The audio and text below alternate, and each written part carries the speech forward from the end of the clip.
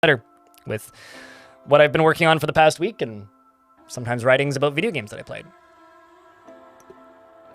Also, chat room, can I just get a round of beers for that little hype train that happened there with those gifted subscriptions and everything? Please and thank you. Would really mean a lot. Just a big old round of beers. All right, so it's time for my usual spiel to start the stream. Twitch chat, there's how many of you here? Let's see. 107. Could be more, could be less. Thank you to the 170 of you that are tuned in on Twitch right now, and to the 26 on YouTube. I just wanted to say, hey, Twitch chat, if you guys want to help out the YouTube stream at absolutely no cost to you, or just help me out in general, pop up both streams, because that just makes all number go up, and when all number go up, my money go up. And the other thing that I wanted to say is, while you pop over, there you go, SCJ. I mean, hey, at the very least, they're available. Anyway, if you click on that link, you can also go leave a like on it, which will tell YouTube to make number go up. Because currently on the YouTube stream, there is, 24 people watching and 14 likes. So, you know, we can make that like number go up. So now I think it's time for me to say, hey, chat. You can say hi, YouTube. That's kind of a terrifying emote for some reason. SCJ. Like, I genuinely think that emote is kind of terrifying. It's time to say hi, YouTube, or hi, VOD, if you want to address the VOD watchers. I've had a Discord community since before people knew what Discord was. My Discord server's been around since 2015.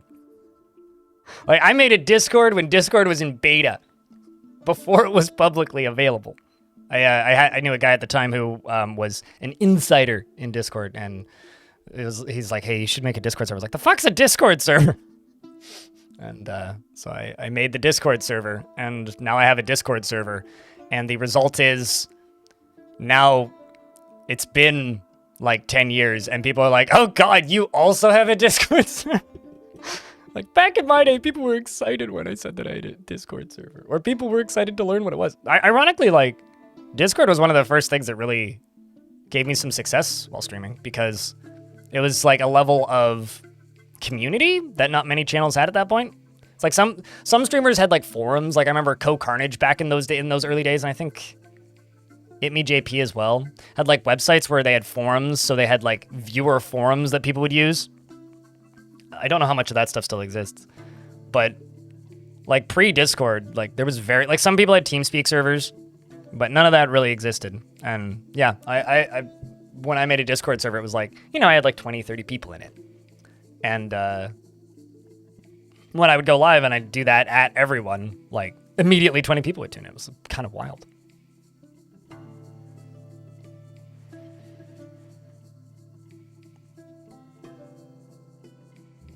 No problem, T-Jan, in the YouTube chat. And I'm glad you like the fun fortresses. So before I dive in, for total clarity here, chat, I'm trying to end the fortress today. Okay? I'm trying to end the fortress today. I liked Ventrilo more than TeamSpeak. TeamSpeak tried to do too much.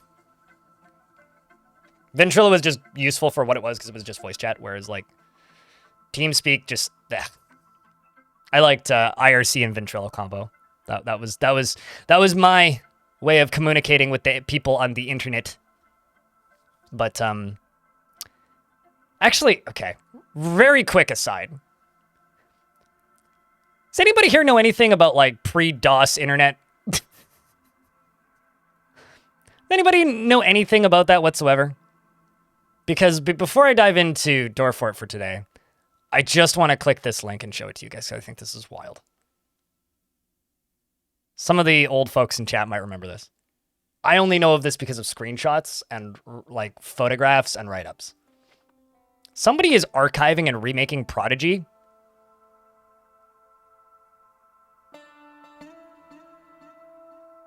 Which is like 1980 internet. Because apparently you can have, like, if you had Prodigy and used Prodigy, you could have a user disk, which was a floppy. And you could, when you insert the floppy disk, that was your like user data. And some people still have those floppy drives. And what this guy is doing is he's looking for those floppy drives and buying out bulk auctions of floppy drives that include those floppy drives with that specific label on them to harvest that data to recreate and reverse engineer Prodigy, which is kind of insane. And I hope that he pulls it off. I'm just gonna link this because I think that this shit's fascinating. Like, I'm somebody who never interacted with Prodigy in any way. I never had any connection. He has a Discord server and a GitHub. Like, you can go like watch him working on it. But if you're at all interested in like internet archival and internet archaeology, that is maybe the coolest project on the internet, because like this is pre-internet internet. This is like vector graphics pre-internet internet. That you would go and like I was reading about it recently when I stumbled upon that project, and apparently towards the end of Prodigy's existence, they started like just nickel and diming everything. And one of the things that they started charging for was email. So you could send up to a maximum of 30 emails per month. And then after that, it was 25 cents an email. And apparently what teenagers were doing who had access to Prodigy is they would just make an email account for all of them. Okay. And they'd all log into the same account. And instead of sending an email to another email address, they would send it to a string of numbers and characters that didn't exist in like a fake email address. And it would bounce back. So they would all send messages to each other using an singular Prodigy account to obfuscate their charges for email, which is very funny to me. Because if it only counted as a sent email if it was received on the other end. So if you sent it to a dummy address, then it would just bounce, which is hysterical. Anyway, sorry. Old internet fascinates me. So let's play some Dwarf Fort. Now, like I said a minute ago, I'm going to try and end the fortress today. Yesterday, the majority of the time was spent building minecart shotguns. The frame rate is currently atrocious. We do have the king in the fort. I have a Hydra. I'm going to kill the king today. The reason I'm going to kill the king is because my cult leader, don't mind the army of like 1,000 goblins right there. It's fine. My cult leader has decreed that there shall be no heretics. The king is a heretic. The king worships the wrong religion. Now, you might be looking at the moods and going, wow, those are terrible. And I'd go, yeah, they're bad. When the king is dead, I can go on full cult conversion annihilation. So I'm going to start ejecting everybody from the fort who isn't a member of the faith. Now, the thing that I need to point out is that in order for me to kill the king, we have to be a mountain home. We're not a mountain home yet, which means I need to make a godlike throne and assign 7 symbols to the king. I think I've assigned 5 to the king. So I need to find some more godly weapons. We need to keep digging too deeply. I need to defend the fortress from this siege successfully, balancing these moods before the whole thing topples, and then expel all of the heretics. Or kill them. I haven't decided. So that's where we're at. That's how the fortress is currently running. Currently, I'm getting B-roll of the king. Because I need to make sure it's running, and now it is. So currently, I'm getting B-roll of the king. That's the plan for today. You home, you nap. Enjoy nap, Monsieur Home. It is also worth noting that constantly people are dying outside. I have no control of this. The reason I have no control of this is because there is 500 goblins and 500 beak dogs on the surface. Now, the reason I have no control over this is because when you are the capital, random nobles appear from God knows everywhere to visit. So these goblins are just like running around killing these nobles constantly. So like every couple of minutes you're going to hear something dying, and none of them are my citizens. They're all just random nobles from God knows where. This is the front door currently. It's very clean and nice looking. And right here is my shotgun contraption. It is working. It does work. In fact, I think it's actually running. Yes, it is. It's almost done filling. When this is done filling, I will have minecart railguns, basically, ideally. Unless I fucked it up really badly. But they look like they're going pretty slowly because of how bad the frames are. Because the game's running at about 20 frames a second. When these goblins are dead, the frame rate will pick up quite considerably, and things will be a lot better. So we're just parking these right now, these minecarts, so that we can pick up and fire stuff. Dwarf naming should be available. Did I lose one? There it is. So dwarf naming should be available, meaning you guys should be able to redeem dwarves. And I'm going to go and read through the named dwarves in the fort real quick. We have Angel Greed, Ilmirin, Baby Bluefort, Hare, Rolf, and Grandpa, who's very pissed, who also is related to the king, which is kind of hysterical. We have...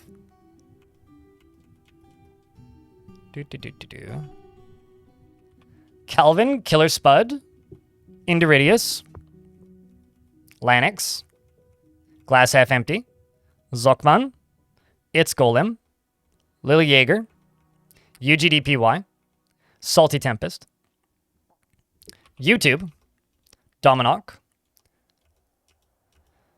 Hawkstrot, and Stone Grip, Stormwolf, Celistaris, Ivy Lurkin, Ketamus, Kokoroko, and Bottle Waterson, as well as Elfie Bean, a Devilish Potato, and of course, the Heathen King. His wife was killed by a Hydra, by the way. The Queen was killed by a Hydra. Hunter Meyer and Proxa, as well as Budgie and Bonesaw, Amethyst, Kyodoka, the Elephant Tender, Sideburns, Prismatic Flux, Flaxert, Flabort,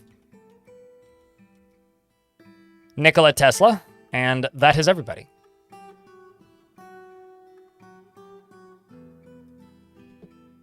You remember how bad is 4 in perspective? Oh, no, totally. I mean, Stonewater, which was the last major fort I did pre-Steam release, by the end of that fort was running at like... Oh, boy.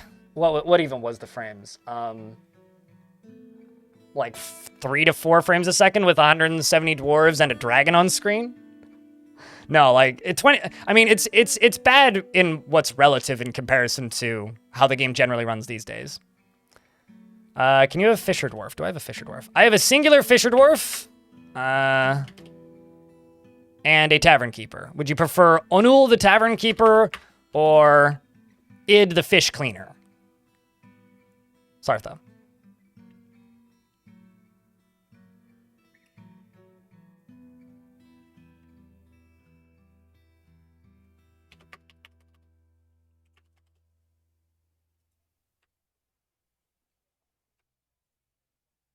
So you are not a member of the faith. Type an exclamation point goal, it'll give you a bit of an example. You were related to Raikalo and Sirius Salsas, who have both passed away in this fortress.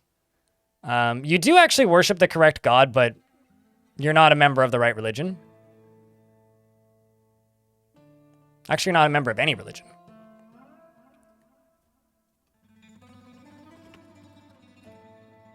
Tragic history, that. Also, Windseer is a really good last name. She finds helping others to be emotionally rewarding, is not driven and rarely feels the need to pursue even a modest success, and almost never feels discouraged, is often nervous, and tries to return favors. She has an active imagination and often feels lustful. She tries to do things correctly each time and is not particularly interested in what others think of her. She tends to be a little tight with resources when working on projects, and she acts with a narrow focus on the current activity. She is quick to form negative views about things, and she is somewhat fearful in the face of imminent danger. Generally acts impartially and is rarely moved to mercy, and talks very loudly whenever she's exasperated. Needs alcohol to get through the working day and does not mind being outdoors, at least for a time. Doesn't really care about anything anymore. Dreams of raising a family, and personally has the highest regard for loyalty, values decorum, dignity, and proper behavior, and doesn't care about nature one way or another. You seem like a servant. You trust loyalty. Typing is hard when the frames are like this slow. You got... That's a scam. You guess. She likes gypsum plaster and trifle pewter and pipe opal, giant impala leather and loon bone, and loon bone and donkeys for their stubbornness. Cowpea plants, and when possible prefers to consume ice wolf. Whoa. And herring, and strawberry plants and artichoke wine, and absolutely hates purring maggots. I wonder what ice wolf would taste like. You do have many kindred spirits in the fortress, plenty of whom are dead. And I'm actually just going to jump over here and just do this and type in king, remove you, and type in Ugath, and you remove them, and then jump up to here and then type in Ugath. 42. Got 42 worshippers.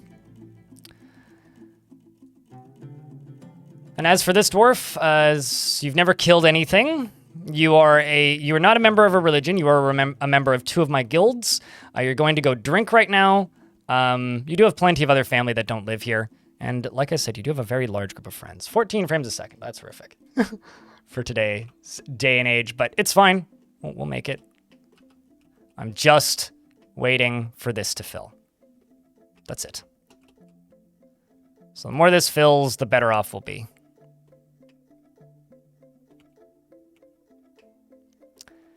I'm also kind of tempted to open this door right here and just tell the dwarves to go dig this area out, but I'm also kind of scared that if I do that, it'll hurt the frames more, which I don't really want to do. No, this frame rate is because the game... Okay, here, let me type this in.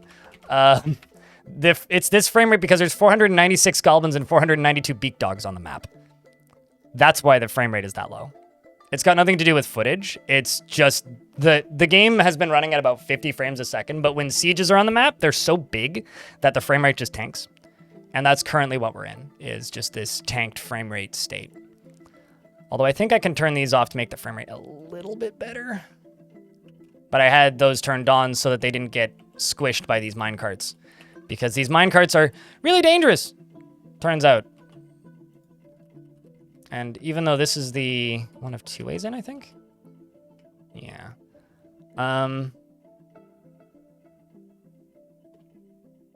Okay, so that one is locked there. I think I should just put a hatch cover up here, but I think I'm out of hatch covers right now. Yeah. All right, wrong typing field. Let's go up here, Iron hatch cover. Let's make 10 of those. But yeah, that's just kind of the current state of things. I'm waiting for this to fill up, and once this thing is full, I'll do a singular test run, pause it, and then we'll let the goblins in. And that's going to be the attempt, the plan. Although I do kind of want a backup door lock, just in case siege goes bad. So I'm going to place a bunch of blocks right here. Thinking nice. That's what we'll roll with.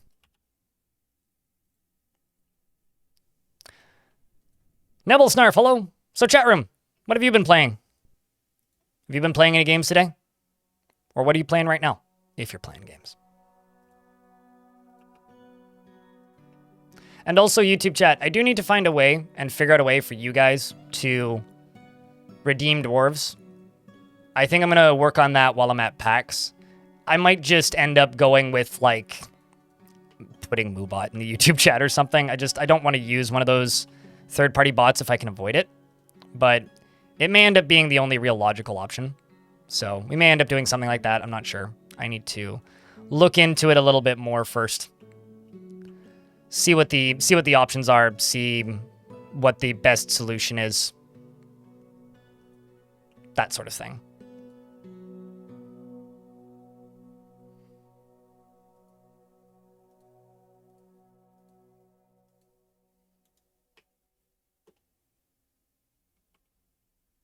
You're playing Linux install? You're installing Linux? Just because everybody and their mother asks me this. What distro? Ragnarok Online. I always love hearing that those old MMOs are still up and running. It's always kind of neat.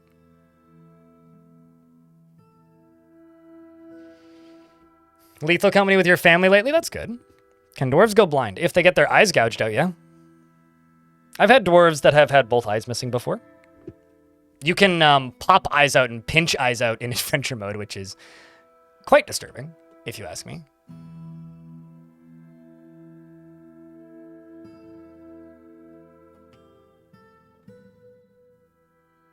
Man, I kind of want this to like flow back and around, but I don't really have an easy way of doing that.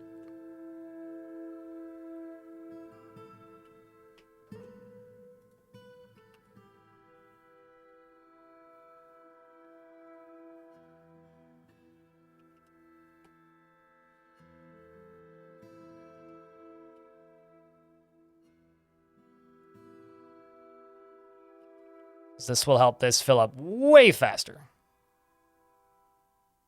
Actually, no, it won't.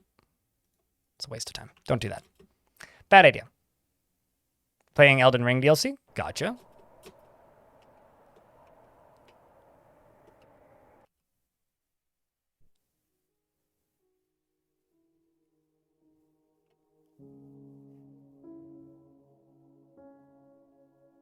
At the third attempt it was?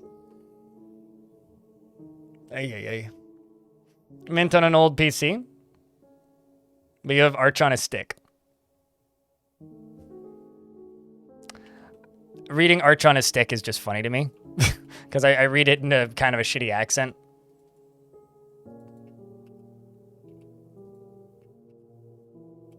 That crappy ventriloquist who had the very racist puppets. He's not a particularly funny person, but that's how I read that. I have Arch on a stick. It's like, Do you know? New sub, who dis? Suited Giraffe, thanks for the 21st month. Yep, Jeff Dunham. Jeff, I only have one bit and I redo it every time. And never come up with any new material. Ham.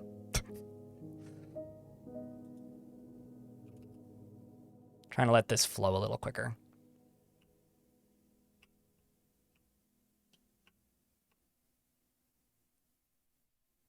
At least this whole thing is still powered. So that's good. My big hope here is that these on this side don't get melted. If these get melted, that is bad. And the whole thing will stop working. So maybe I should deconstruct this one and put in quartzite while I'm waiting for this to fill. Basically make it safer.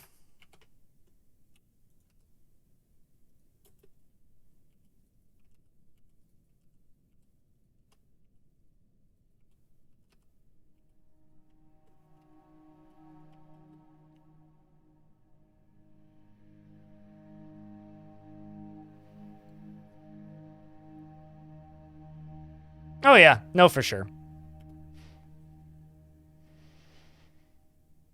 The fish people? Yeah, no, I saw it. Yeah. You can promote other people's work to a point, but just repeatedly stating it gets old after a bit. Yeah, no, I've seen that one. I remember when it first popped up, it got recommended to me. Glad you like it. Let's see if I can earn your favorite back with the next one. You've been playing Helldivers 2 for a bit? I have a neighbor who played a shit ton of Helldivers and then just complained about how buggy and crashy it was. I still maintain that my favorite Dwarf Fortress story is Honey Stoker, though. Nothing will really top Honey Stoker for me. It was peak Krug Smash. You can't even build a mist generator? I mean, to be fair, mist generators are pretty technical. They require a pretty hefty amount of game knowledge. YouTube is throwing a tantrum. Hey, YouTube, you're throwing a tantrum. Please stop.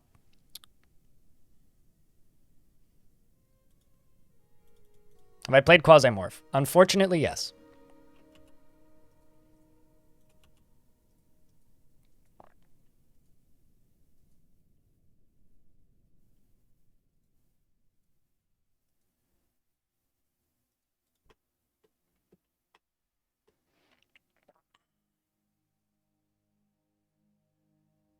Well, it's not that Dwarven engineering takes time to learn. It's just you have to do it wrong like 4, 5, 6 times. Well, I guess that counts as taking time to learn.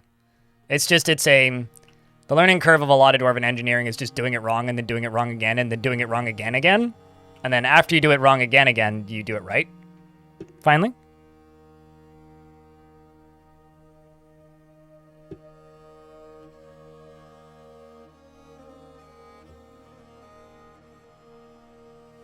Just got an email saying Tactical Breach Wizards is out. That's on my to-do list, but I maybe I could do some I was like, I'm streaming Odd Realm tomorrow. Maybe I could do some Tactical Breach Wizards after Odd Realm. God, I want to play that game. That game looks... I might put that game on my laptop and take that down to PAX.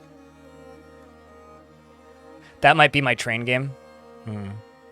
You can't learn ONI no matter how hard you try. I wish I enjoyed playing ONI. I bounced off that game in its first month of early access. Tried it once it came out at early access, and then gave up. When it released, I was like, I don't enjoy controlling this game. I don't like the look of this game. I don't like what it's asking of me. I don't like the progression of this game. I was just like, there's like nothing I actually enjoy about this game. So I was like, why am I playing this game? And then I just kind of stopped.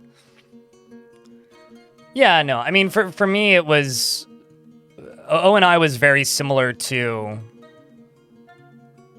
ONI was very similar to Kerbal for me in that it's a fascinating concept for a game that I have no interest in playing. It's like, man, I want to like this, but there's so much here that I don't like that I can't like this. Okay, let's just follow.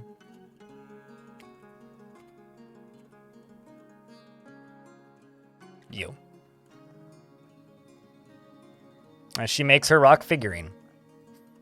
This is her monthly task. Was that one canceled or something? When did Kenshi 1 come out of early access? I need to look. 2018? 2019, 2020, 21, 22. I mean, it's only been 6 years. And I don't think he announced that he was working on a sequel until like a year after. So it's only been 5 years. And for a game like that with a single developer, largely,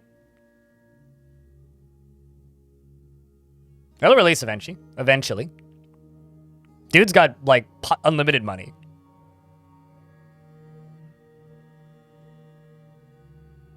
No, Kenshi released into early access in 2013. It left early access in 2018. Largely, yeah. For me, the biggest disappointment with Kenshi was that they announced a weed strain and a dispensary chain, and then announced that it was an April Fool's Day joke, and I'm genuinely mad about that. Like, come on, you fucking cowards.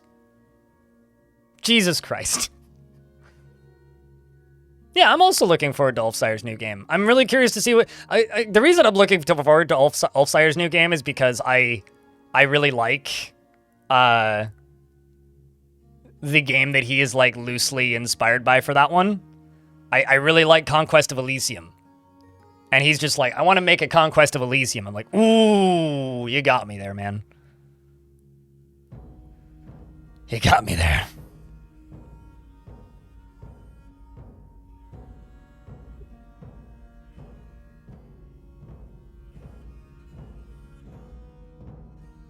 Interesting.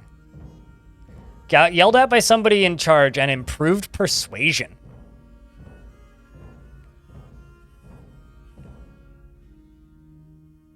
Well, he's going to be at PAX, so I'll speak with him there. Suited.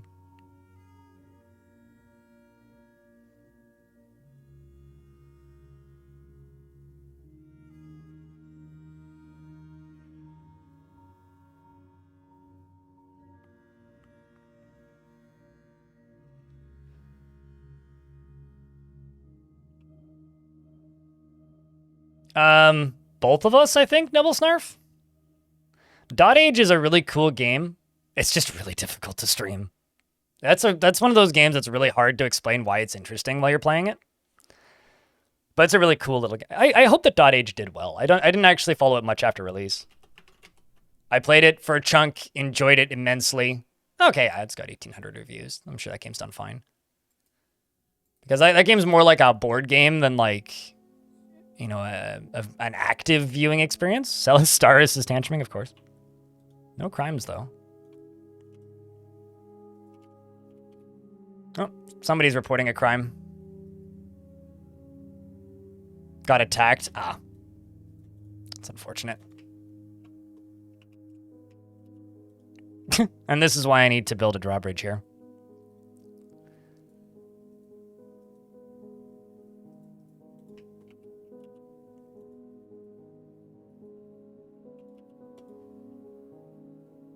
TJN74, thanks for the Prime subscription. Also, thanks for hanging out in the YouTube chat as well.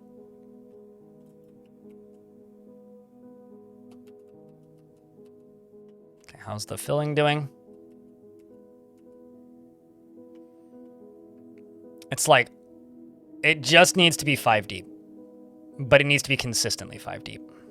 So I need it to be like 5 deep consistently all the way through here.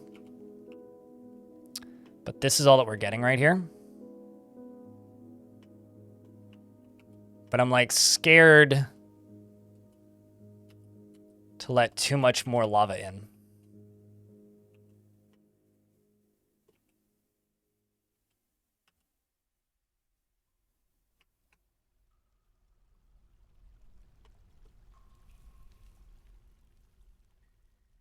At least this dwarf's repentant. How about you? Guilty after being confined. Disc. Constructions are nearly done. We're mining through that. Let's build across up here.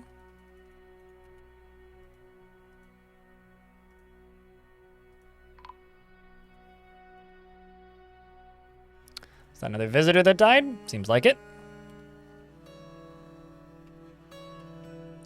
Meanwhile, down here, we are consistently caving in into the basement.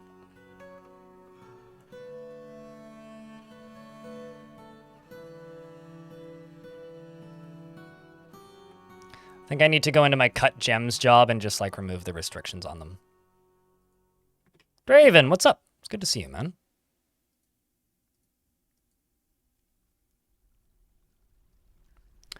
Smoothed walls are lower value than constructed walls. Same with smoothed floors.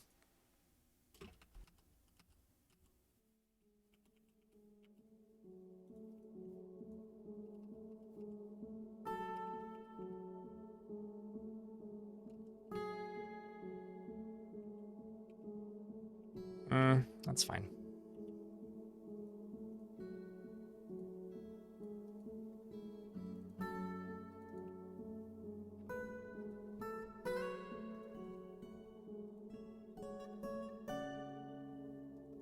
So there is an angel in this area of hell down here, or this area above hell. So I do need to kill it, and I'm just kind of hoping that this contraption will kill it. You thought they were the same value? Nope.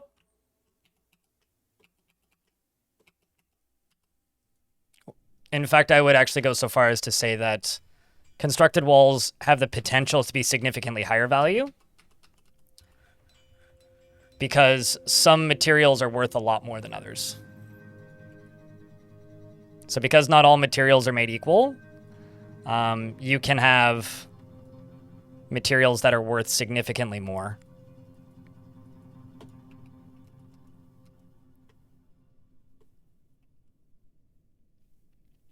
That is going to irritate me forever, but it's fine. So this is the angel that's down here, which is an eyeless humanoid with large mandibles. It returns surrounding light with new vibrance and intensity. Its saffron skin is waxy. It was created by the human goddess Tharam, the apex of jades, and is part with day, night, minerals, and the sun. 400 hours is just getting out of the tutorial. You know, as somebody who's made a lot of tutorials for this game, talking about a game like that does one thing, and that generally scares people. It generally scares people away from trying it in the first place. It really is straight out of Evangelion. Like, that's Old Testament shit.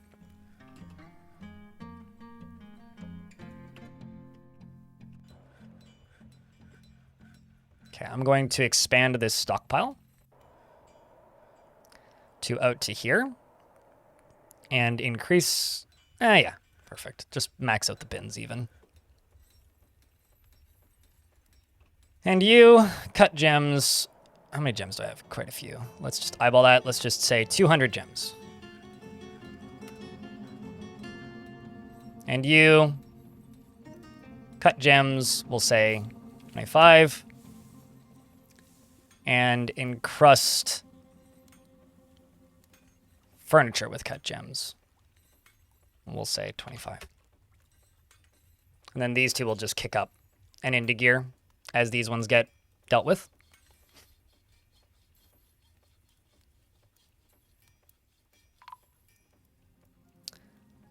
Well, I mean, I would say all colony builders are kind of grown-up kids games. Like, these are all dad games.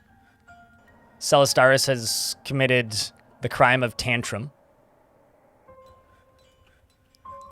So I would say that, like, you know, if Farming Simulator was the last generation of dad games, this is the next generation of dad games, based on just the average age of the audience who watches my streams more than anything.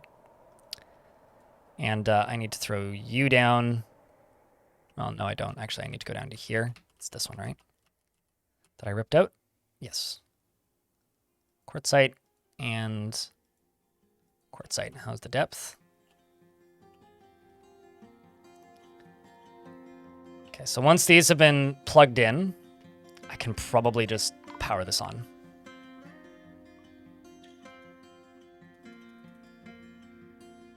Damn, we're old. I mean, I've said this many times before. The average age of my YouTube audience is 28 to 35, followed by 45 to 56, followed by 56 to 64, followed by 20, or it's like 18 to 25, followed by 61 plus, and then the smallest category for my audience is below 18. Like, that's the stat split, and Twitch's is almost identical. So.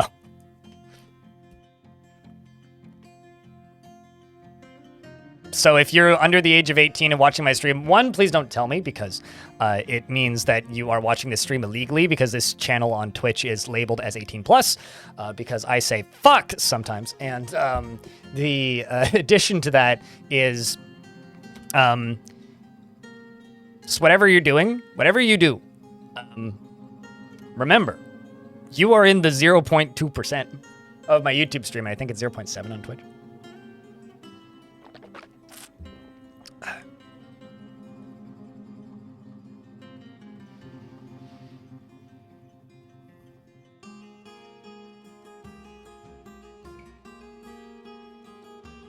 All right, so let's follow you as you cut gems. I'm curious about what kind of gems they're cutting. Black opals? Brilliant star sapphires? Yeah, so many good gems.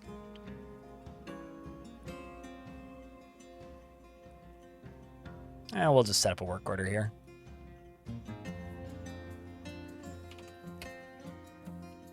Get Amethyst doing some work. Whoa! Holy shit. Hallelujah. Chat, what just happened? Guess what just happened? The goblins left. Unfortunately, before I was able to fight them.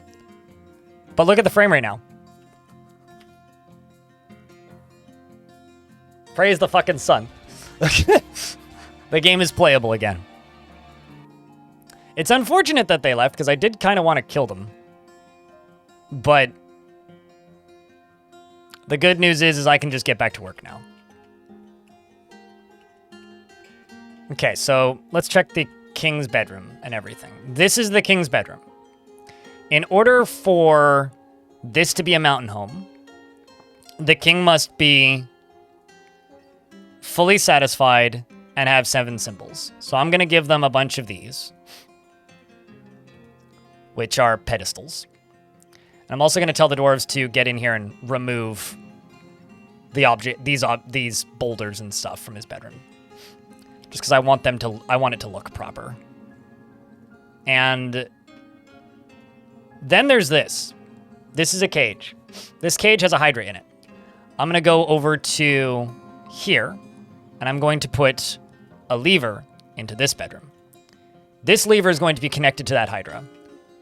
The Hydra killed the queen. This is a memorial to the queen. This is the queen's coffin. And we've told the king, I'm doing this in air quotes, that we put it there as a memorial. But the reality is we're going to use it to kill the king. But we're going to use it to kill the king once we're the mountain home.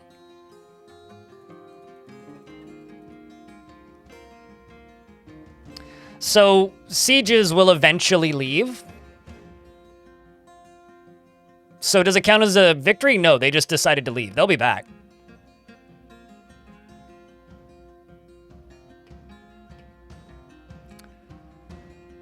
And then this is the king's throne room and the current thrones, the 2 lead thrones. This is his dining room, which includes gold thrones and lead furniture. And this is his bedroom.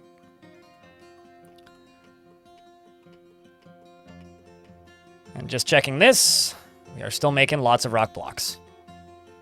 Also just going to go into here and just queue up a generic rock block job.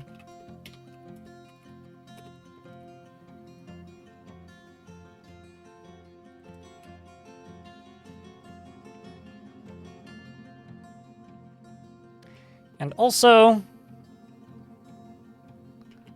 I don't know. Okay, I do still have a carpenter's workshop. I need to get rid of this stockpile. This stockpile is a problem.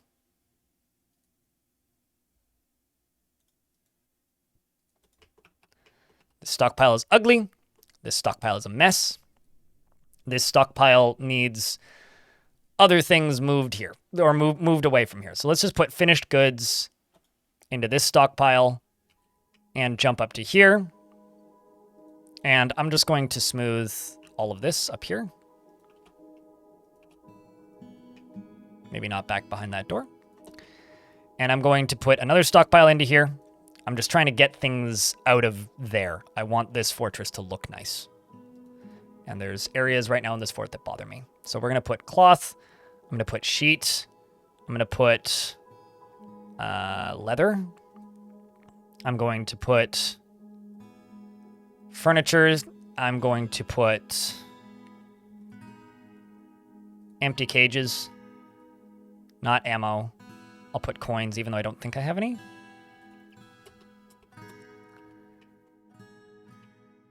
And also get rid of this stockpile, this cloth stockpile. And then that's a seed stockpile, which I'm also going to get rid of. I'm going to go down to here, and I'm going to put a seed stockpile into here. Food. We'll just go all seeds. 0. Done. There's a naked goblin. What? Oh, this shit again. Hold on a second.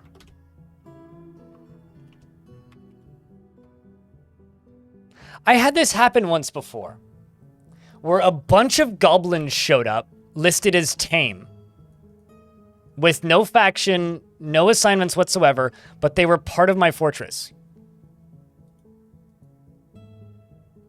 So fucking weird when that happens, man. I've seen this happen before. I don't know what causes it, but it's one of the weirdest interactions in this game. I'm telling you, it's Wild.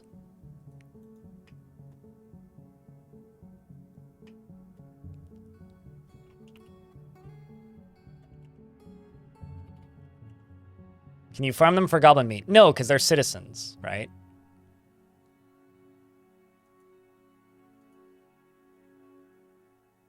Like, they're a member of the fort now. I can expel them, that's basically it.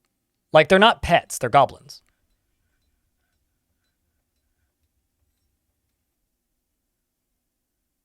It's a bug, I'm pretty sure. I don't know what causes it, but... When you send YouTube Shorts to check the box for notify subs. Okay, so I have a just not to be mean. Do you have any idea how many people have told me this over the last 2 years? Thank you for telling me. I know. Trust me, that is the most common knowledge in my industry. I think we need to test run this again. That's what I need to do. Also need to erase this.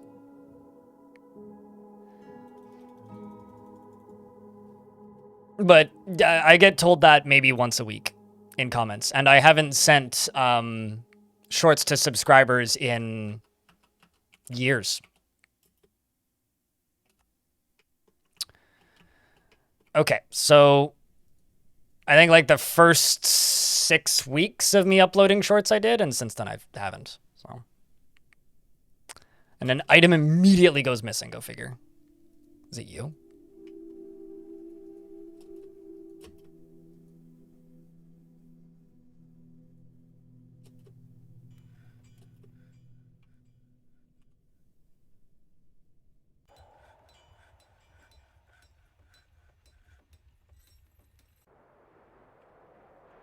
Doomed.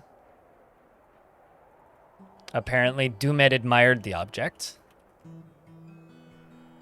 Are you carrying it? Did you just give it to this? Oh. Okay, can I just talk about how funny this is for a second?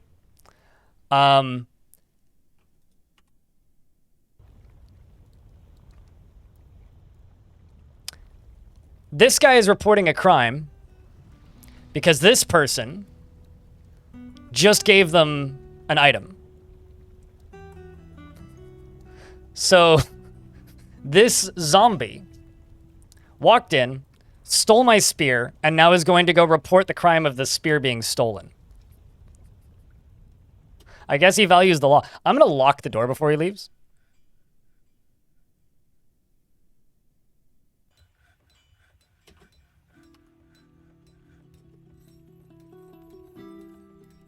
That's what I'm going to do.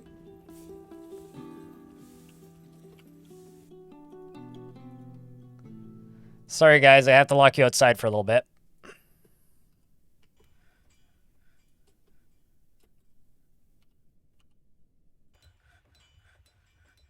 Remac.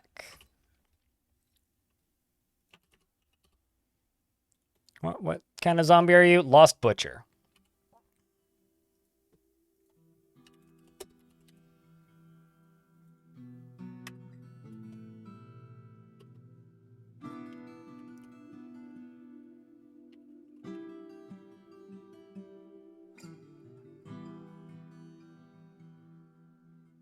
Okay, quit hauling this. Nice. Just drop it. Gonna go beat a criminal. Also, there's a ghost I need to deal with. This is gonna happen a lot. Zas, ghost.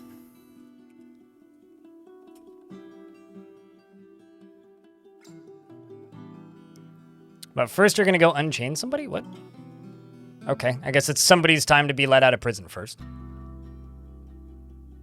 Oh no!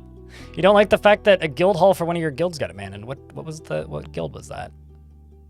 Farmers Guild. Did I not complete that? I thought I did. Okay, I'll fix that.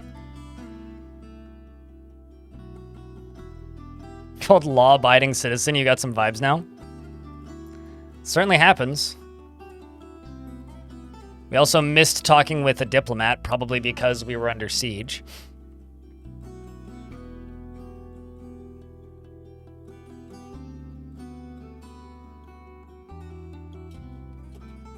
Okay, so you go and you beat the zombie, who's now injured. I really want to just tell them to kill him. What are you doing right now, actually? Let's close this real quick. Okay, so you're going to go socialize, because a beating is all that he deserved, apparently. No, I disagree. I think killing him is what he deserves. He has 2 lovers and 9 children. Oh my god.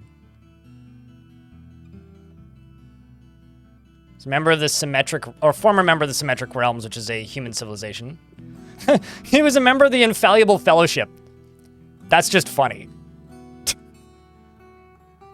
The Infallible, eh? Is that what we call it now? Infallible. I disagree. Also, it appears that I need helms, because I've got a bunch of dwarves running around without helms. Maybe not a bunch, but some. Okay, so here comes Sideburns to kill this thief. Do you think that this intelligent undead is going to be able to kill my dwarves, chat? Yes or no? Also, we just made a discovery.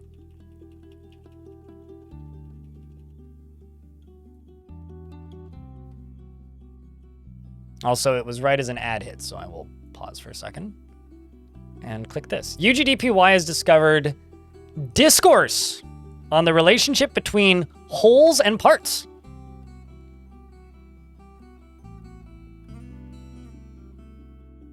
Good evening, Tom, and Foibles, and Loki, in the YouTube chat.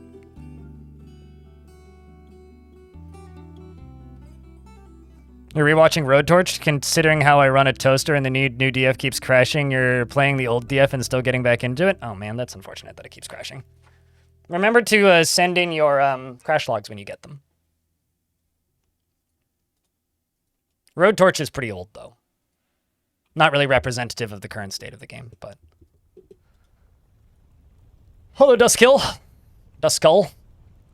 Hope things are going well. Comment of the day on the big video goes to, I have been bonked. That is very annoying. Also, I should note that the Godly Tombs video is finally starting to slow down in views. It's only getting about 7,000 views a day, whereas previously it was getting like almost 30. It's still doing extremely well, and it'll probably hit 300,000 views at some point, but I wouldn't be surprised if Godly Tombs becomes my most viewed video. All right, let's see how this fight goes. So the other dwarf in the fight is Stuckwood, who's equally legendary, with 8 notable kills and 23 other kills. Woo. Next to Sideburns with 11 notable kills and 17 other kills.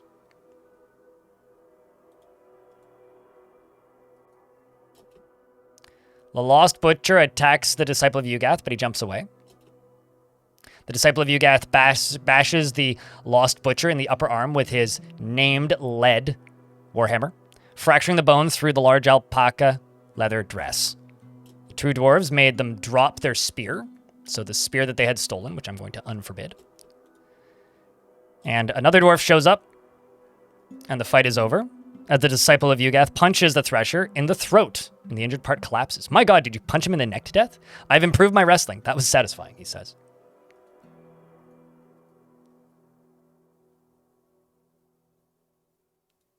Unless it was you. Nope, I think it was Prismatic Flux that got the kill. Yep. Prismatic slapped it in the head with the flat of her bismuth bronze battle axe. The injured part is crushed. So he punched it in the throat, causing the neck to collapse, and then she just walked in and slapped him. Nice.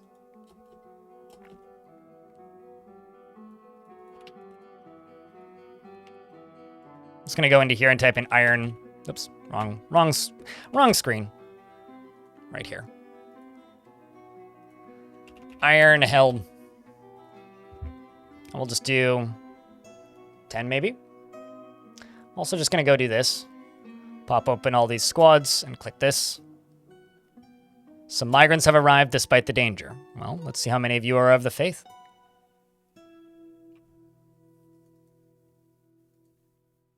Nope. we'll see you later.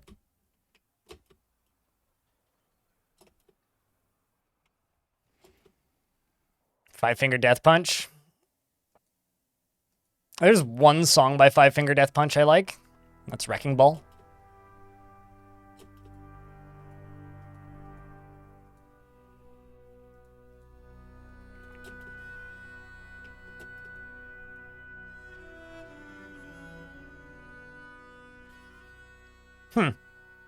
No religion, hey?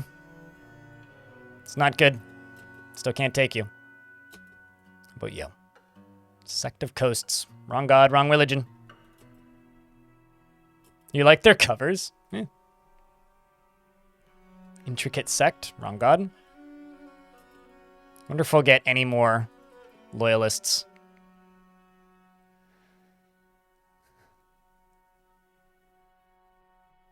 Kind of doubtful on that, actually.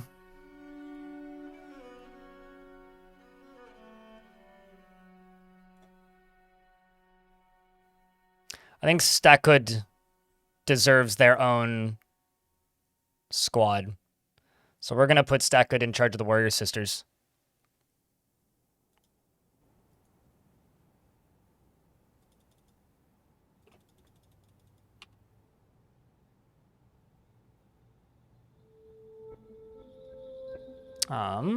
Who's our current convicts? Melville, Celistaris, Thultig.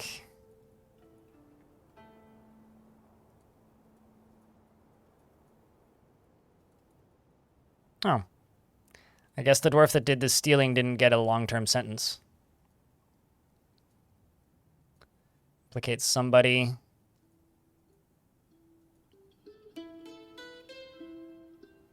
Yeah, it's fine. Our version of Offspring's Gone Away is good. The problem with that I have with Five Finger Death Punch is I just dislike... I dislike their, Dreams of ruling the world. No dreams. I dislike their fans kind of a lot. They're a very skinhead heavy band, I'll put it that way. And I'm sorry if you're a fan of Five Finger Death Punch, but having been to a lot of metal shows, there's some bands that I have a hard time enjoying just purely based off of the people who I've encountered at their shows. And that was one of those bands. Okay, let's throw another lever over here. I can also go over here and unlock these doors.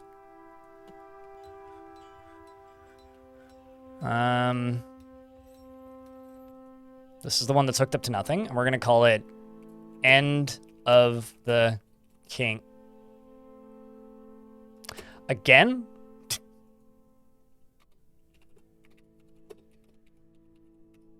End of the King's reign. And this is going to be linked to this. Now, again... Okay, well, hold on. Why did you send me that notification, game? It is just sitting on the ground. So if somebody comes and picks it up, we know that they're a criminal. Oh, well, The Who? Awesome. Megadeth? Eh. Hold on. The fact that Megadeth is opening for Five Finger Death Punch really says how the mighty have fallen. Jeez.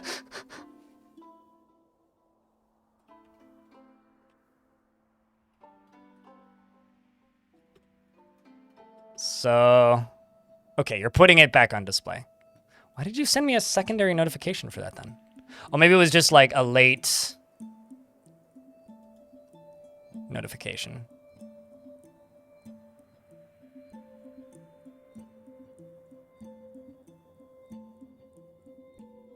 Okay, there it goes.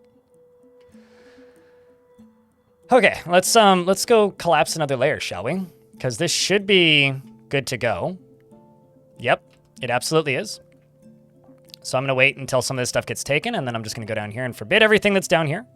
Go up here, forbid everything that's right here, and then go up to here and forbid everything that's up here. So chat, we are about to cave in a layer. If you would like to see things go smash, crash, boom, you may want to look up right now from your sandwich or your work thing or your, I don't know, the Zoom call that you're in at work or tab in on the tab on your desktop and take a peek, because I'm gonna drop some stuff onto things. But first I have to just wait for a dwarf to show up to pull the lever.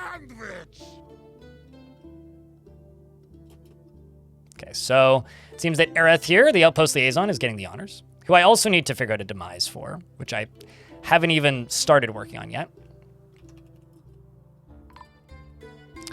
In this strange place, we've uncovered what must be a treasure of the gods. Seems like 2 of them, plus something evil is emerging from the newly exposed pocket. We checked the stone for heat. What devilry is this? There's a lot of that. Okay. Something evil emerging. It's a Ceratops fiend. A very large, skinless, 6-legged Ceratops. It appears to be emaciated, and it has a poisonous bite. Friend? Fiend. Okay, so how about the angel? Did that kill the angel? It looks like that killed the angel. So the treasures of the gods. We've got... Let's just wait a turn. Well, actually, let's follow the fiend. Because this is the biggest threat.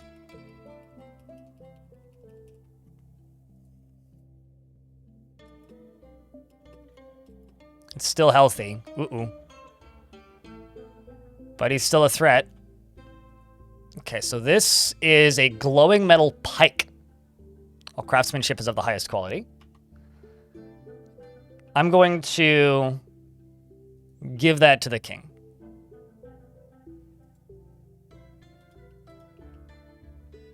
And then I have to look and see what the other item was, or where the other item landed. Because it could be just about anywhere.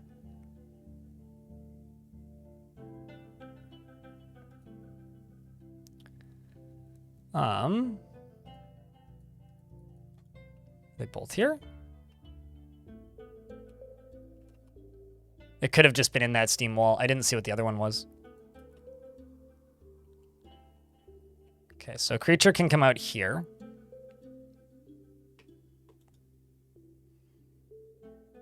Game isn't paused and it's just sitting there. I didn't even take any damage from that.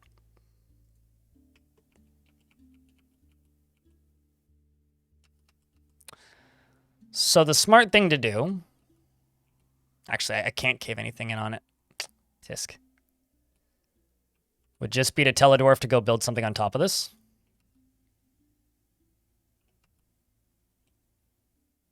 And then just not worry about it for a little bit.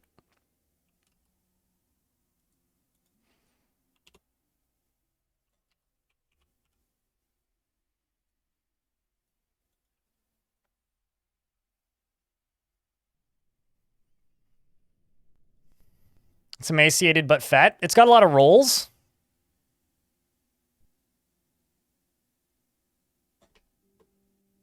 You know, like the movie Click.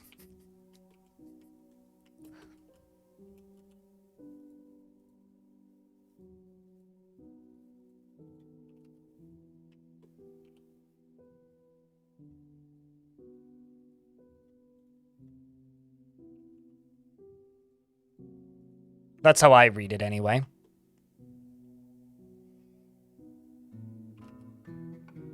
Okay, so I've got these diamonds that desperately need to be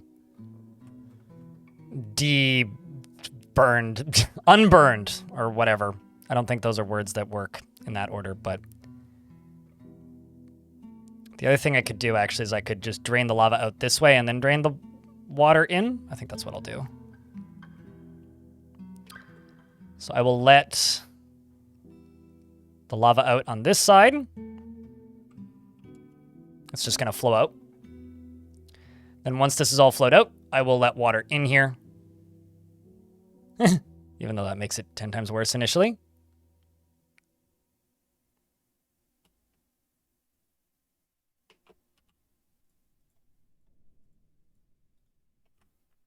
But regardless, that should be enough for me to then do this. Let this lava out. Jesus.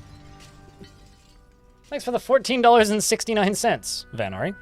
Everybody's suddenly using the tipping button again. It's very strange. Nobody has, like, used that thing in months. Okay, so I should be able to go up to here. Is the burrow on? Yes. So that should put out this.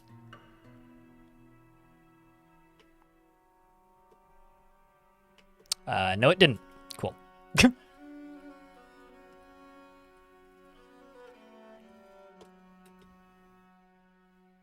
And Daftgrass would like to redeem a dwarf. What kind of dwarf would you like? Would you like a loyalist? Would you like a dwarf with a beard or without a beard? None of the major nobles are available. Or I'm not naming the major nobles, I guess is the best way to put it.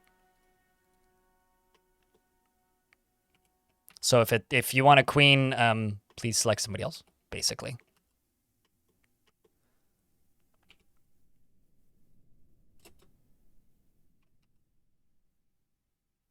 Trying to put that fire out. There we go. So one of the fires now out.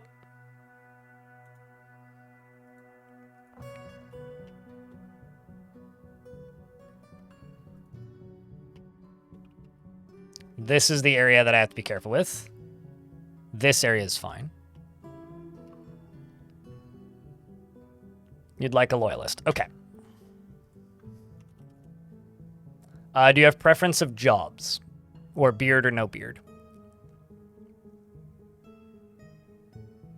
No. The pumping... Well, I mean, if I encase it in obsidian, it'll probably still be alive when I dig through said obsidian. Sometimes encasing them in obsidian can kill them, but they're immune to lava, and they don't need oxygen, so they're immune to drowning. This is a small thing, but the most recent Dwarf Fortress news vid is just hit 10,000 views, which feels really good. Do you have any stonework or carpentry?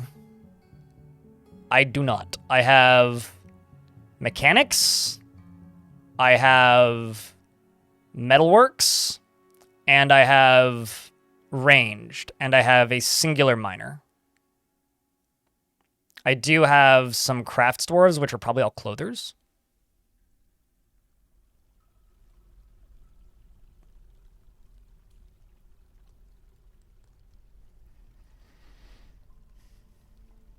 Metalwork sounds good.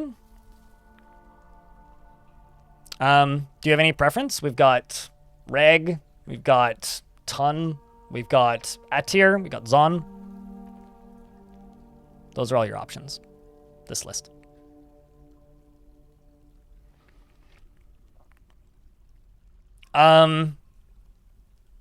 Menus-wise, they still need the smells and hunting overlays. And there's a bunch of icons and overlays that are missing from the overworld because you're supposed to be able to see armies moving around and possible threats moving around. Like, you're supposed to see movement. The hearing overlay is still missing for the in-game playing field, which allows you to hear exclamation points through walls. I think the memory overlay is still missing, which allows you to remember layouts of dungeons. So you get, like, based on your character's memory for X amount of time after you've walked through a hallway, you remember what the hallway before looked like so you can see the layout. It just gets grayed out, basically, instead of disappearing. So that's all still missing. And then there's the chosen stuff, which I have no idea what that's going to entail. And then some character creation stuff. They're still missing the... Excuse me. They are still missing the detailed character creation, which allows you to pick all of your traits and balance them from a points thing instead of just getting random ones, which is all that there is right now, which is the basic one. And what was the other thing? There's one other thing.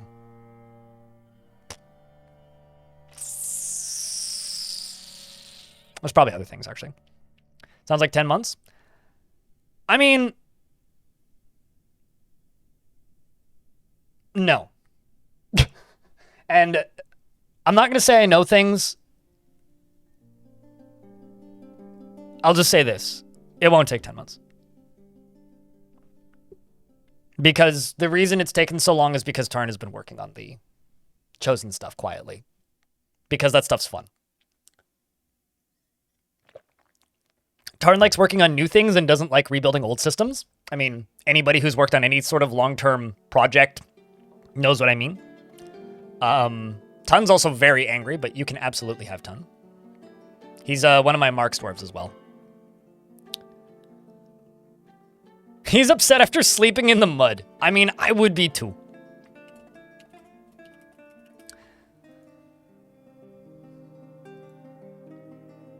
Daft Grass is frequently depressed and actively avoids exciting or stressful situations, thinks he is fairly important in the grand scheme of things, and he is not inherently proud of his talents and accomplishments.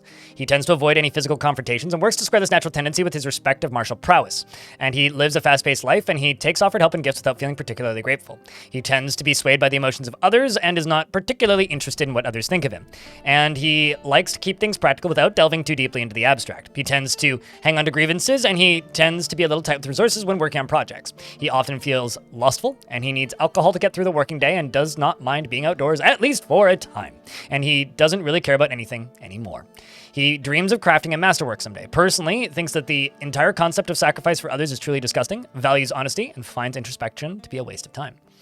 He likes orthoclase and sterling silver and almandine and osprey leather and sheep's wool and bucklers, thrones and earrings and the words of the diamonds of depth and the sound of the silky embrace and when possible prefers to consume giant rhinoceros, parsnip plants, and sewer brew, and quinoa flour, and absolutely hates worms.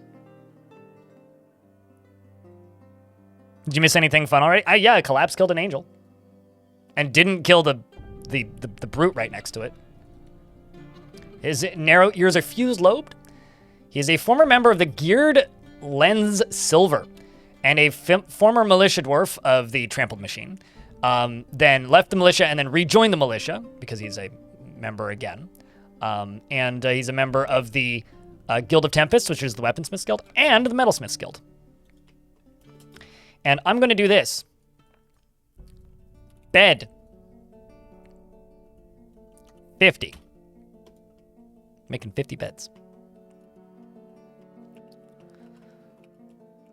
And another thing I'm going to do is I'm going to continue slowly, coyly working on this.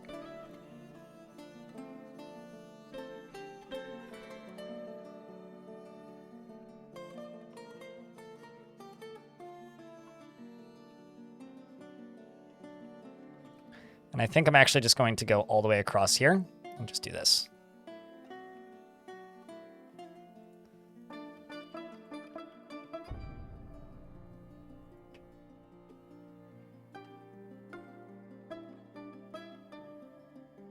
Yeah, it'll just be easiest to do it this way. In a big block like that. All right. Although, is this in a burrow for anybody? Yeah, just those two.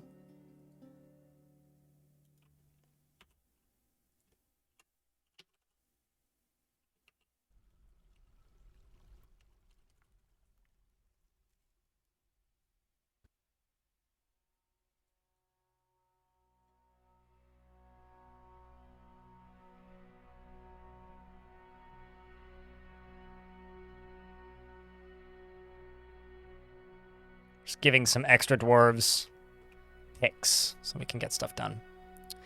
Okay, speaking of getting stuff done. Oop. How did I pull that lever? What? You shouldn't have been pulled.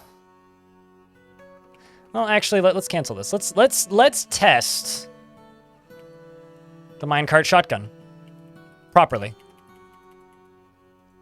First official lava-fueled test run of the minecart shotgun is happening now, chat. Angel Greed is getting to pull the lever.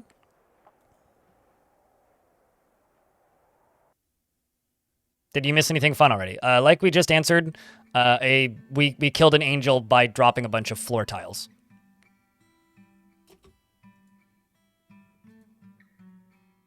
So, once again... Wait, what? Not that lever. That lever. Once again, we are now firing the minecart shotgun. So if you haven't seen this yet, You may want to look up. Please work. Please work. Please work. Please work. Yes! Okay, so the minecarts are invisible, which means they are full of lava. So that's step 1 complete. Minecarts are full of lava. Thumbs up.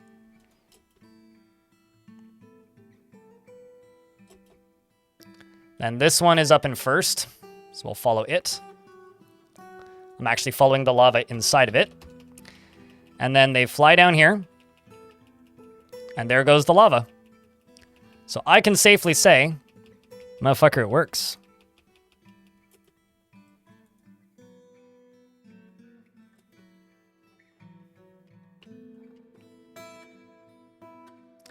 Doesn't fire that consistently, but it does work.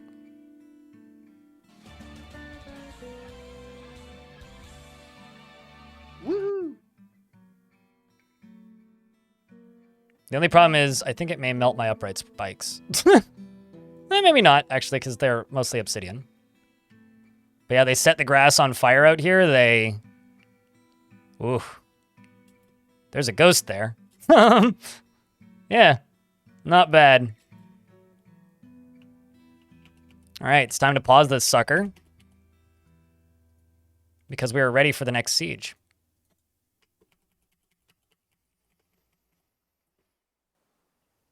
And they're also going full speed now, so when I see another one whiz by, let's actually see how fast they're going.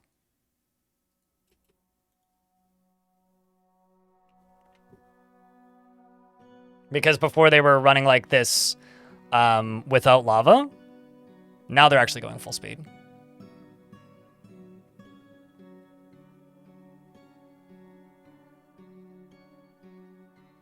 Right, but we were talking about adventure mode, Melvixen. We weren't talking about legends mode. So that's why that wasn't mentioned. How come this one didn't fill up? Oh well, it's fine. So, that is the current state of the minecart shotgun. Which I say, pretty good, if you ask me.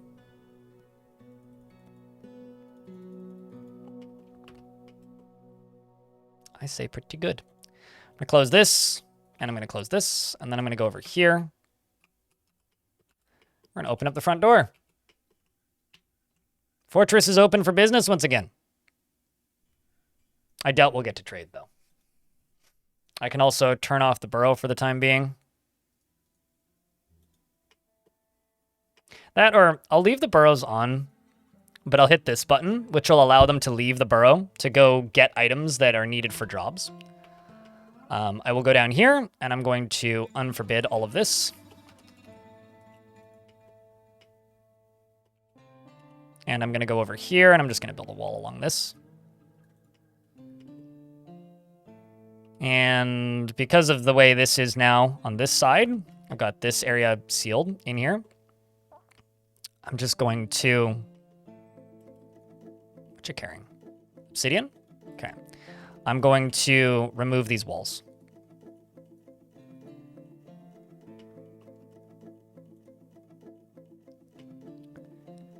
And I'm going to begin letting this water out. That's what I'm going to do.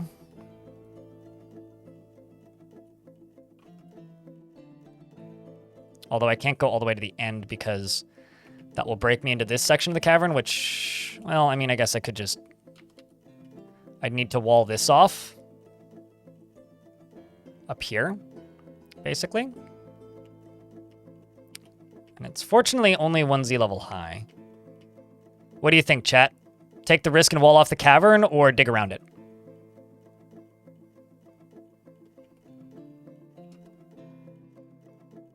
What do you think? It is up to you, chat. It's a pretty big risk. We could get attacked by cavern creatures.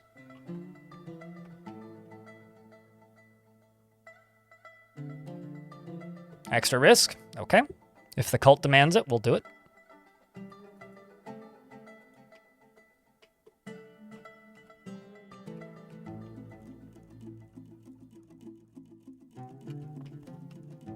Get the Kinder Surprise Egg too. Well, it's also more area for trees to grow. So it's more carpentry that can be done.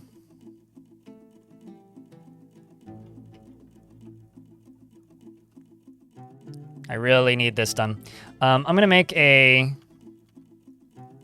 water source right here. And then a pit pond right here. And a pit pond right here. We're just going to try and dump some buckets of water right there out of here. Okay. Immediately a Forgotten Beast is spotted. Forgotten Beast Sarek, Avus Sarek, Nokor Hash has come. A gigantic petrosaur with external ribs. It has an enormous shell and a bloated body. Its jade scales are small and close set. Beware its poison vapors. And where is it?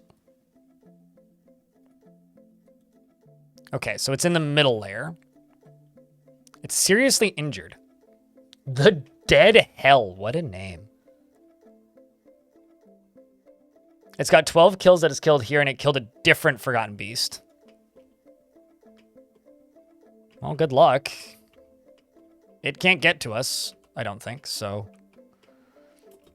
But I will do, what I will do here, though, is go to here. Actually, what's the zone go up to right there?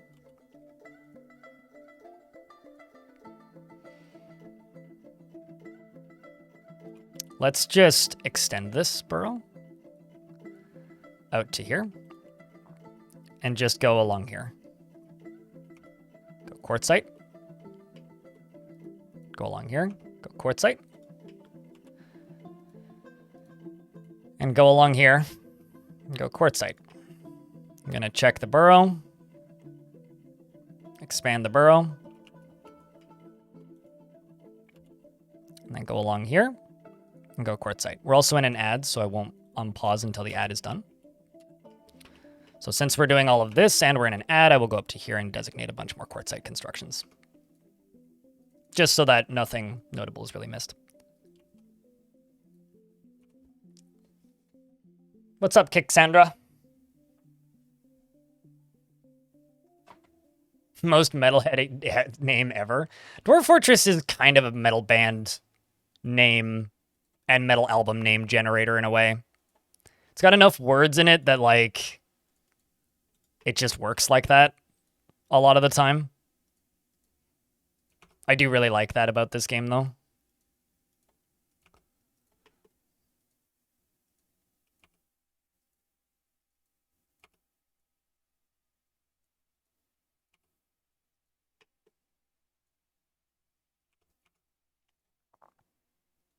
Just because, you know, metal memes are fun. And things that sound like metal bands often fit into, like, metal memeology. Actually, can I just do this? I don't think I can. Yeah, it'll be like, yeah, there's something in the way, but I can do this. Okay, ad should be over, but I'm about to jump back down to that lower layer and can watch them do that construction. But right now I'm just constructing bedrooms for the happy cult once it's separated from the heretics.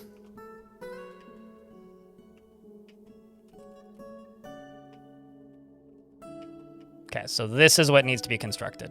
I think that's everything.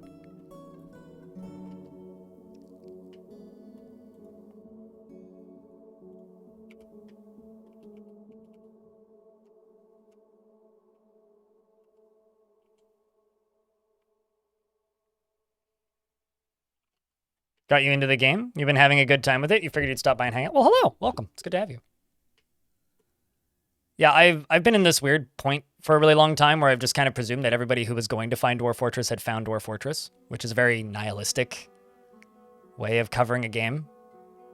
But it's nice that I finally have managed to kind of break through that a little bit, which has been interesting. Like, it's the first time YouTube has really done favors for me, I guess, in a very long time. It's been like 2 years, I would think, since YouTube has really worked in my favor. And it's nice. It's nice to be in that position again.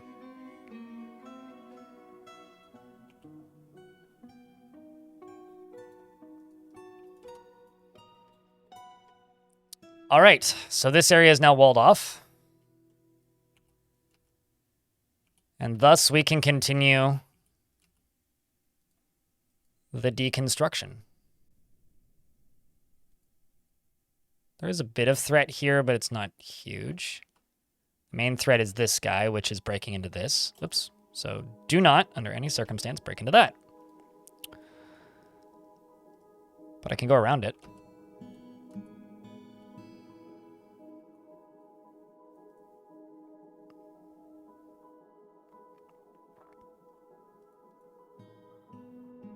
That's open space, so that is safe.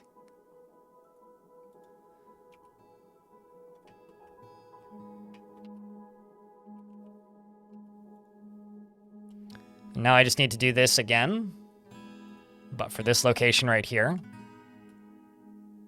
to put out this fire. I'm going to go to there and smooth that, because if there's something behind this, it'll be exposed by the smoothing. And I don't actually want to dig that out. I just want to dig underneath it like this. I don't want to ramp there. And then let's go here and go pit pond to put out this fire.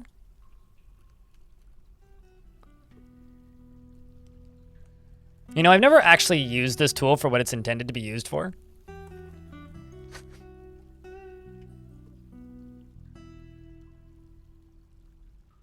What's up, Tolkien?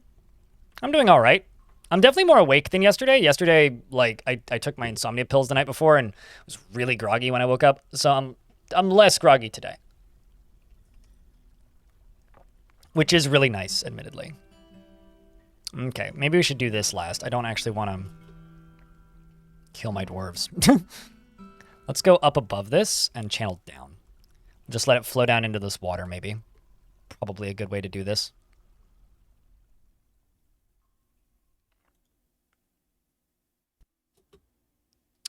There's Gigmoth's skeleton, which we finally dug out. Uh-oh. Looks like Daduk just had a shower. Got flushed into some water.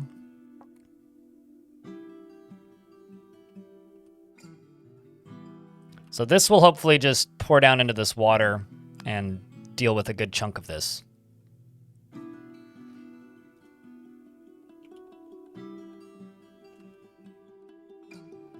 Okay, it seems that at least one of the gems that were burning got put out there, and now another one is burning. So I'm going to throw this into here.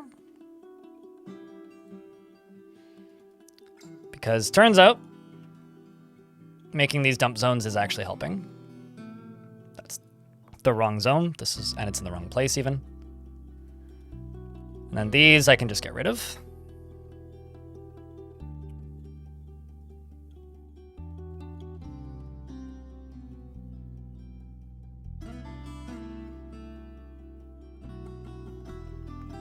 But it's good to see you, Dulkin. Anything that you guys can do to keep the chat moving is very much appreciated today. Specifically due to the fact that, you know, we're still kind of in the slow season, and also we're in the end game of a fort right now. And this is big YouTube energy, but also just like Twitch as well. Less people watch during end game stuff. A lot of people watch during new forts. So in order to get through to the finale, I always have to push through these kind of slow weeks.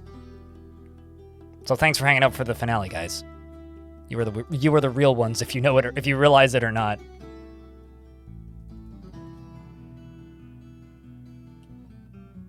I hope that I don't end up like accidentally caving anything in on my head down here, but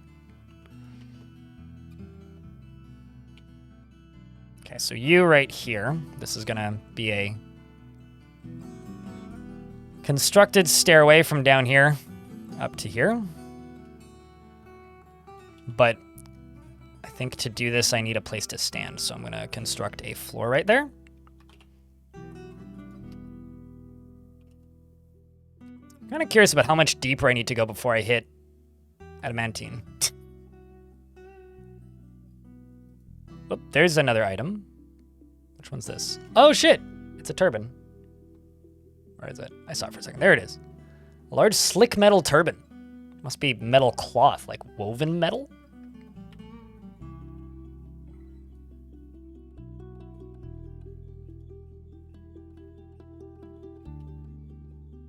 Uh-oh. So Salty Tempest was found dead. Must have been obsidianed. I'm actually not entirely sure what killed him. Did you have a combat log?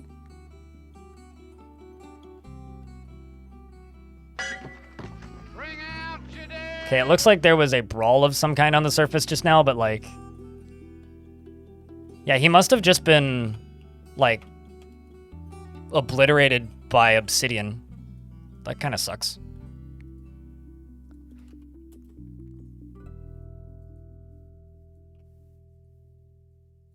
That dwarf one-shotted a demon with his pickaxe. Yeah, we did just have a little tavern brawl, so there's a bunch of dwarves in hospital. Let's check my doctors. Clean patient, diagnose patient. Okay, so they're all doing their jobs. That's good.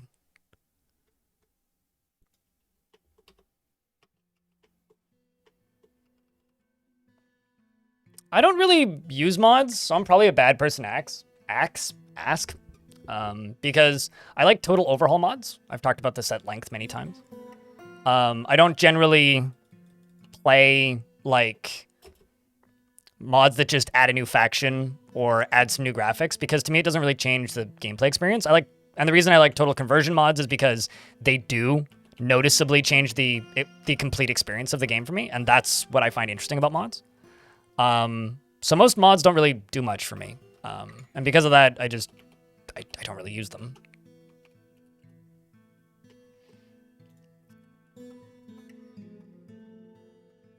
But what I'll say is there might be some people in chat that can give you some suggestions.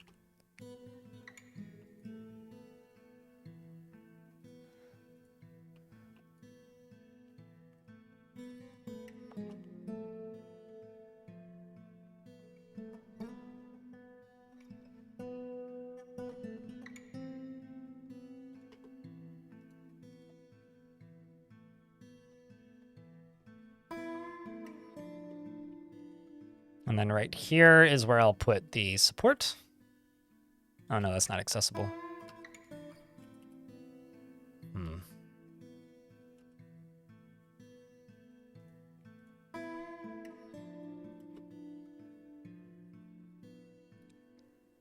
If you want quality of life stuff, I would say run dfhack. Dfhack isn't a mod. Dfhack is a RAM editor. It's like a separate piece of software that it works the same way that Cheat Engine does. Some people will get weirdly triggered when I say it works like Cheat Engine because they're like, it's not cheating. Well, I mean, not really, but the way it works is similar. It's not a actual file that you're putting into the game files that modifies the way the game works. It is a piece of software that runs that modifies the game in real time. While I wouldn't necessarily call it a quality of life mod, it does have features that act as some quality of life things if you want them. I have most of those disabled because I don't find them necessary, but plenty of people swear by them. So that would be my advice on a thing to look into if you're looking for some quality of life stuff. And a skirt. What was the name of it? It's a large, short, slick metal skirt. Large, short, slick metal skirt. So it's a mini skirt for humans.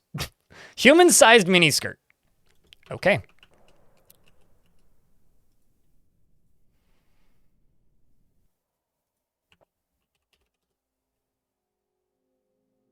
That's very funny. Large, short, slick metal skirt.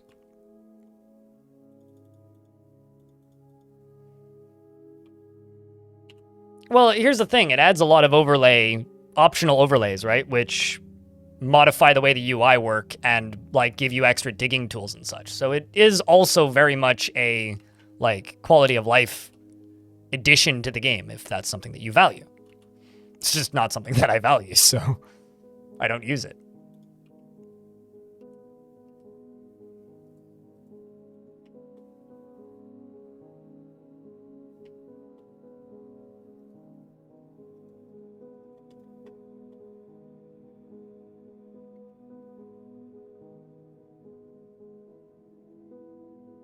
The other day, you teleported a dwarf stuck on top of a tree to the ground with dfhack. Feels good. Yeah, I mean, I've definitely used the teleport function sometimes. It's like, if there's something happening that I deem unfair, or I used like Fast Dwarf 2 yesterday to make all the dwarves run at 10 times speed to get a project done that was just taking hours. That would have taken another 20 minutes, but instead took 90 seconds. So stuff like that. But Yeah, I don't know. For me, Dwarf Fortress Adventure Mode is the mode that I can like recommend mods for. A lot of different playable race mods, things like the mod that expands crafting. I'm a little iffy on the ones that add magic, but you know, those exist. There's a lot of stuff for adventure mode that I think is really cool, that expands the playability of the game. Whereas Fortress mode, yeah, you can add other factions, and yeah, it just adds more, but that doesn't really interest me, you know? I like the total conversion mods. So things like the one that turns it all into Mario. But none of them have tile sets for the new version yet. But I know for a fact the Mario one is slowly being worked on, which means it'll be done in 5 years. And I also know that the Long Night mod is also being worked on, which will also take an equally long period of goddamn time. You know what? Let's just turn off the barrel for a little bit entirely. Just let this shit get done. Although maybe keep it on for you. Maybe keep it on for them. But at least for these guys, we'll turn it off. There's just too many tasks happening right now.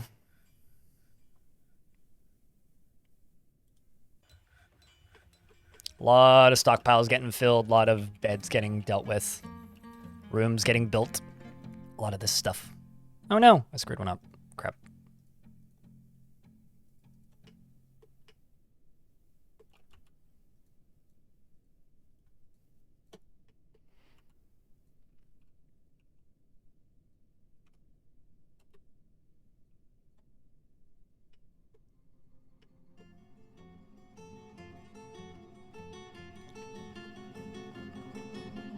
That being said, I honestly believe that Dwarf Fortress doesn't need any mods. Like, it's one of those games that can just kind of be played in vanilla forever, and you'll still run into new stuff. It's okay, my English is poor on most days. Maybe one day my English will make minimum wage.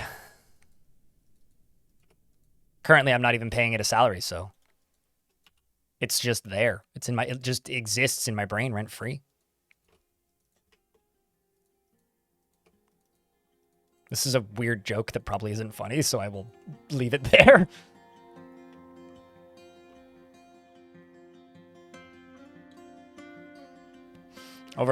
Going over adventure mode overall. I have some tutorials, but no, because it's been in a, like, half-finished state for a while. We'll be streaming a bunch of it after this fort's done, because I promised that if a video that I uploaded, which was the video about Godly Tombs, got 100,000 views, I would try and recover a specific artifact from that video. But the problem is it didn't hit 100,000 views, it hit 200,000 views, so I absolutely need to do it. So my weird gamble to make people rewatch a video and make it perform better paid off in spades, so now I have a really annoying, complicated thing that I have to do, which hopefully I can make into some entertaining content. You hate random wall constructions? It's only the diagonal ones, it's not random. I don't mind it. I like having to think about how I build. I always just think back to how inconvenient building used to be in Dwarf Fortress versus what it's like now. So just remember, if you in the YouTube chat dislike the way that constructions get forbidden, if you never played the older versions, it used to be 1,000 times less convenient.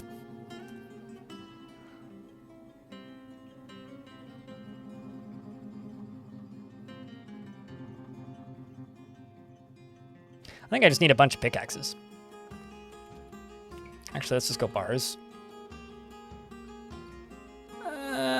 Let's make...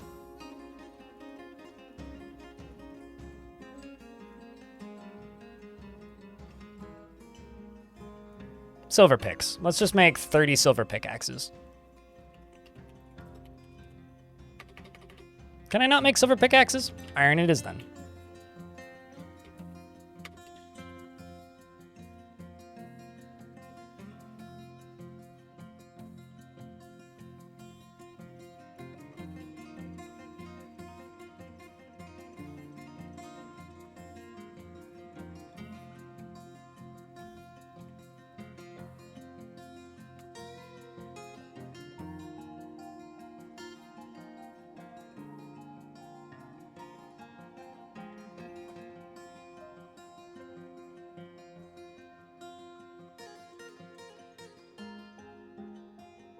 Just checking this.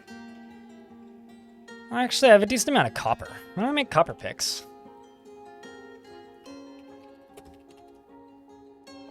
Make 20 of those.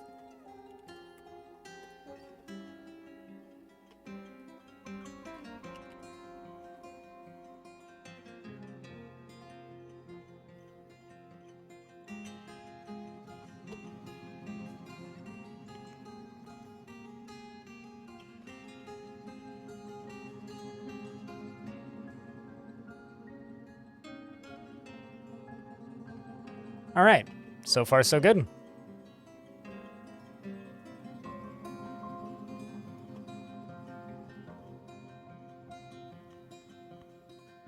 Why do they just interrupt by itself?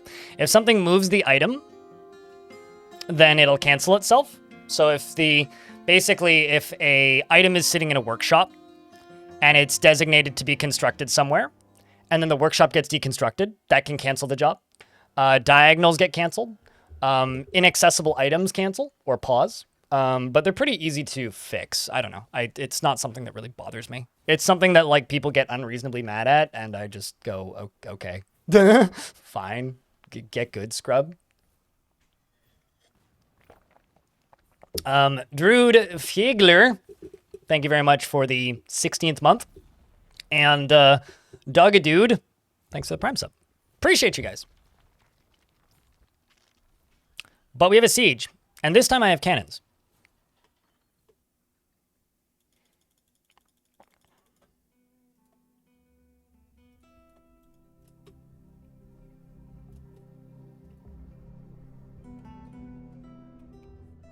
Only 100? Think bigger, friend. There's going to be 500 goblins.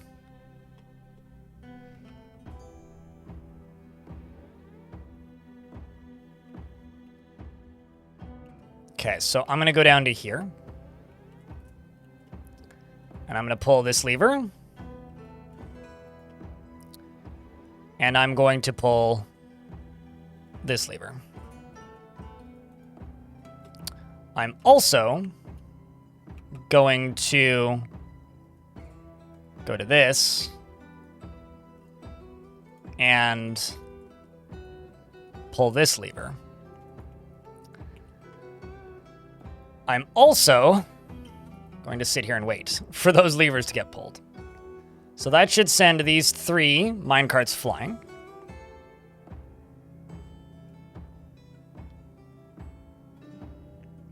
Well, that's unfortunate. If you think that something might be forbidden, hit T, and then scroll down, and you can see every single construction job you have set up. And if one's paused, or just go to the tasks screen.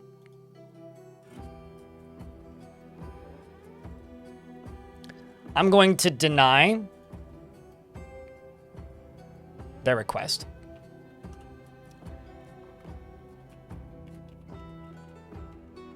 Got 3 separate dwarves pulling levers. So wish us luck, chat.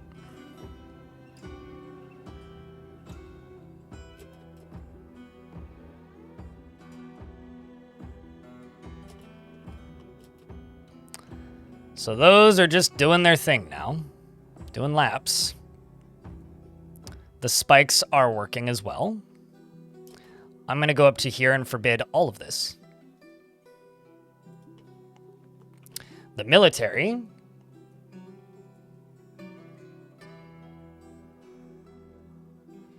going to send them all down to here.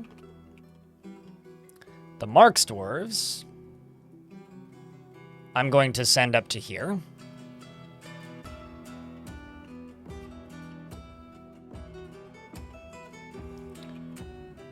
And here they come, the goblins. And it appears that somebody's stuck outside, which is very unfortunate. Sorry it had to end that way there, Dwarf. The last thing we need to do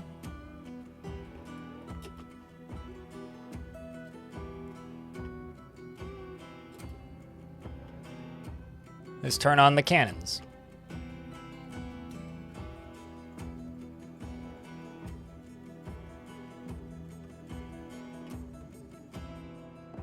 here they come.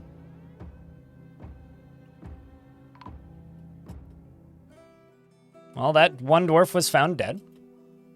Oh man, are you for real, game? That's unfortunate. I really regret this design. I think I should pull this lever. 2-1, been a hell of a run. Epic tale of a recent fort. A Cyclops religious figure came and acted non-hostile. She fought off giants for us and hung out in our temple. Then she got bitten by a werewolf and turned that same temple into a bloodbath. Then to turn the same temple into a bloodbath when the moon turned. You love this game. That is wild. I've heard stories of like neutral creatures like that, but I've never seen it myself. So it's fucking wild that you had that. Absolutely fucking wild, dude.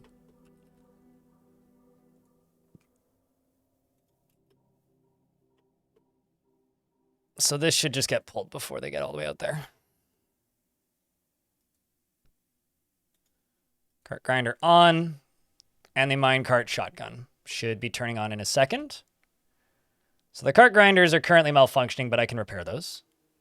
My Marks dwarves are beginning to fire bolts down upon the goblins. And hopefully the shotguns will also make the cleanup easier from this. These Marks dwarves are actually getting real good too. Like they're getting quite talented at this whole firing bolts things, even though some of them are haggard. Sorry, dwarf. And stressed and upset. Some of them, however, really like their job. Unfortunately, none of those ones are here yet. Now we wait for dwarves to come pull levers. So you're constructing a building, you're sleeping, of course. Killer Spud's the first one coming to pull a lever.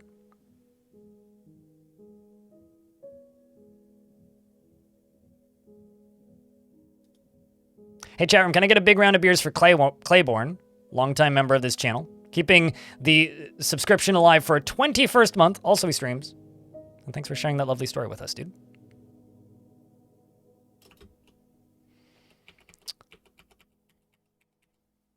So here goes the shotguns. I will follow the first lava launch.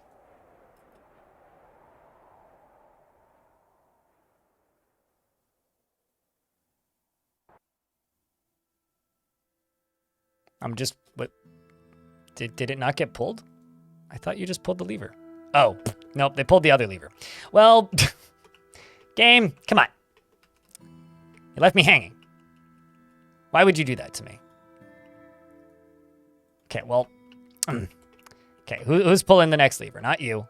You? Nope. How about, nope. How about, nope. How about, nope. I come by a nope. bunch, but I never sub, so here goes. Queen Thing, thank you very much for the second month with Prime. It's okay. You're allowed to come by and not sub. Oh, I see. It is about to be pulled. Angel Greed gets to do the honors. And now for realsies this time, I will follow the first launch of lava.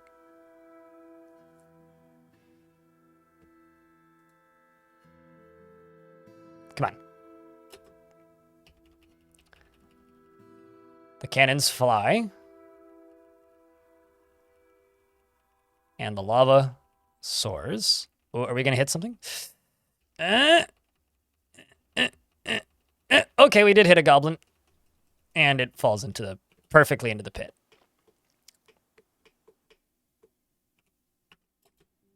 So now they drop. And repeat. And the best thing is in order to walk past here, I think there's going to be mist coming up. Yeah, there is. So that's pretty cool.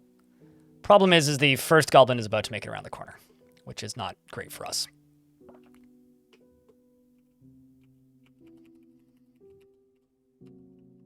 But the second round of lava is about to go through. Hey, chat, could I get another round of beers for Queen Thing? And also a bunch of lava for the lava minecarts. Oh, this goblin just got slammed into by lava. So if we look at their combat log, it says that 833 lava strikes the goblin hammerman in the lower leg, which skids along the ground and it's deflected. So he's not actually taking any damage yet, but he is flying backwards, colliding with another goblin, which is also slowing down the lava. And the lava is flying into the middle of everything, which then probably is about to turn into a glob of lava, which is going to set a bunch of things on fire in a second, and there it goes. And just like that, we now have a skidding, flaming bits of goblin armor flying backwards. And I should be able to just tell him to pull this lever over here.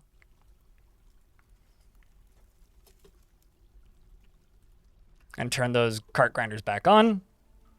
We now have 3 goblins walking in, which, like I said, not optimal.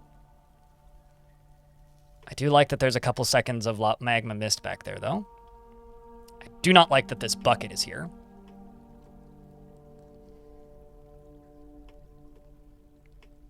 I may actually, just for safety's sake, pull this, because I don't want the fortress to fall. We're going to close the gate and just let the shotguns fire, which they are, quite effectively. Just firing these globs of lava into the middle of this big old mess. At the back, the dwarves are probably going to start charging in a moment. Fortunately, the 2 goblins that are up there are already injured, and we're now in an ad break. So I will pause. But if I leave it paused, current status, I'm just going to forbid these. And forbid this.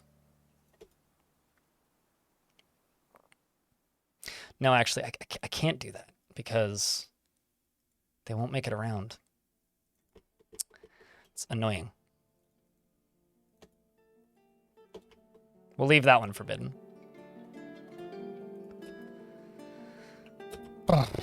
But I will say that the Carnage here, very effective. You have no idea what's happening or how the minecarts are hurting the goblins. Okay, so the way this thing works, I'll just run an explanation right now. Minecart starts up here and is sitting on scroll roller, not on scroll rollers, on powered track rollers, basically like a device that powers them, right? They then go down this ramp really, really quickly and accumulate speed. They then slam into the ground like this at an angle, which causes everything that's in the minecart to go flying out of it, all right? So in this case, lava. Lava goes flying out of it and then turns into a glob, which doesn't have the lava sprite. It has like the melted object sprite. When that stops moving on ground, it becomes 3 tiles of lava. Okay? So essentially, I'm firing balls of lava at the enemy, just hucking it at them. The way it fills is when they hit the top of this, they run over a button. Okay? This button opens up this 10 ticks later. 1 tick is you hitting period on the keyboard and moving the game forward a fraction of a second. That causes this to retract and then this to retract beneath it, dropping it all the way into lava down here. And then they fly through the lava. If it's deeper than 5x5, or maybe it's 6x6. Anyway, if it's deep enough, I think it's 6x6. 6 out of 7 deep. Then they fill up with lava and then they get propelled along here, up this ramp, accumulating speed the whole time. And then around here, and then along here, and then back down, hitting the switch, and repeating. So essentially, it is a cannon that is shooting globs of lava at the enemy.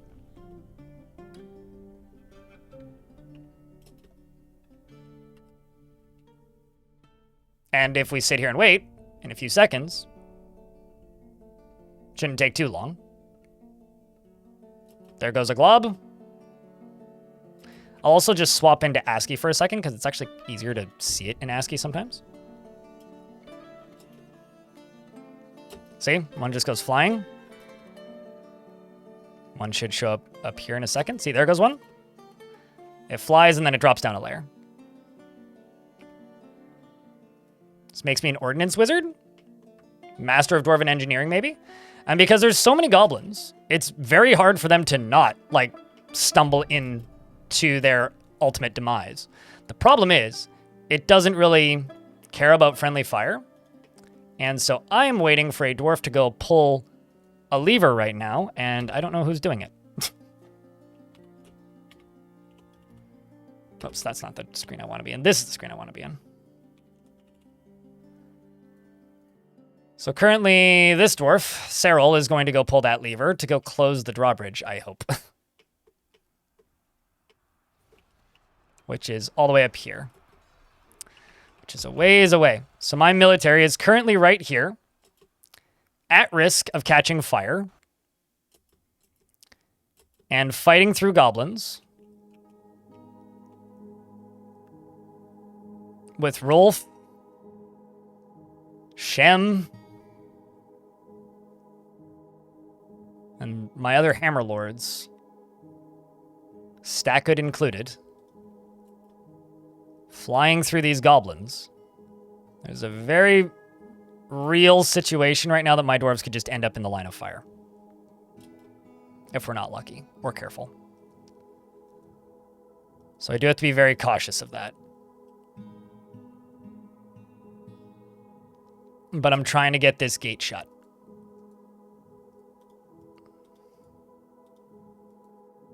But here comes Cyril to go pull the lever. They could not be running any slower. Come on, Dwarf. Pull the lever.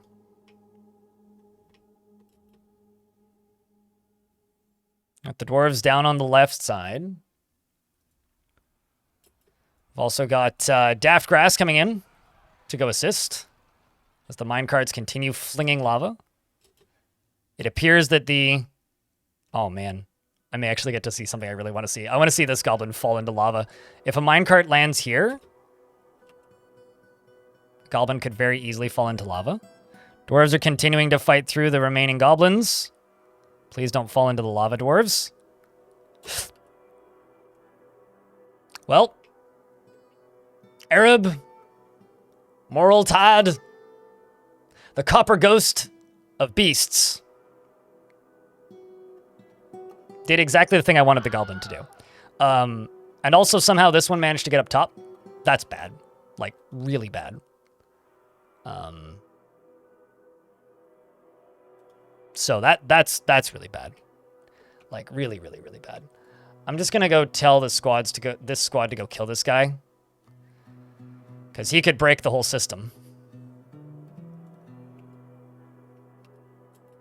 But actually climbed... Wait, did you just climb down through the tracks? Nope, but he did... Okay, some teeth did come flying up.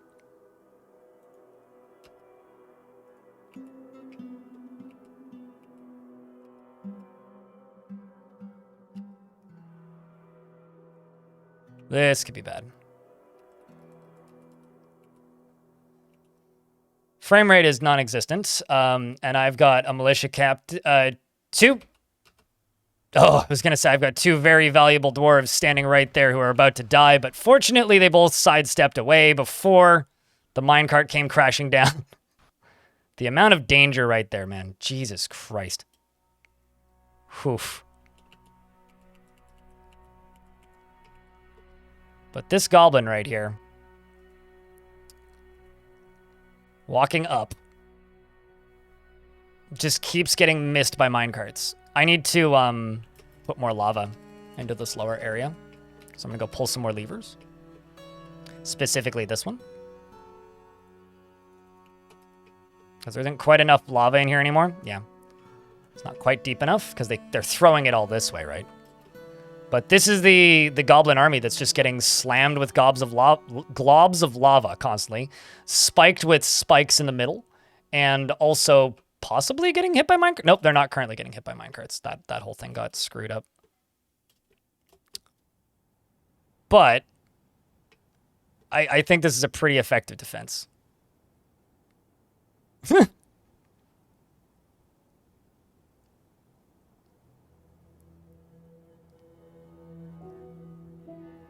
I think this is a pretty effective defense. I wonder if this will be enough to make them siege. To make the siege split. And here comes more globs of lava. Right there. There goes another one just into the crowd.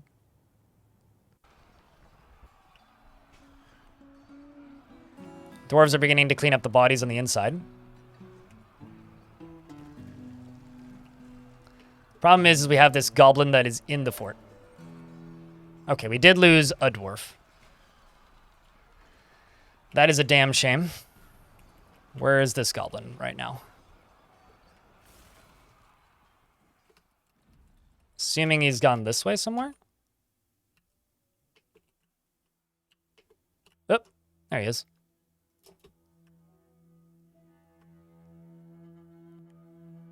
So we do have one. Oh, got Nomal, the Sword Master, who is wielding a silver warhammer. Bashes the goblin in the upper eyelid with a silver warhammer, bruising the skin, twisting the head, tearing apart the fat and the upper spine's nervous tissue. Actually, he's got a hammer. Bashes the goblin spearman in the upper body with a silver warhammer, bruising the right muscle through the lung. Bruising the right words. I think that this goblin is no more, chat. Well done. Nomal. Killed the insurgent.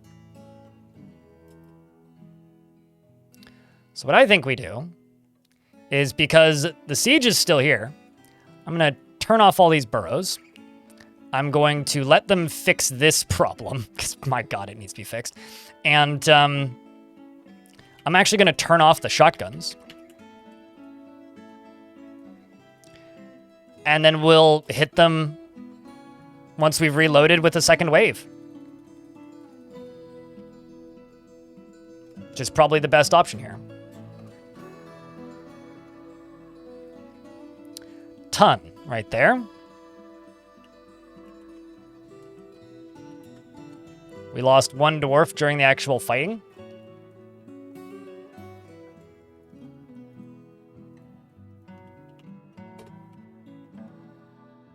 It was one of my disciples. They deserve a proper burial. These dwarves can all go back to training. Except for maybe the respectful bolts. They can just stand there and head out.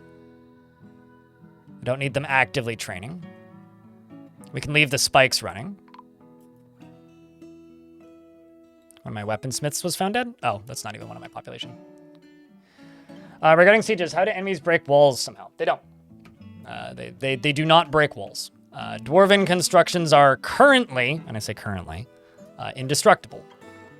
If you want the goblins to be able to get in, you have to let them in. Oh, that's fascinating. There was a thing that was just going by that was covered in white clouds. That is either steam or evaporating blood. Probably steam.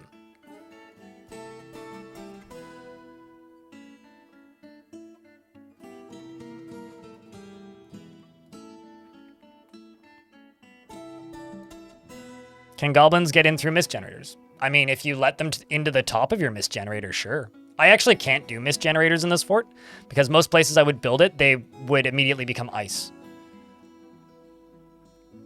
Actually, the siege may very well just be over, because I'm seeing a lot of panicking beak dogs. If more than 60% of the enemy either leave the map or die, then the siege is done. Yeah, so the siege is done, because they're all leaving. So once 60% of them have left, the siege will fold and the rest of them will vacate. So that is a victory, chat.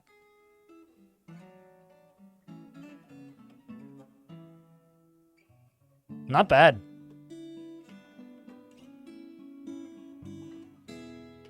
And there they go. You can see them running. Cowards.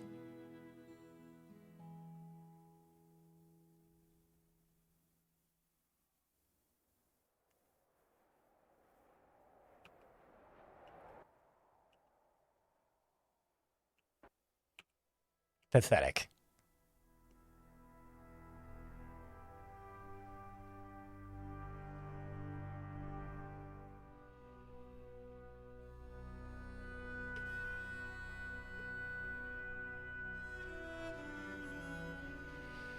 He would do so many bags of leather out of those dying animals. Why not hats?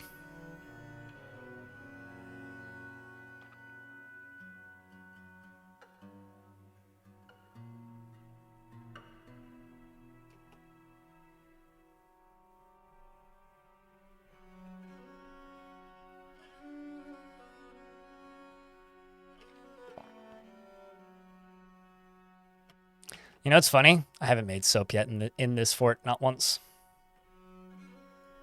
Also, shout out to this goblin who's just getting spiked repeatedly. He's just lying down on the spike field, next to his beak dog. Now he's dead. I think the Mark Dwarves are still shooting bolts. Nope. I did see something go flying. These are the few remainders walking over the spike field. Like this one.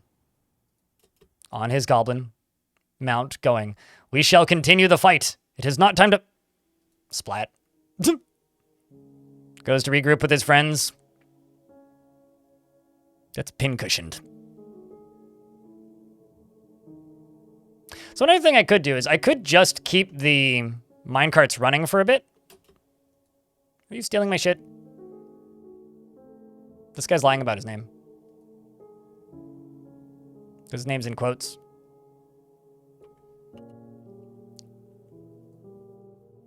Oh! Huh. This guy's here to steal my items. With the help of prismatic flux, actually. Might as well convict YouTube of the crimes they've committed.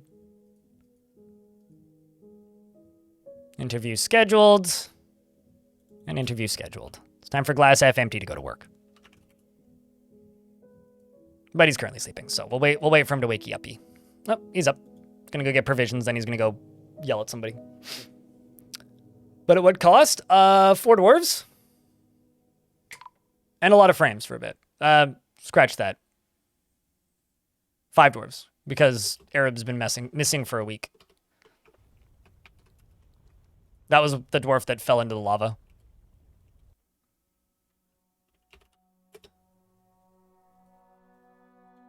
Which is unfortunate, but, you know, it happens.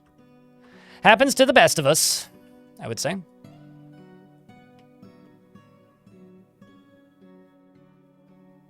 Last few goblins are still on the map, slowly trying to leave. We'll wait until they've all left.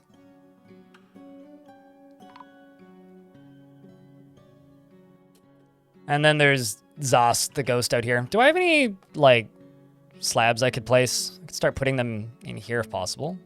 Oh, Zas has one. Avo's the merchant has been found dead. Well, uh-oh. Hold up.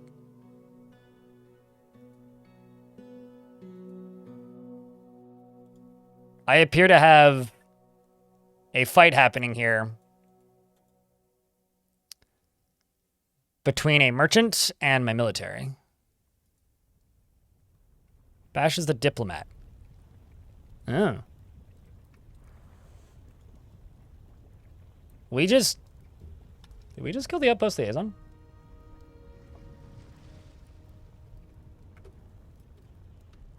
We just killed some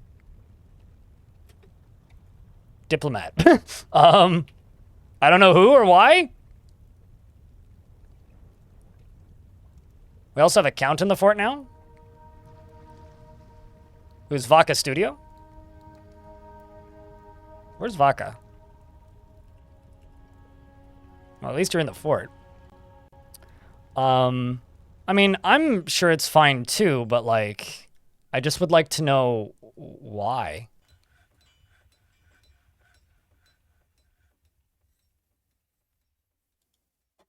Like, who started it?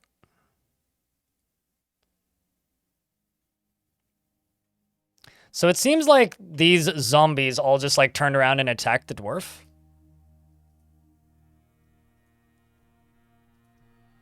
Which is odd. Is there crimes being reported? Nope. Could have been a brawling incident.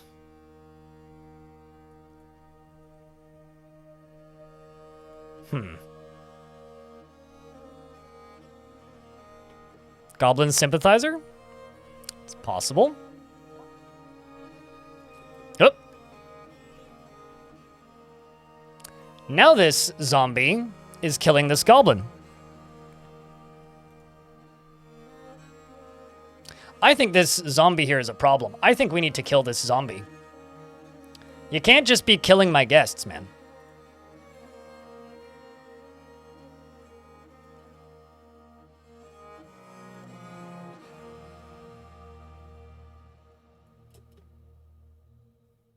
Whoop.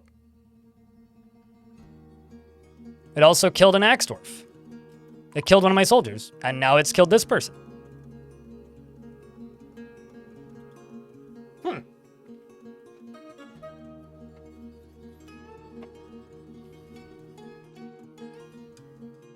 No, this zombie is not the diplomat. The dead dwarf right here is the corpse. That's the corpse I'm talking about. You are misunderstanding what I'm saying. So, no, that is incorrect. That is not what I'm saying. This diplomat is a corpse because it is dead. This was the diplomat. These are just 3 dwarves. And is now killing Cyril, the butcher.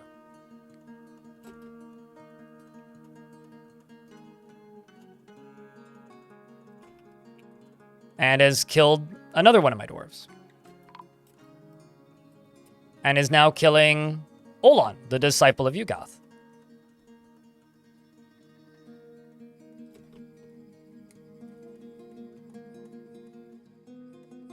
This one also took part in the killing.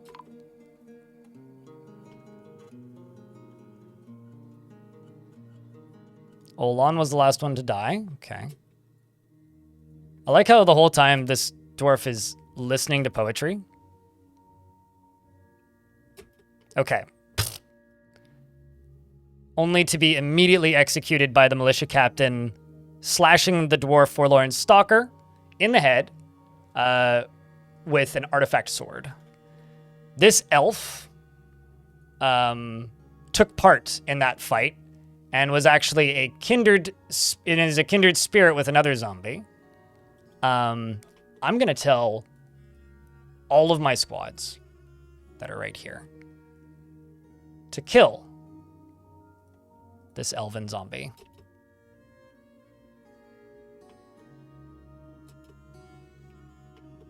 Flying back up here, there's also this one, who is friends with the zombie that I just killed. Didn't take part in any of the killing. Should I kill it, chat? The zombies are probably spies from a local... Well, I know they're zombies. The dwarves probably don't know they're zombies. They are spies from local goblin or necromancer factions.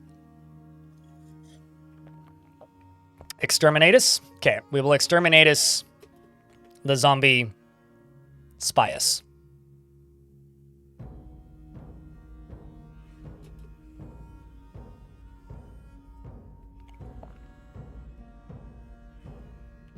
The dwarves are now beginning to fight with the zombie. This one is a talented pike dwarf, but is unarmed. The dwarves are in combat with it. It is lying down.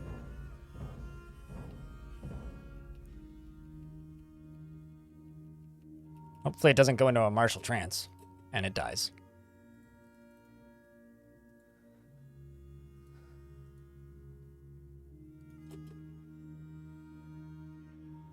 No longer existing in the living world.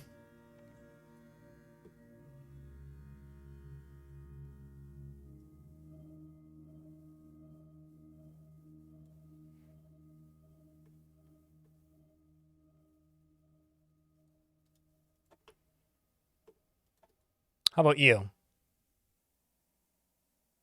This one is also friends with those zombies. I will execute him. This visitor is ready to leave. Yo, you don't get to, though. I've seen visitors randomly start killing people like that before. And it usually happens after a siege or right after somebody dies.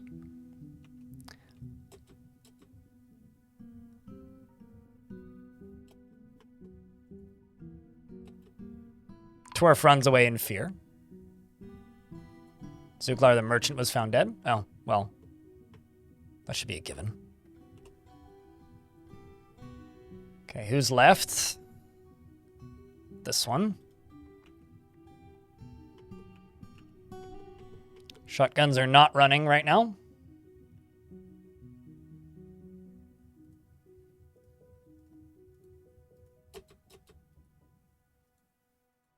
This is the last one. I mean, of course, more will arrive. Cole the peasant has been found dead.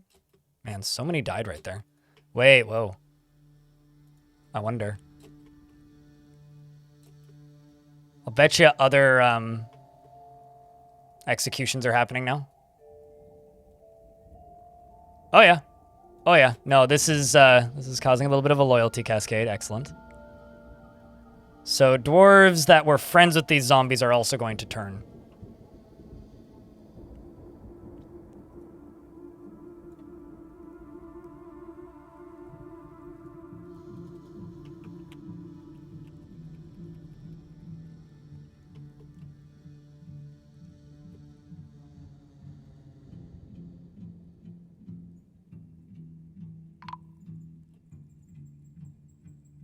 Servant of Ugath was found. Hunter Meyer was found dead, badly crushed. What happened to you? Uh-oh, we had a cave-in, apparently.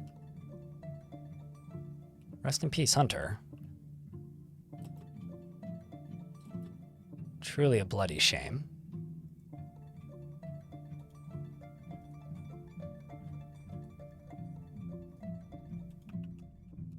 Where the heck? I told you to go kill him.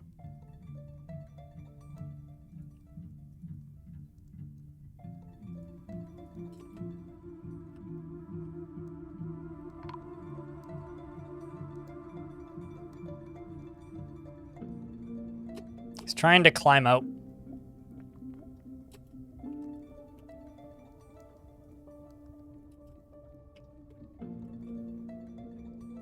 Eral is fighting with the zombified poet. And not doing so well. Eral has fallen. Rolf, one of my talented military dwarves, is now in combat with the zombie. Bashes the zombie poet in the body with a hammer, bruising the right kidney. Pieces of the zombie are flying. A helmet goes flying. Probably a helmet from that past dwarf who died. It appears that prismatic flux here has been disarmed by the zombie, but the zombie quickly falls. There is no new goal, it's just goal.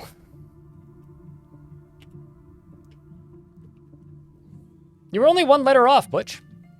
Ragnarok's got you.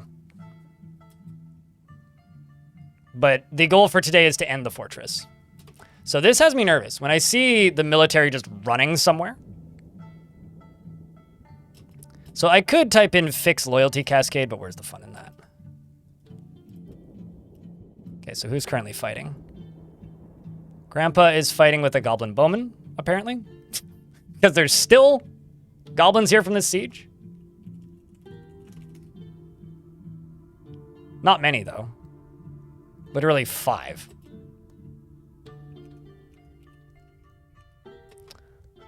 I think this squad I'm just gonna send out.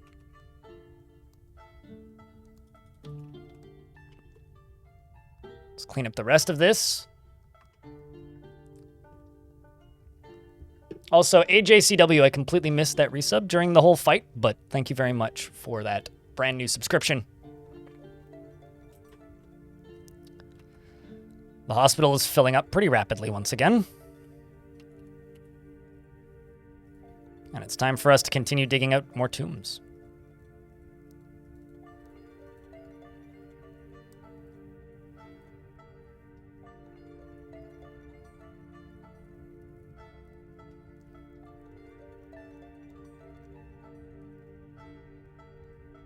But no, my main goal for today is to end the fort, which means I need to become a mountain home. I need to get rid of all of the non-believers, and I need to kill the king. And if possible, acquire the royal house. If possible, but that's like a side goal. Something else I need to do is I need housing for the outpost liaison, so this would be a good spot for that.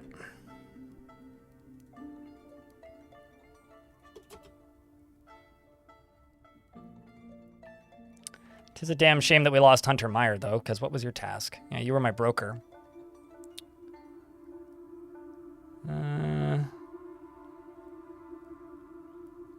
Let's make Locum into the... no, I need a servant, actually. Don't really want glass half empty doing it. Ilmirin can have the task. Although I think Ilmirin has another task, don't you?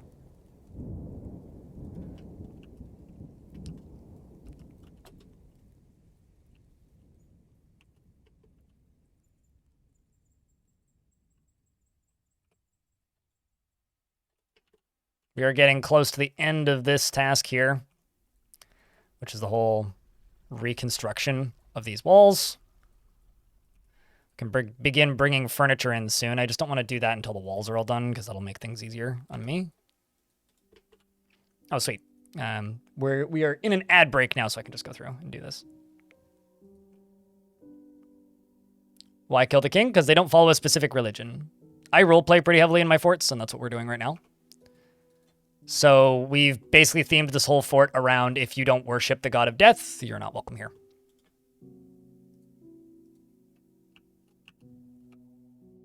And we're kind of getting towards the finale of that for today. All right, so let's also, on top of all of this, go down to here and just keep an eye on this area.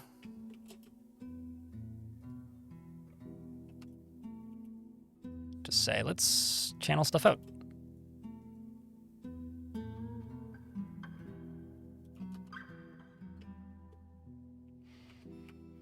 Because right now I've got way too many tasks to do.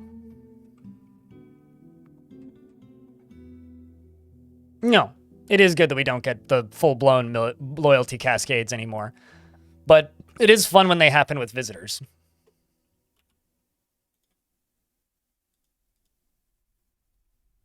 And personally, I'm totally okay with it happening with visitors. If anything, I think it should happen with visitors. Let's make silver tombs. Okay, the ads should be done now.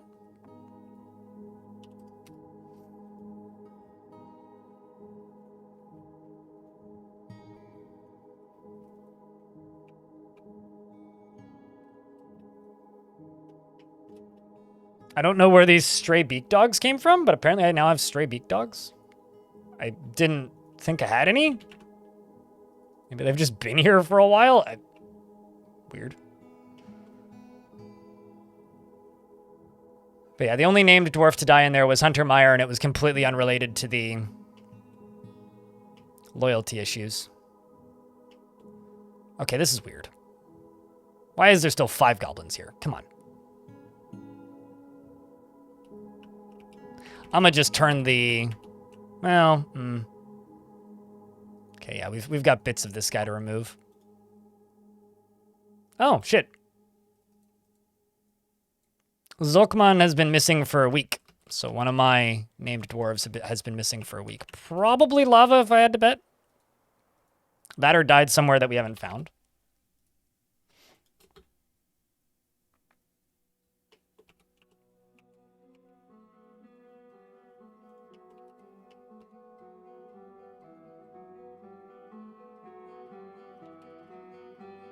I think that's under furniture, right? Beds, yes.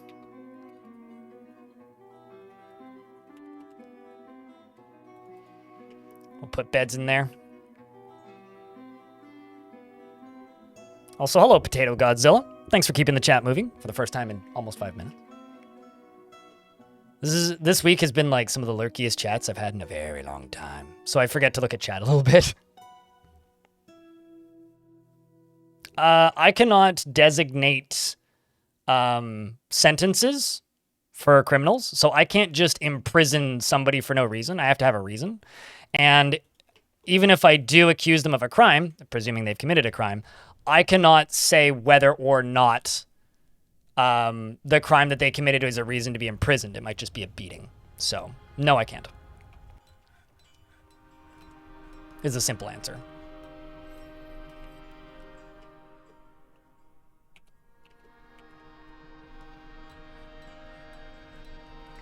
I'm also going to set all of these squads to no orders. Jump over to here. Just say, hey guys, stop training. Let's go do other things. Just help us put stuff away. That's what we need. Go get new gear. Go get food. Go take care of your needs. Help us throw bodies into the lava. Hello, Finn. How you doing?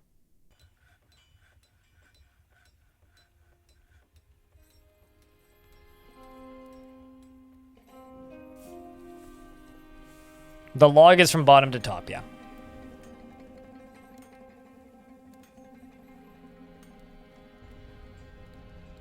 Getting a bunch of cold cases to jail people for later. I do that sometimes. It's not really been a focus for in this fort. That's something I really just need to focus on if I'm going to do that. There's so much clothing that just needs to be tossed. It's kind of funny, actually.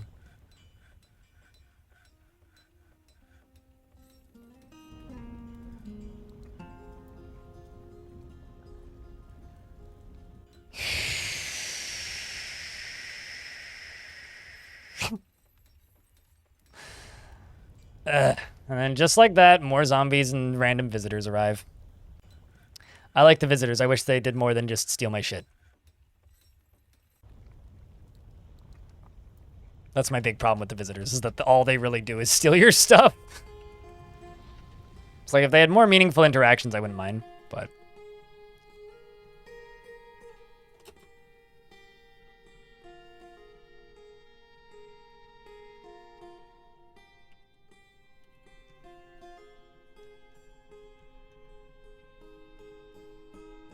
I'm just gonna wait for a bit, and then I'll just send the dwarves outside to kill the remaining dwarves.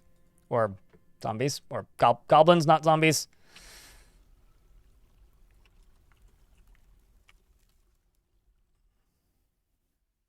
Whichever one of these was the dead one. Okay, well, I guess you're not somebody I can bury then. Belmas.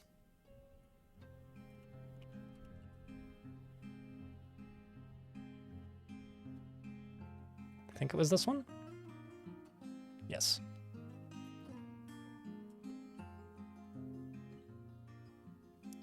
ID Attis.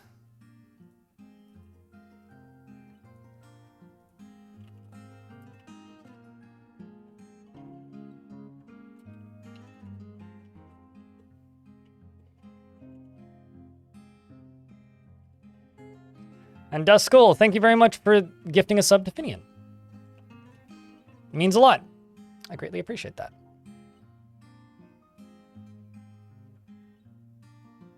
Send the respectful bolts out.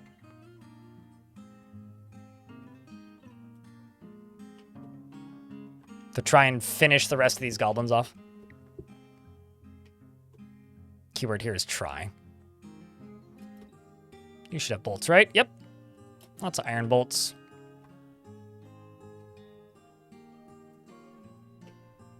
Not bad training, if nothing else. Gets to improve archery.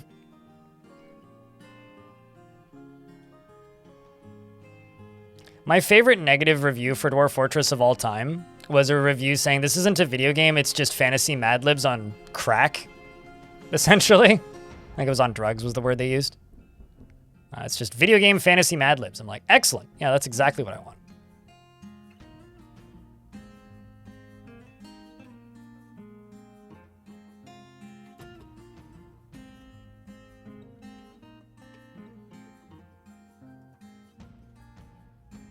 Actually, you know what? I can just move them up here. Get a better shot from there anyway.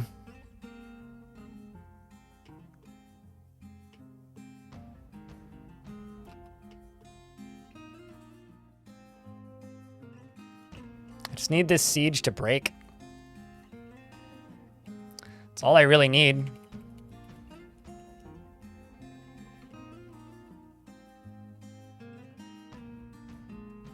So this was one of my dwarves, which does need to be buried.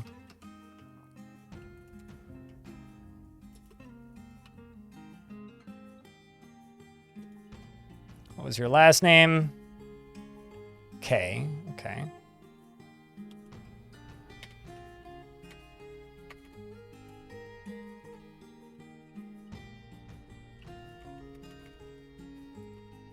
This dwarf.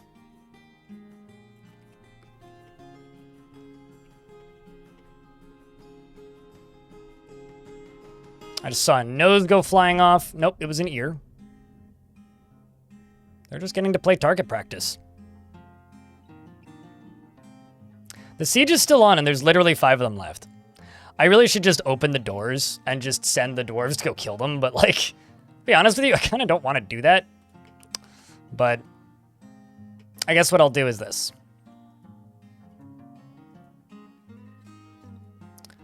I'll have this lever pulled, because those are still running. Because those are still running. That's very dangerous for my dwarves.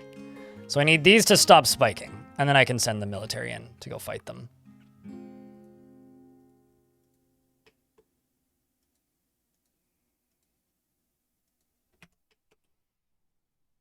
And I've got a dwarf tantruming in the middle of this nonsense mess. But fortunately, it was a short tantrum.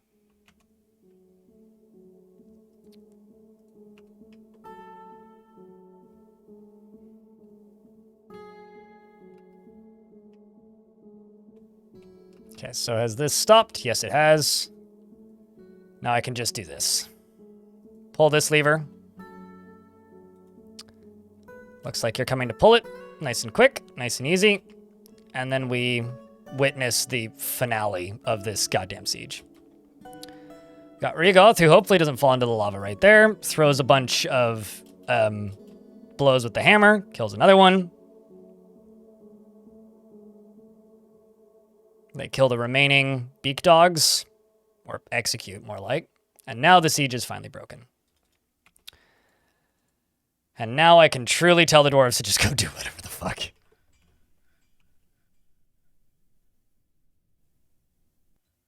And this bloody mess can finally be cleaned up.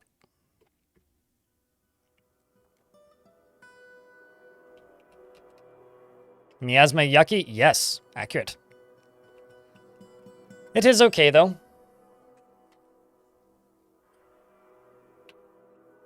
The fort's still functioning, sort of.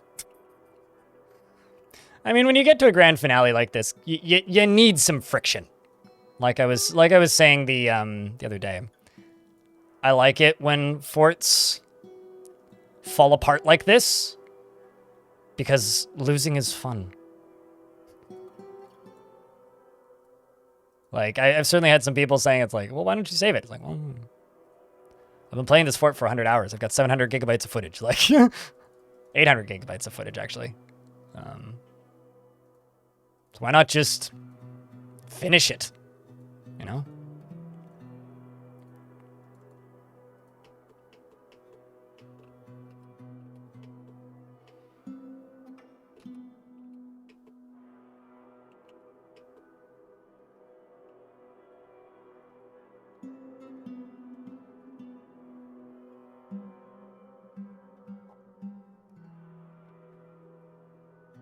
Although, the number of times I've had people ask me, it's like, what is this purple creature, and can I kill it? It's like, well, that's the stench of rotting flesh, and it's already dead.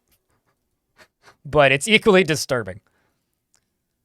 I do like the fact, though, that Mist and the stench of rotting flesh has creature pathing the same way as any other creature. So those tiles are, according to the game, alive. It's like the same fun fact as like, oh, did you know that wagons are coded as living creatures? And that's why they used to show up in like dead if they would get destroyed in the dead screen, because the game considered them dead. You know, Dwarf Fortress fun facts are always amusing.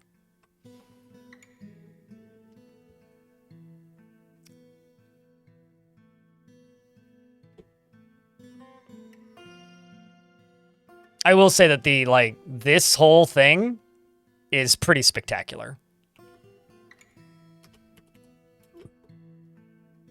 Like, genuinely, this whole thing is pretty spectacular. This whole view. This whole situation. Pretty goddamn spectacular. There is a part of me, though, that really, really, really wants to just pump a bunch of lava out of here into a reservoir, like, up here, and use this as cleaning. I think I'm going to set that up. Although, it would fill this up.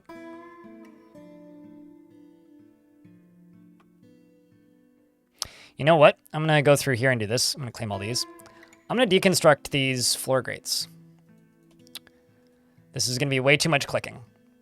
But I'm going to do that because I am, in fact, going to do that. I'm going to make a little reservoir, and I'm going to make a cleaning function for this whole thing. But I'm going to do one thing at a time. I'm actually going to pause the game so that the next siege arrives later. And then we're going to go underground, and I'm going to work on the next drop for the next platform.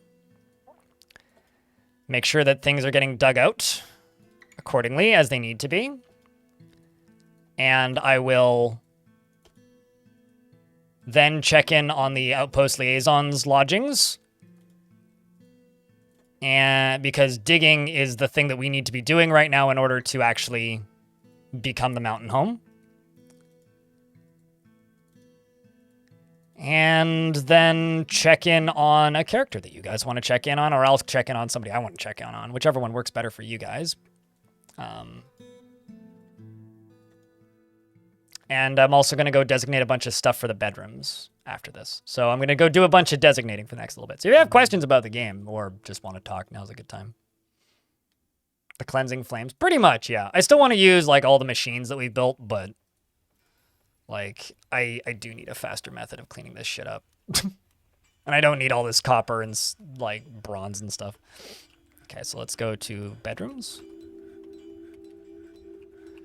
Just over here, so I'm just going to go all the way along this back wall.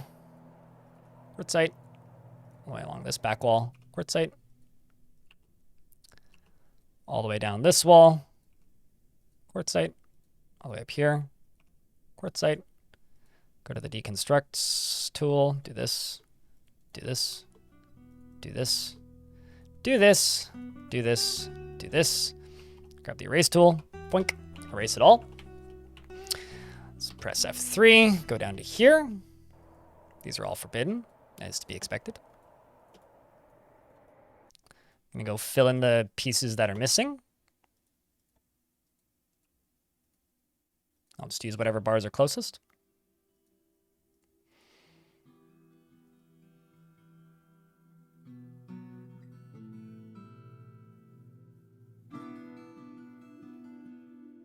No, it's definitely an engineering marvel.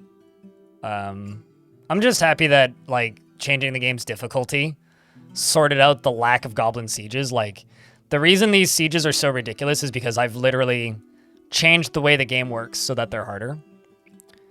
And I've done that kind of intentionally, because I want the sieges to be a threat. And right up until this point, they really haven't been a threat. I like it when goblins are threatening, oddly enough. I'm also just going to put a singular wall piece above this so he gets hit with a harder thunk. All right, that should be good. I can also go down here and unforbid this. And all this gets dug out down here. Then the last thing I need to do is go up to here and queue up walls for this. Then we can just unpause.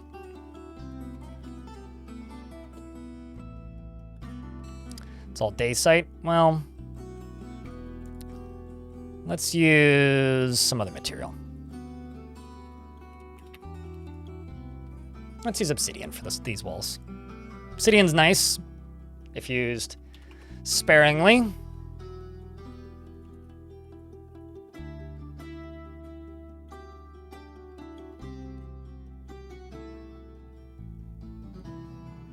You wish lava would become basalt obsidian by itself? You just found, you just flood so many forts and just so I could flood your fortress and encase them. You know, you say that you want that. I think about that and I just think about how many dwarves that would accidentally just like spontaneously kill. Like, chat, imagine like if one tile deep lava would just eventually become obsidian on its own. Because if that happened, what I would imagine the main outcome of that being is just suddenly a dwarf is completely walled in an area that it can't escape and starves to death. Although I have seen people crazy enough to 3D print fortresses before using lava and using obsidian, essentially.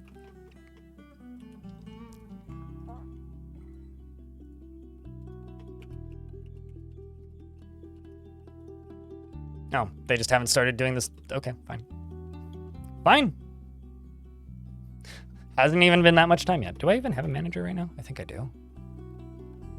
Yes. Budgie is in fact still my manager. Oof. Big ol' king wants large gems made. What a guy.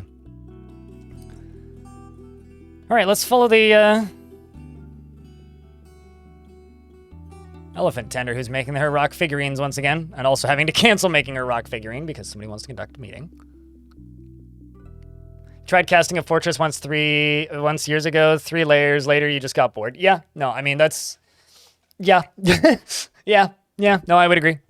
I think like if you're gonna I think casting shapes is fun, or like casting a single construction is fun. If you're looking for goal, the command is goal. But the plan from here going forward, Cow, just to verbally tell you, is become the mountain home, kill the king, and train my elephants for war. That's the current plan. Oh, yeah, also, and get rid of the heretics. Which means probably put them all on a platform and drop them into the volcano. Probably. Unless somebody has a named dwarf that they would like expelled instead. I'm just curious what the king's up to. King's grabbing lunch. He's eating a dragon egg roast. Look at you, schwanky motherfucker. No, it's fine. I regardless of if you want me to repeat myself, I will be repeating myself constantly for ad infinitum. And that is okay. It is part of the job. Even if I get kind of annoyed with it sometimes, it is still part of the job. This is the beta branch, but as far as I know, the beta and experimental branches are identical currently.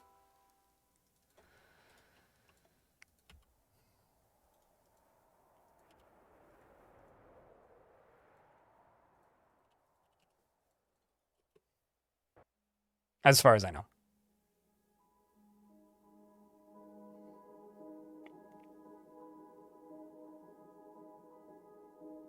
Kestrel North, thank you much for the raid. Means a lot. I don't get a lot of raids around here, so thank you so much. Chat room, can I get a round of beers for the raiders? Please don't drown them. It's not tiny. 6 is massive. In fact, I think if you have 6 viewers, you're like... I think it's if you have more than 3 viewers, you're in the top 50% of Twitch. So, no, that's a big raid. Thank you. Bastet wants a female heretic expelled before Kings dies. Doubt, but okay.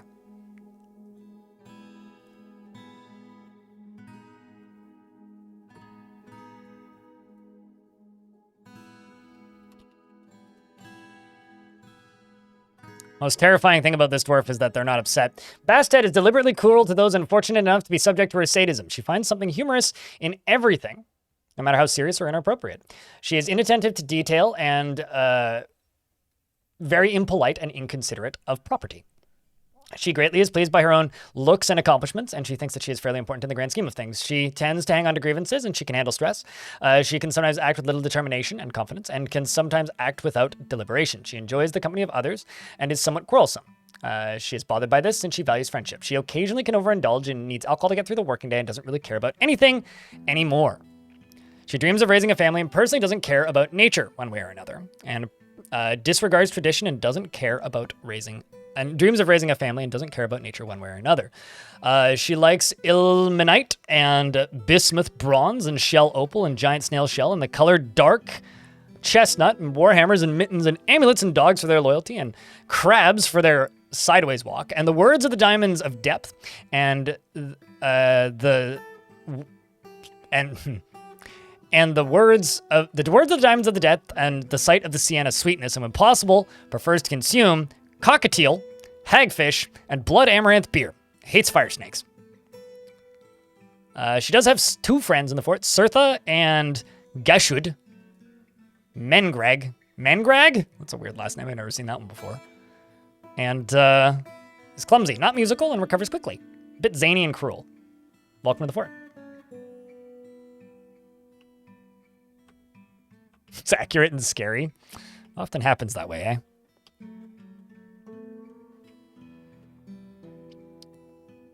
Does it count if one of your viewers was your husband? Yeah, it counts if one of your viewers was your dog.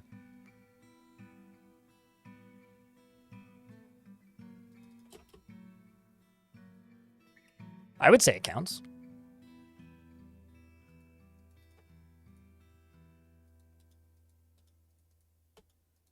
I would say friends and family viewers count for double because I've never really had friends and family viewers. Well, at least not in the last. I know my mom will sometimes idle on my stream, but... Oh, shit. Finally found JJ's body. Are you making those coffins just yet?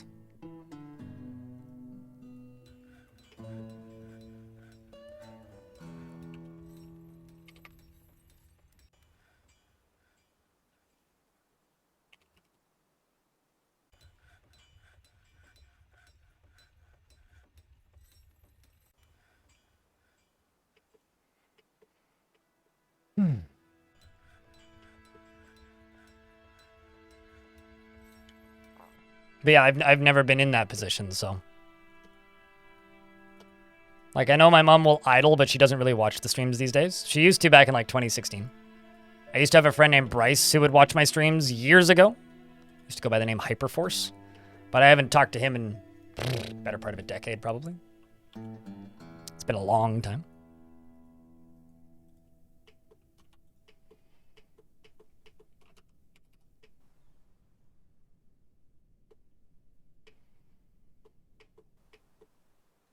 Well, on the bright side, most of the bodies have been cleaned up. If that's a bright side.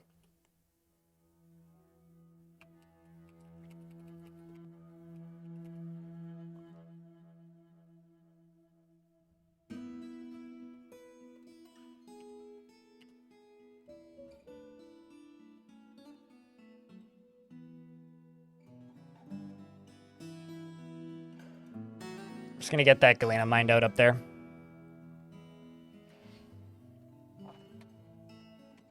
What's up, Lilo Haven? Hate to raid and run? Don't worry, I do that literally every time I raid. It's very rare that I'll be in a stream for more than 5 minutes after raiding. Also, ew, hagfish indeed, Corvius.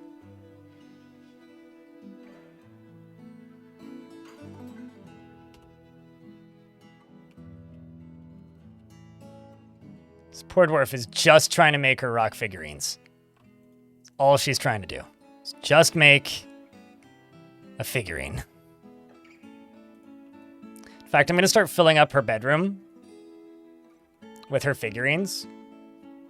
Because I have her just making figurines quarterly to satisfy her need for crafting.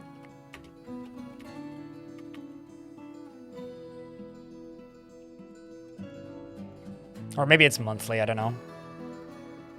But the problem is they tend to get canceled a lot because she'll be trying to make her figurines and then somebody will want to attend a meeting and then she'll have to stop making a figurine. Which is just kind of funny.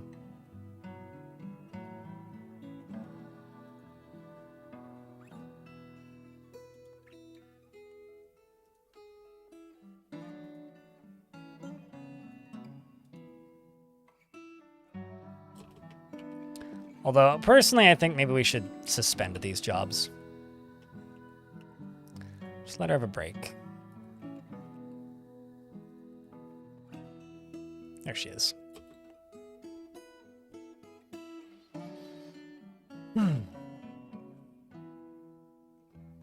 Yeah, it's always kind of fun when a dwarf's description matches your actual personality. Speaking of family, this dwarf wants to be with family. And their lover's alive, which is even funnier to me.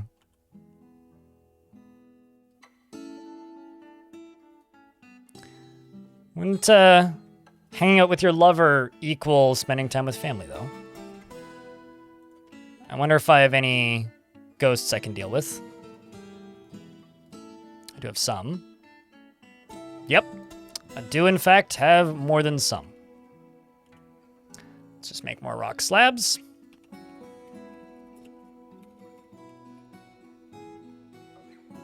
Let's make 25 of them. So what the heck is my manager up to? Budgie, what are you doing? Have you lost your mind, Budgie? Managing work orders. Finally. Okay. Do you just have a billion other jobs to do, I guess? I also have more gem shops I need to remake because apparently that got broken. Let's also go to this button. Well, we've got a bunch of crimes now that have been witnessed, but fortunately they're all dead. And apparently YouTube is convicted of vandalism again, which I can only make this joke so many times before it starts to just sound mean, but checks out. All right, I am in an ad break now. I'm going to go up to here and just do a channel like this. I'm going to go one level above this and go over to here.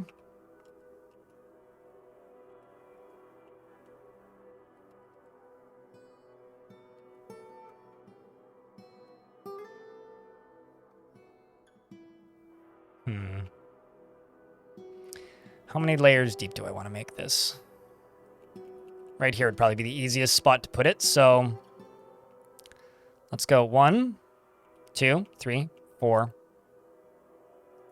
Easy enough. So I'll go 1, 2, 3, 4.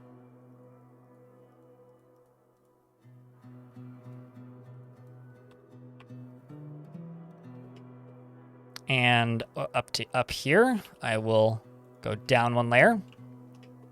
I'm going to go right here, down to here.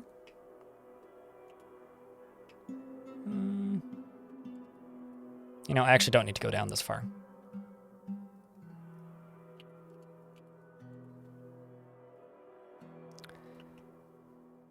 And I'm going to dig along to here. Also going to need to bring power over here, which I can bring from like over here basically. Which you're going to pump this way. Okay, so it'll go from here. And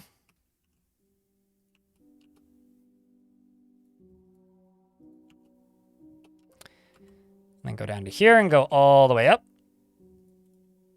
And that should be it.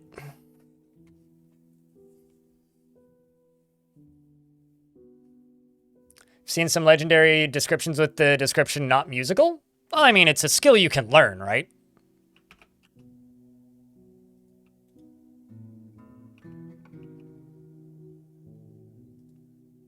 It is, in fact, a skill that you can learn.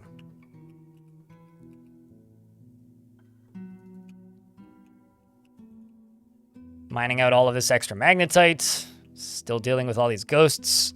Moods are horrific. And honestly, I don't blame them. Hi, chat room, investments are open. Any conversations you guys want to have or any kind of topics you guys want to blab about or discuss or hypothesize about things that this fort could do in its final moments are appreciated. Anything you guys can do to keep the chat moving is welcome here. Summer Blub, hello.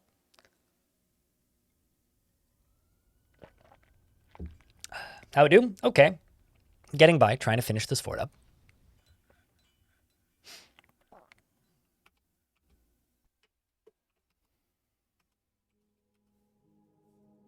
This got suspended somehow. That's a little awkward.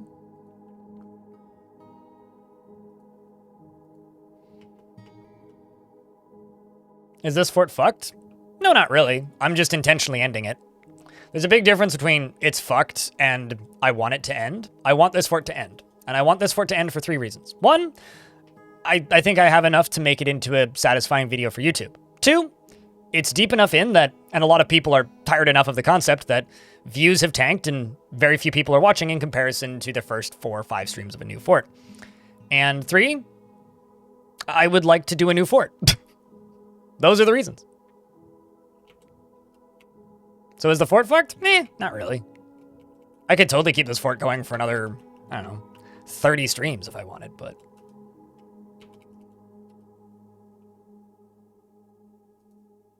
I mean, like, I could totally fix this. I'm just intentionally not fixing it. That's the thing about this game, is like, sometimes you just gotta go, all right. Shark jumping walrus cheered. X420. Cheers to the end of the fort. Like, to me, late game fort endings are some of the most fun, but it's really interesting. I don't know if it's like just a fear of spoilers thing, or if it's just a let's play problem where people are much more interested in watching the beginning and early game forts versus the end game forts. What, butts? Telenartho? Thank you very much for the $4.20. Appreciate you.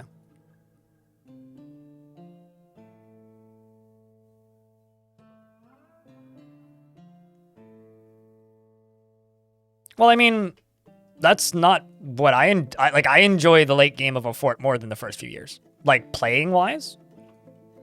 Unless it's one of those forts that's in a weird situation where it's just, like, more frustrating to play, which is pretty rare. I mean, Godly Tombs was like that. But Godly Tombs never really made it to endgame. It just kind of, like, existed for a bit. We got to this, like, stale part where it was like, all right, this fort's not going to make it much further. And then I ended it. And I had a lot of people going, why'd you end the fort? Because it didn't make it. Yes, this is all in the same world. I've been playing the same world since April. Thank you very much for the 13th month, Doc. But, like, every fort hits a point where, the numbers just tank. Kid was fighting Big Baddie but lived somehow? That's always exciting. You want me to try and make a symmetrical fort? You know, I would do that. I'd be totally interested in doing that. And I actually have done that before. I've made symmetrical forts. But I'll be honest with you, I'm so satisfied by people going, oh God, your fortress, did you know that your fortress is not symmetrical? I'm so amused by people's stupidness of constantly, like, accusing OCD of my fort being hard to look at, that, yeah, that's just never gonna happen. Got a dwarf tantruming and fighting with a... YouTube is tantruming and fighting with a... Tantrumed and fought with a dragon. I don't think that that's... I don't think that that's smart.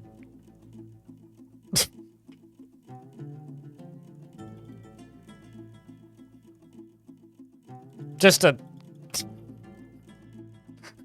just gotta put that out there. Also, the frame rate just dropped again. Which leads me to believe something's going on.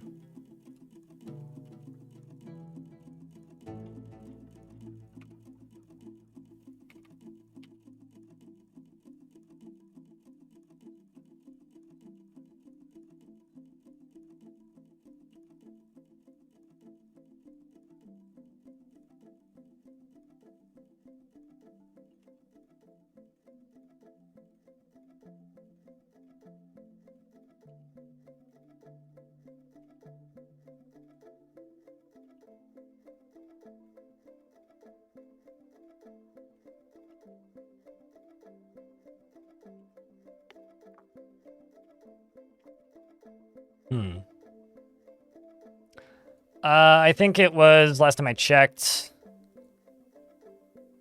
37 of 130. So you can do the math if you want to figure out what the percentage is there.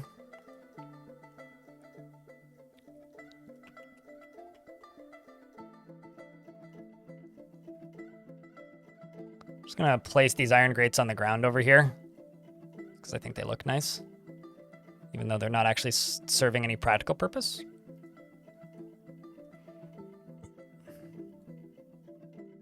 This reminds you of Vault 19 from New Vegas. I've never played New Vegas because I just don't like the way those games play. I've watched a lot of streams of New Vegas.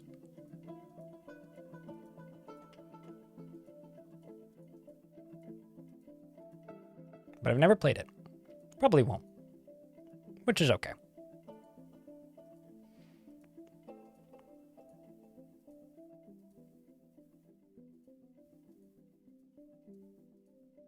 I just have all these iron grates, so I'm like, well, I'm not using them for their intended purpose anymore. I'll just distribute them. Whew. There's a lot of frame rate deficit. Is something... Okay, hold on.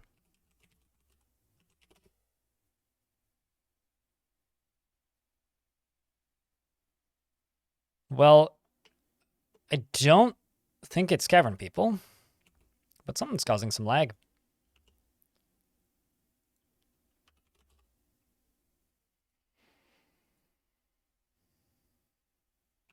Dwarf here is putting stuff away for me. Wonder what's causing that. to be mining, maybe?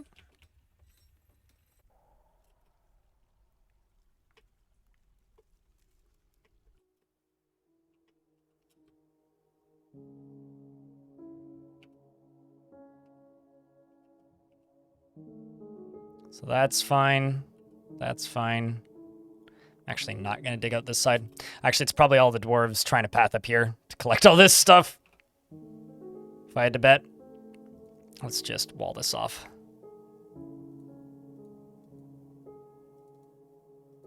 It's either something is stuck somewhere, or something big's on the map. I'm not sure which. Probably something is stuck somewhere.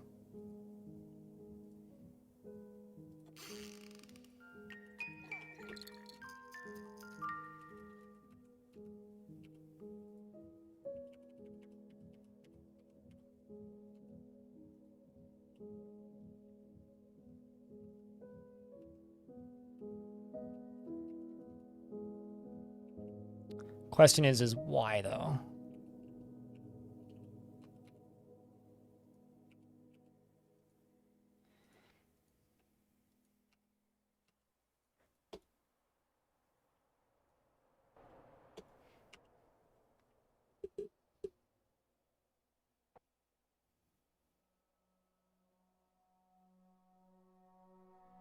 Could be a lot of reasons.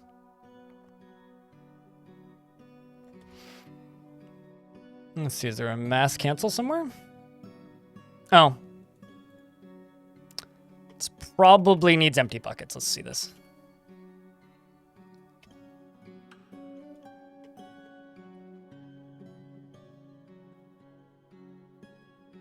Also happen to have these two children stuck back here, which is awkward. I actually don't know how they ended up. You know, what was it, you two maybe? Nope, I don't think that's what it was. Let's pause. Can't remove all the cancellations again. Frame rate did just go up a bit, though. You know, that may very well have been what it was. Game's saving now. We'll figure it out in a sec. You're off for today. Good luck on the quest. May the non-believers perish in flame. There you go. Considering, like, maybe 1 out of every 20 migrants I get actually worships this religion, it's been a lot of expelling. You know? Like, a lot of expelling. 130 dwarves are not bad at all. We had 180 at one point, relatively recently. So, maybe do with that knowledge what you will, I suppose.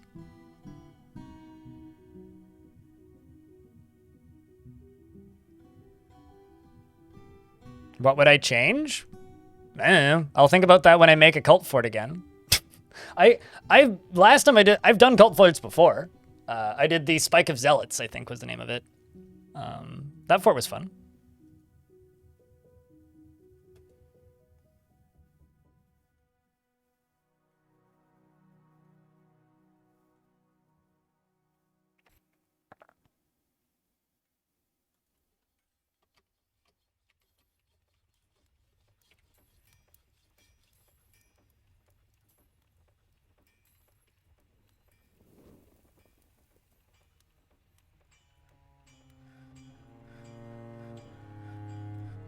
You know, it may have quite literally just been those two kids.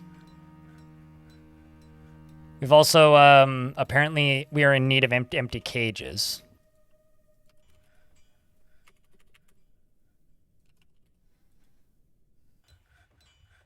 Okay, is the frame rate just back now? Is that what it is?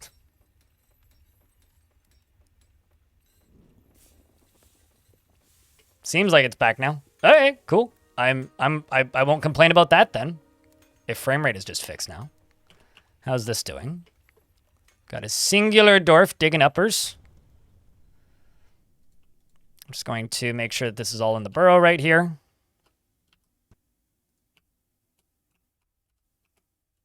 And then this also has to be in the burrow.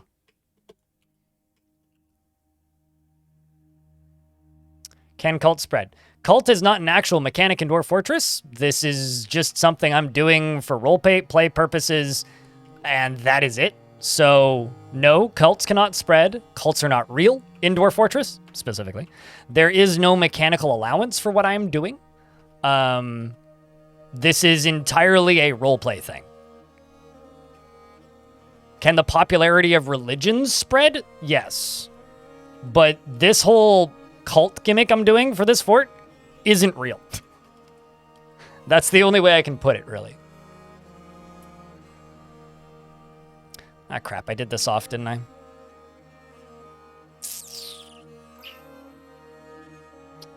I can make it work, though. Yeah, we can make it work. Do I have screw pumps right now? I don't think so. Obsidian. Oh, I do. I've got some.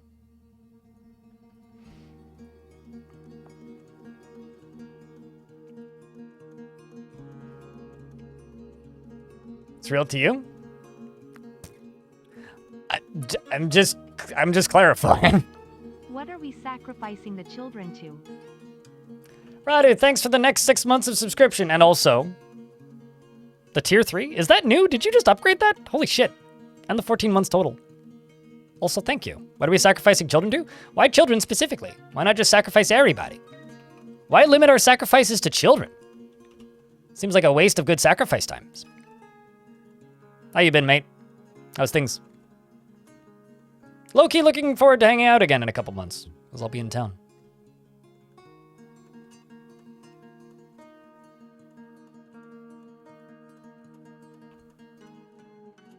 We're building a cult and slowly getting ready to murder everybody. It's been a good time so far.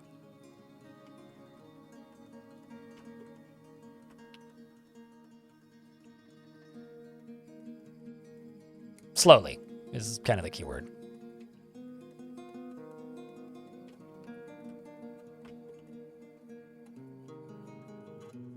Okay, I've got 37 tombs constructed and ready to go now.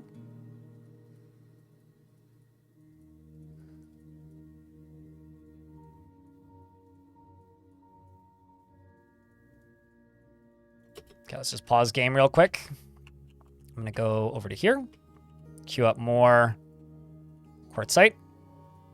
That's not the quartzite button necessarily.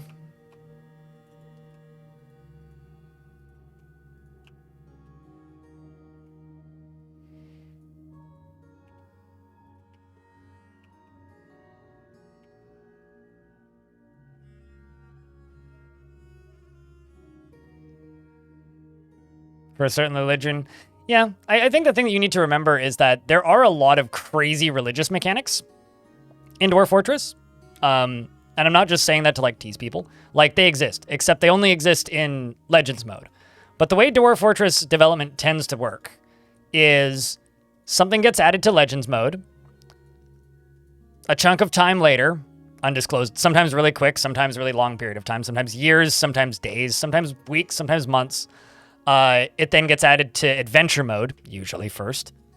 Or mention of it gets added to adventure mode, like some sort of visible mechanic of it gets added to adventure mode. And then it gets added to fortress mode. But it gets added to fortress mode last. Because fortress mode is usually the most mechanically complex implementation of said thing. So first the game understands the concept. Then the game lightly implements the concept. Then the game, like, gains it as a mechanic. And that's how Dwarf Fortress development has gone as long as I've played Dwarf Fortress. So the first religious mechanics that were added were temples and monks, which were added to, and the names of religions, which were added to legends. Then it was implemented into adventure mode. And if you run around in adventure mode, you'll see monks everywhere. Like they are everywhere, as well as, like, you know, the temples that can be visited. And then there's the temple mechanics that can be interacted with the dice and stuff. Like the divine gifts that dwarves can obtain and stuff like that. And then the longer that continues, the more expansive they get. So at some point, will you be able to actually prosecute a certain religion? Probably. When will that be added? I don't know. That was probably the source of the frame rate drop, actually. That is a recruit. I killed his grandmother.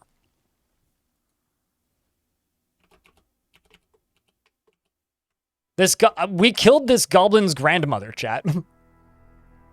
The plain evil wishes to parley. Do you now? How quaint.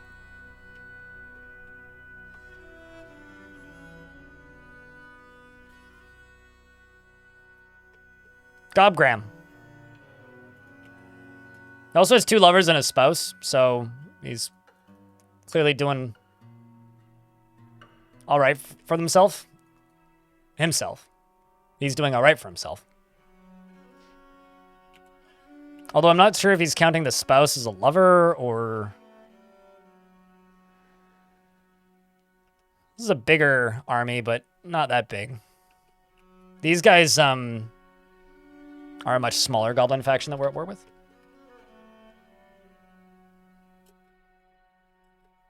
Just letting my dwarves pick up equipment and all that. Trying to get the last few of these skeletons out of here. Let's also wait for these tombs to be constructed and dealt with. And I probably have iron. Let's do iron corkscrew and iron pipe section. 1, 2, 3, 3. 1, 2, 3, 4, 5, 6. Is that really all I need? 6? 1, 2, 3, 4, 5, 6. Okay, sweet. You over here. I'll connect this. I will deconstruct this and then connect this.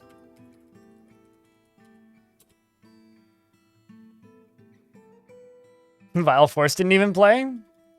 Yeah, because I think this is technically a Snatcher raid, which doesn't cause Vile Force to play.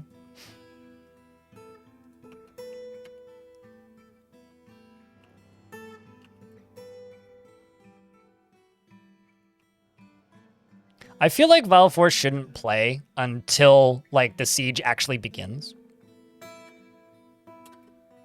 Also, I just realized I've screwed this up.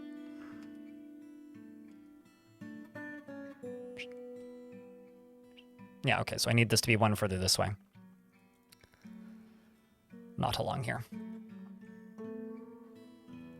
And I need you to be moved 1 further down. Otherwise, this whole thing will break. And I also need these on priority wound. And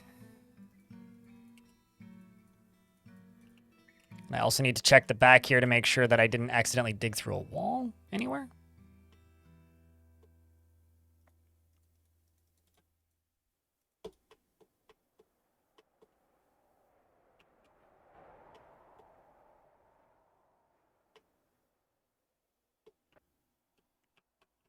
I hand-drawn everything.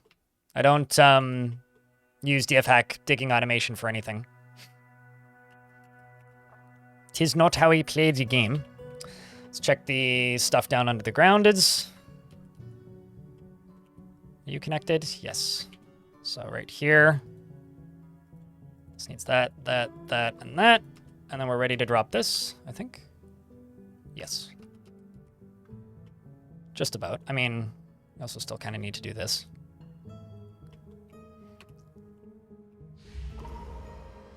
And finally, we have an artifact. Stone Grip. Servant of Yugath has been possessed.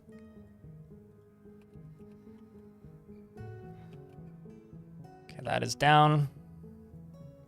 Can't cancel that because I don't need it.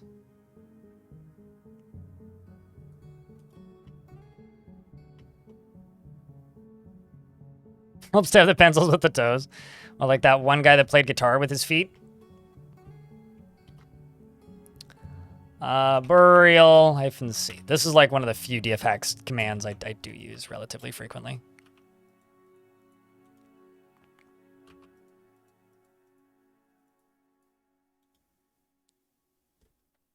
So let's see how many tombs are being filled now. Oh, like not many. That's kind of wild. I guess there's just that many jobs queued up for everybody right now. Yep, there is actually just that many jobs queued up for dwarves right now.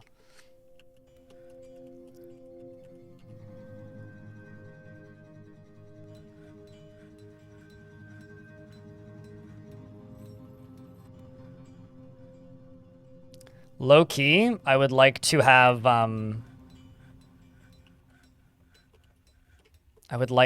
this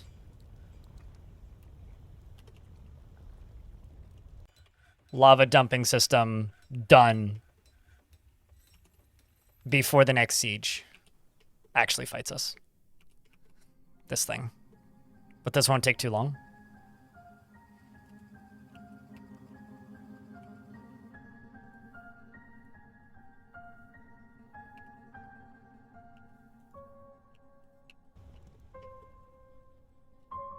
Let's just go up a layer.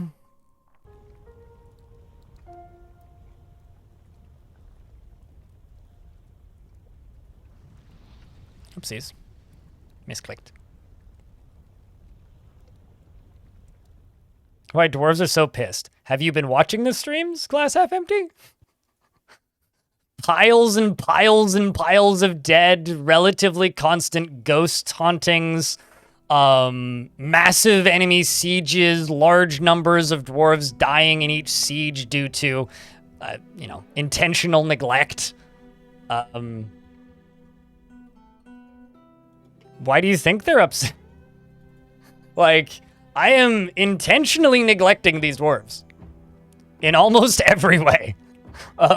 Almost nobody have bedrooms still, which is also intentional.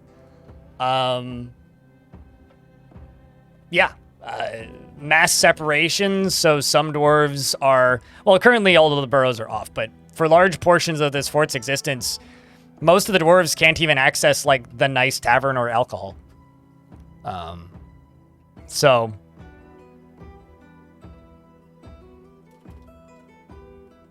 What, for the music? I mean, they're still waiting. But... yeah, they are playing the tune now. Goblin jams in full speed. What? Come on. Can we, like, finish this, please?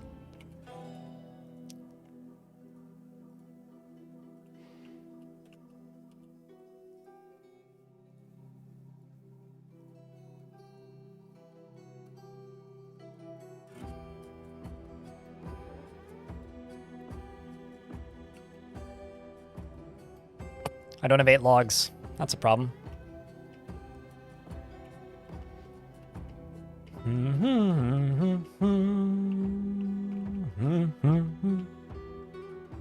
Oh, okay. I don't have a hotkey taking me down to the elephant lair.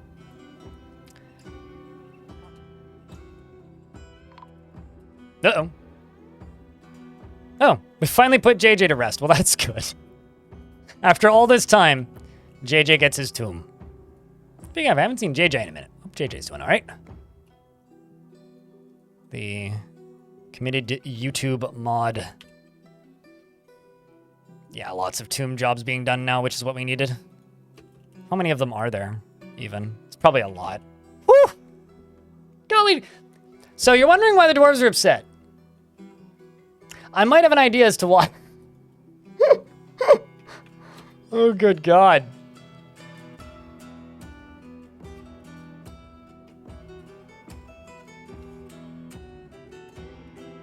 And chat wants to know why the dwarves are upset. Oh, man. It's fucking funny. I don't know about you guys, but that's fucking funny.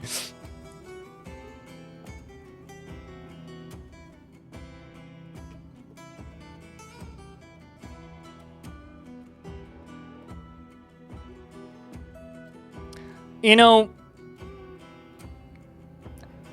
something can seem cool in concept. And then you're like, you know, maybe drinking 4 growlers of beer back to back and then shotgunning 2 smaller bottles of Fireball is a bad idea. Just like, you know, the god of death and the death cult seems really cool. I don't know, I was just making shit up. I'll tell you this, I've only had Fireball once. I had a shot of it, and I kind of hated it. And that is the entirety of my experience with Fireball.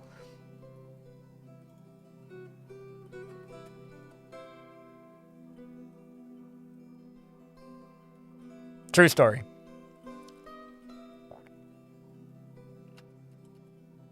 But yes, I was being oddly specific.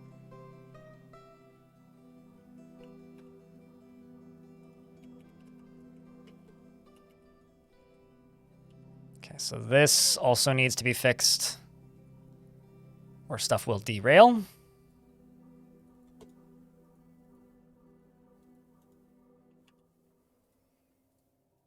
And that is the last thing I need, is my weapons derailing.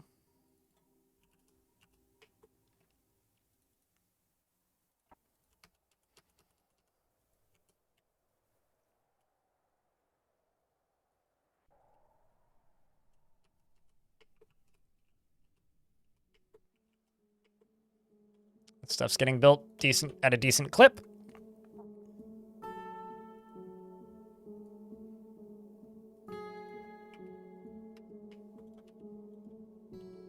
I will just simply plop a door here.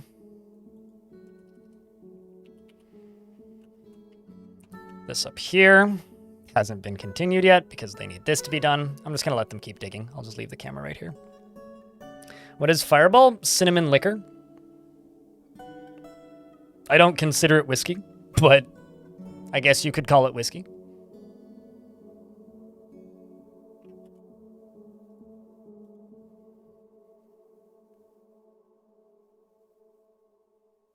Cinnamon Toast Crunch Shots. That is a series of words that I never thought I would see written in unison.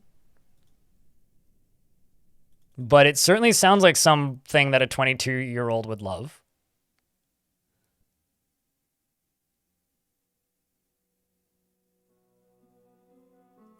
I gotta say, I don't think there's ever been a period of me that has liked a shot. I've drank shots, but it's always been a means to an end, not something that I actually enjoyed doing.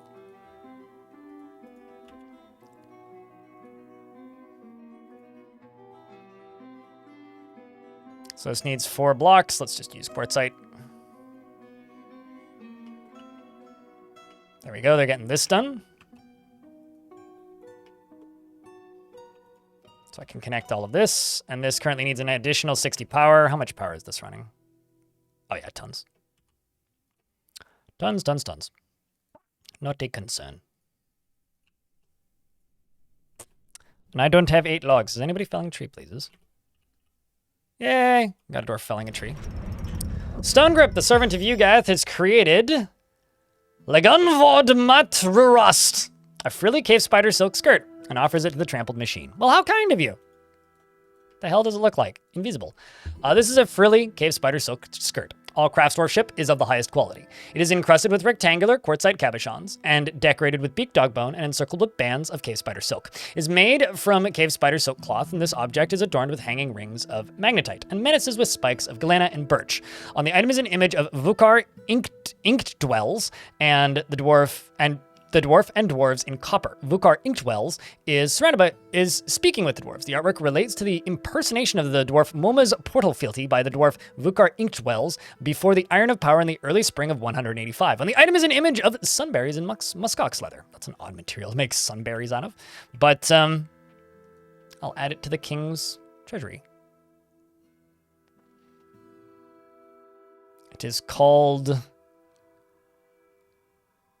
Legenvod. I've never had Goldschlager. I've heard about it, but I've never actually had it. So that's all I really got on that front, is I've never had it. How many tomb jobs are left? Fortunately, just one.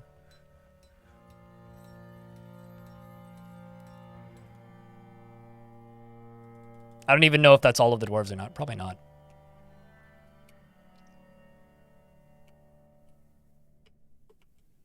You had it when you were about 17 years old?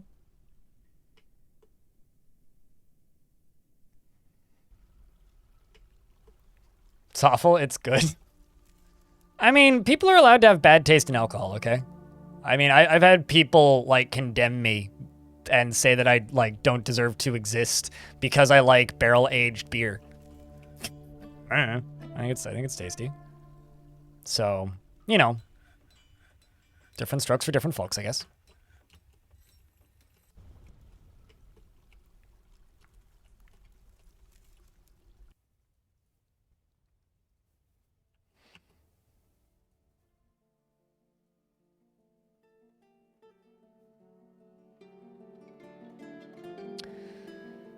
Okay, this will take a little bit to finish building, but it's basically there. Then I just need this to be hooked up to a lever. And I then need to dig through this, and then we can let the siege in. I just want to have a quick and easy way of ending this fight when it's time to end the fight.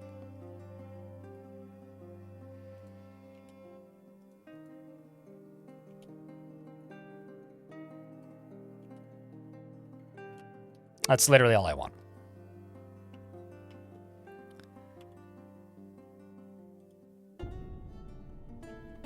It's tasty and it knocks you on your butt. Yeah, it's one of my favorite types of beer. I just don't ever buy it because nobody makes it anymore.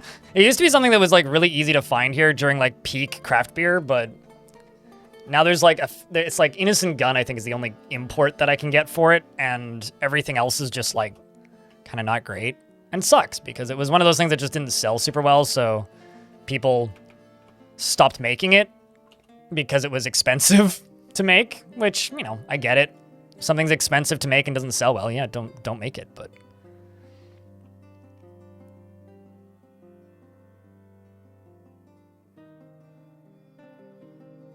you prefer gozas? Like sours? Like salted sours? I like salted sours.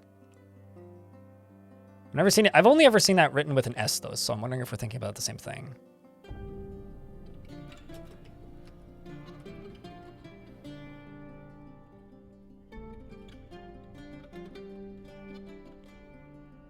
I mean, I like sours. I like a well-made sour. They're just, I feel like there's more bad sours than good sours.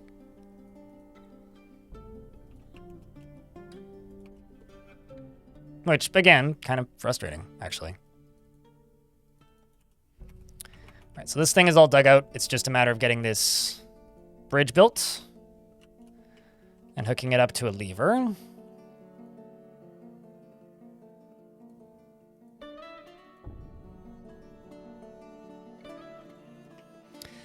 May need to go in and forbid all the andesite mechanisms again to hook this up, but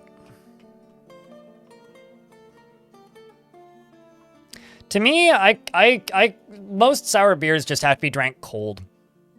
It's sort of like a very hazy IPA. It's like I love hazies. I really, really genuinely do like hazy IPAs, but I can't drink them unless they're really cold.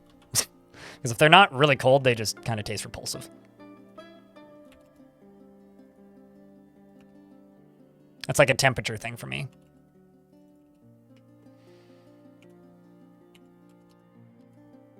Okay, so we should be good. It's just a matter of getting this done. And hooking up that lever, and then I can just turn the thing on. Sweet. Somehow it decided to use the correct materials. Let's just double check that that's the right lever. Yep.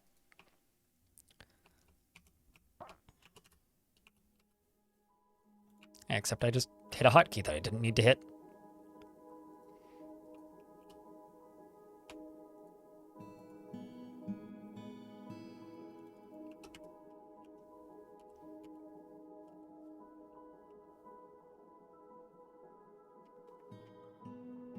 So we're waiting on that construction.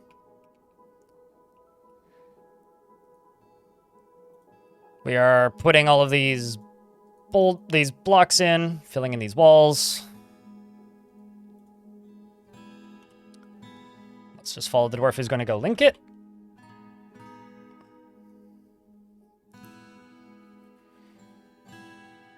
Yeah, because otherwise they taste repulsive, right? Real Gamer Cal? And it's like, to me, it's the same with salted, any kind of any kind of salted. Did they just kill something? Flaxert, the outside has been found dead. Well, I'm not totally sure where the lava there came from. It must have been like down here that it spilled in. Well, there goes another one of those nobles. Because Flaxert was a count.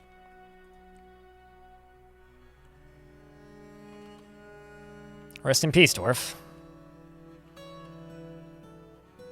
Tosid, the disciple of Ugath, was also found dead. Now this one I have no idea how you died. You must have also caught fire or something, but like, how? It's not like you were stuck in there.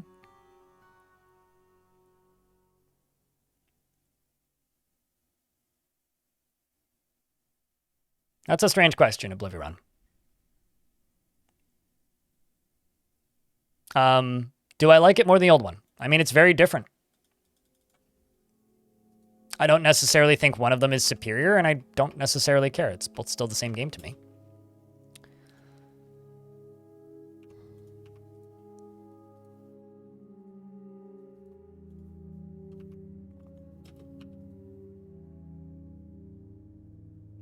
Oh, Flaxert just caught fire.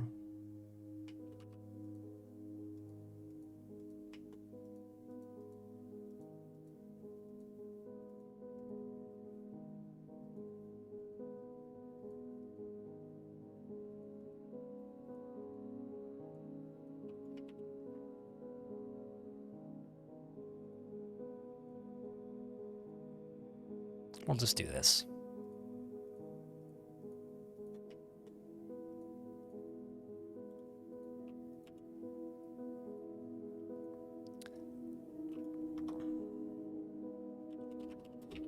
Let's do that. I don't understand why it's a constant discussion as to which UI is better. And I don't really care to take part in it. Because I don't find it particularly beneficial to anybody or the game. That's my actual opinion.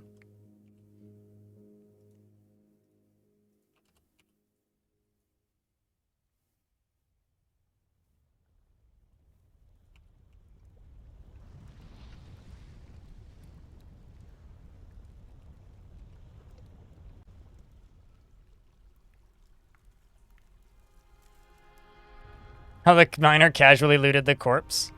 Dwarves just always do that. It's kind of fucked up when you see it, but they do consistently do that.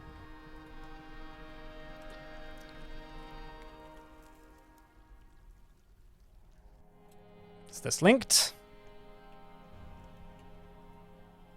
Yep. Okay. So now the only thing left to do is to close this door. Double check, make sure there's nobody in here. And then get this sucker powered.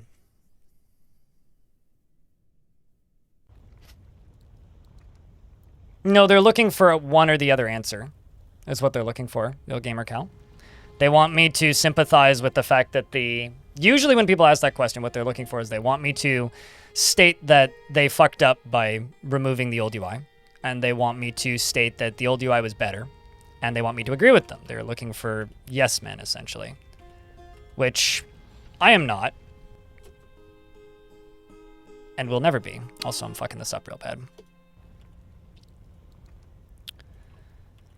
So what I need to do here is I need to put a door there.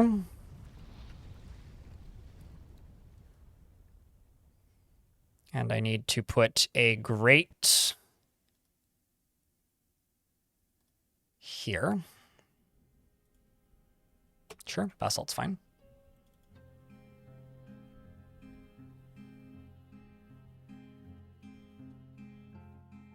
Your original mayor died and you only got the notification when the new one was elected. She's a necromancer. Do I need to be concerned? You know, I could put that question on a bingo card for a daily stream. There's nothing concerning about necromancers. Necromancers are perfectly normal dwarves with weird hobbies. It is entirely up to you as to whether or not you want to be concerned or consider it concerning. It is a player roleplay concern. Are you culturally okay with necromancy, or are you not culturally okay with necromancy?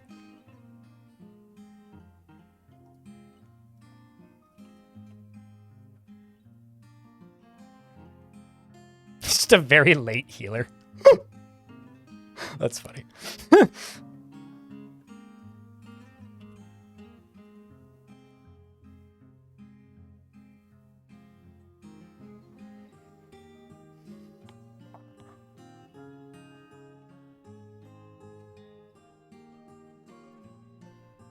They pump more liquid more faster. That's why I make them 2 pumps wide.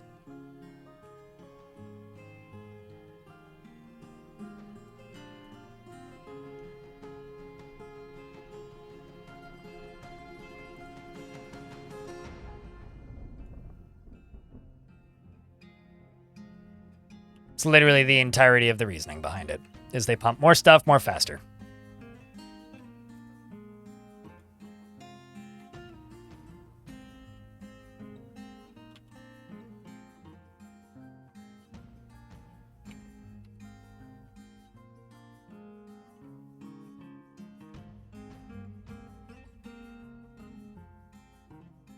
Can they keep working? Yeah. No, you shouldn't really be afraid of necromancers right now. It's actually, I think, a bit of a shame. Necromancers in some of the older versions of the game used to be like unkillable mythical monsters, practically. Like, you never saw them. They never showed up. And if they did, your fort was about to die. And all they would do for months on end is just like lurk in the shadows and be weird and creepy. And I actually kind of miss that. I miss that era of necromancy when they were genuinely like this weird, almost Cthulhu-like threat. But it just doesn't exist anymore.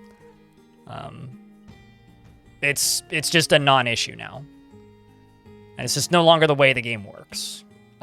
But it's also something that the developers have gone on record many times to say, it doesn't work that way right now, but we need to make it work that way again. So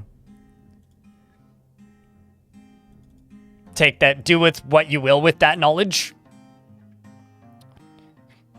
6, 7. Okay, so just one more log needs to come up here. But right now, they're just dwarves with weird hobbies. And that's about it.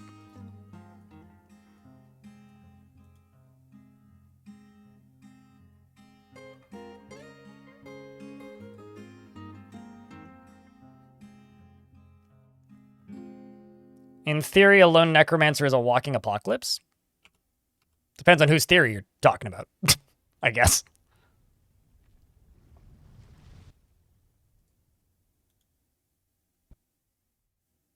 Welcome back to the land of the wake. Or the woken? Awaken? Not sleeping. We'll go with that.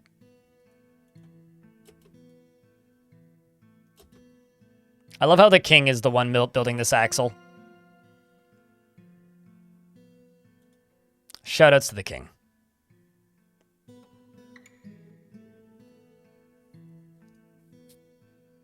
The king is hungry and thirsty and tired after building this axle, but he's finishing it up for us. What a hard-working king.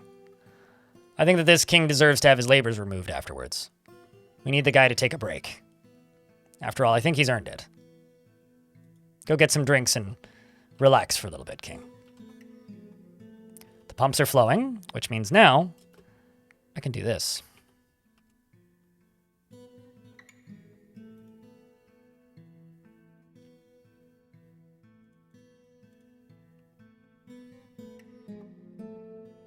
Wave goodbye to your FPS in big battles, though. Only if the necromancer's taking part in the big battles. Who says the necromancer needs to fight in the big fights? Okay, so Kokoroko, the very brave disciple of Yugath, has volunteered their time to mine through this wall. And then also volunteered their time to mine through this wall.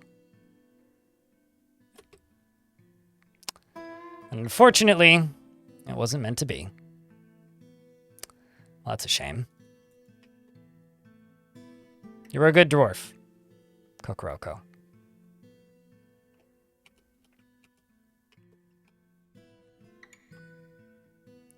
But now that we have the automated cleaning device, we can set all of these back up.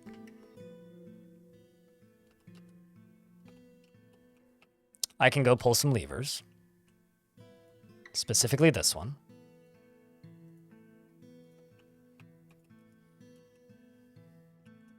I can go to this lever Actually, let's check something. Okay. This needs to be removed.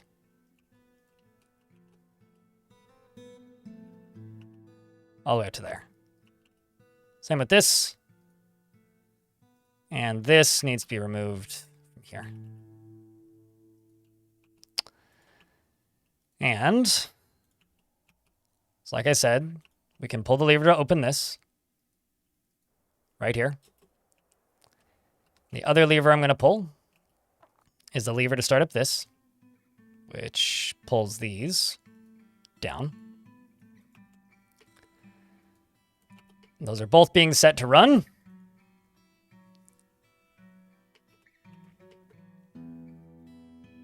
We're going to wait for these to fire off. There they go.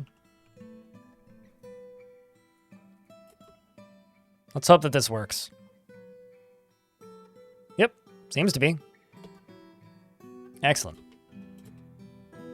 So now that those minecarts are running, and the spikes are spiking, I don't know where you're going, Dwarf. I don't know what you've decided to do, or why you've decided to go this direction, but if you die, that's on you. It's time to deny the goblins' requests. You will not have our artifacts, goblins. You cannot have our artifacts. And the last thing I'm going to do is turn on the shotguns.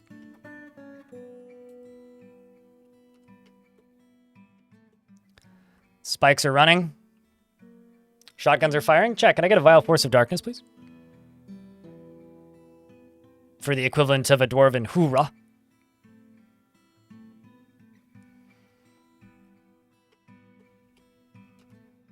Holy shiz nuggets. Where'd you come from?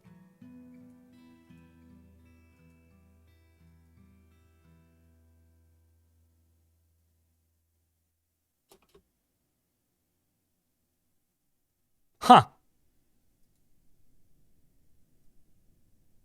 Seems like my dragons were trying to kill him. How did he... I have a lot of questions. Some brave baron is as suicidal as barons tend to be.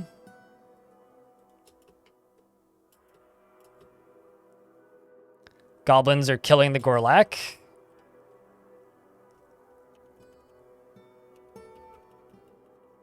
I've got goblins standing on top of the spike traps. I'm going to tell my Marks dwarves to go stand right here. This beak dog just got hit by a blob of lava and then impaled after the fact on some spikes and dies. Man, getting pushed diagonally across erected spikes has to be one of the worst ways you could possibly die in Dwarf Fortress. Let's follow this minecart, which is in front of two other minecarts. It's popping up. It hits a goblin, I think. Yeah, it definitely hit a goblin. That or the goblin just jumped out of the way with, like, immaculate timing.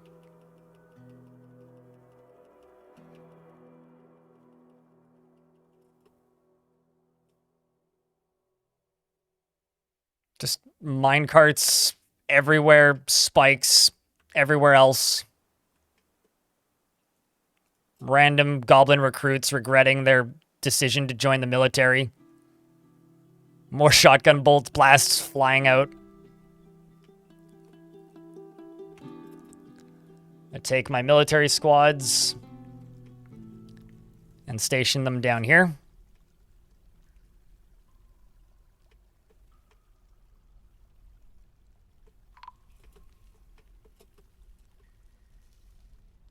Some dwarf who isn't a member of my fort, I don't think, just died. Kubok. Oh no, that was a member of my fort.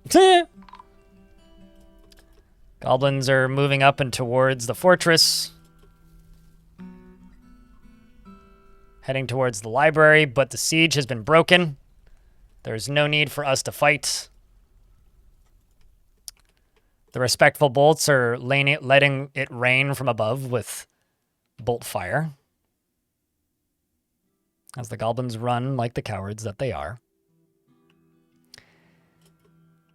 And now, due to my great and wonderful science, I can go over to here, and I can pull this lever, which is the front door.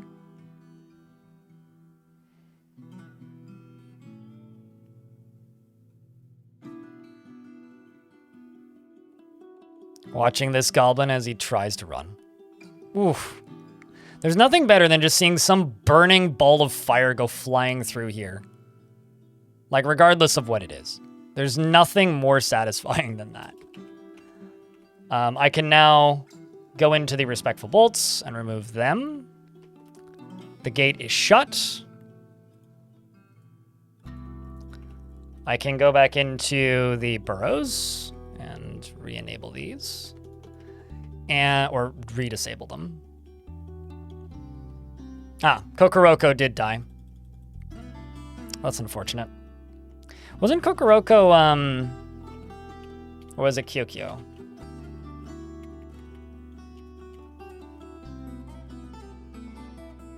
Okay, no, that wasn't the lover of our glorious leader. Okay, so now that that's been done, what I can do is I can go up to here and pull this lever. But on top of that, I should probably go over to here and pull this lever.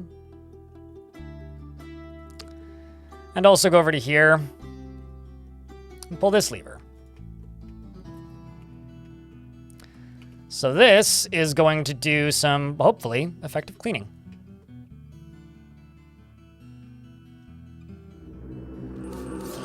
I've been playing with DF Hack running for the last year and change. I just have all of the features for the overlays disabled because I don't think they're needed. If you think they're needed, use them.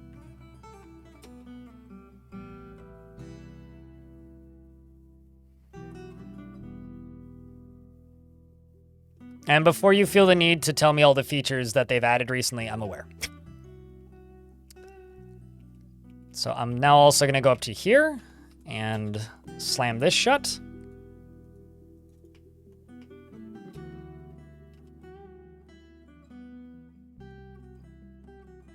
And also go into here and close this.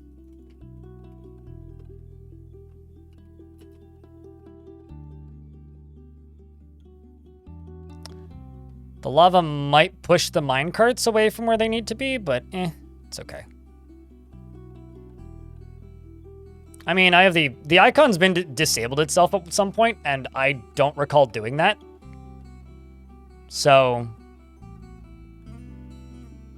if you're not seeing it up top, it's probably because the icon is disabled, but God, this game is cool, chat.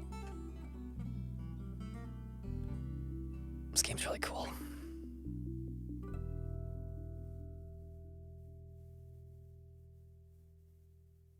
The impressive thing to me is that these minecarts are still working. Also, that's steam. So it's if there's liquid or melted metal or something, that's what that is. It's steam.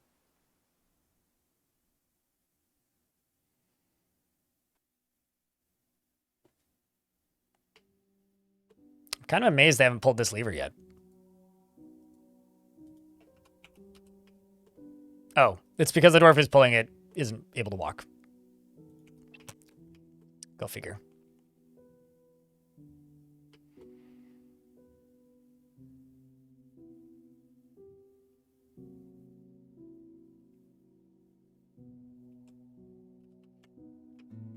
And then I can just go up to here.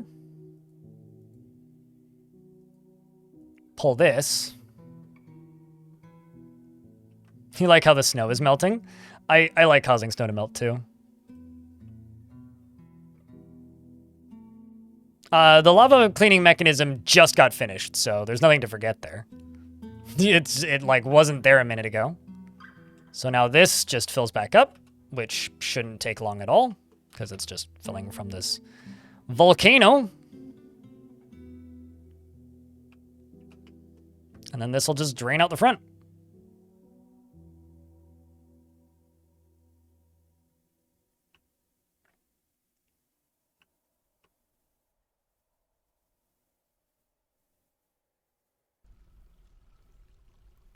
The floor is lava? Yeah, no kidding.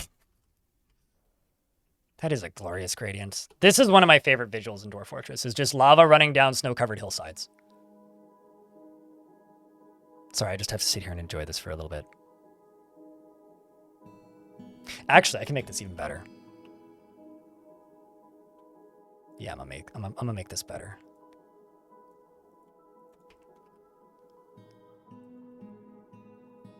Which one is the one that's connected to the thingy? It's this one?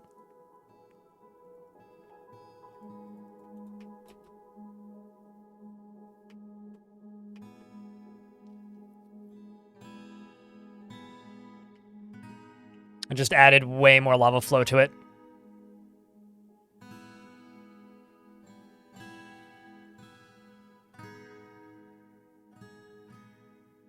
Oh, there you go. Perennially curious. Glad you made it back in time for this. Oh, man. I forgot about how perfect this is. Look at this.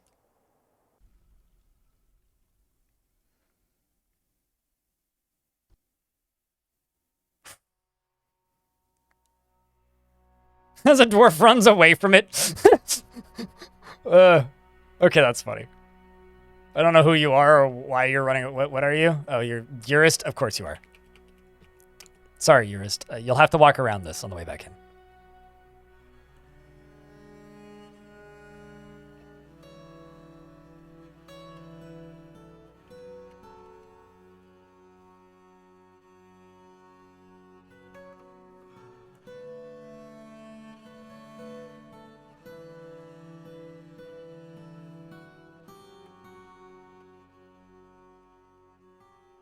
Let's go close this lower drawbridge again.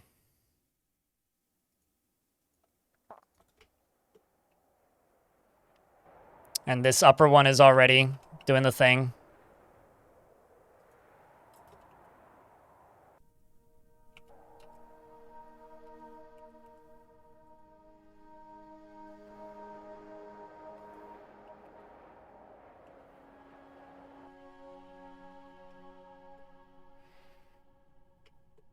So this should get pulled in a second whenever a dwarf pulls this.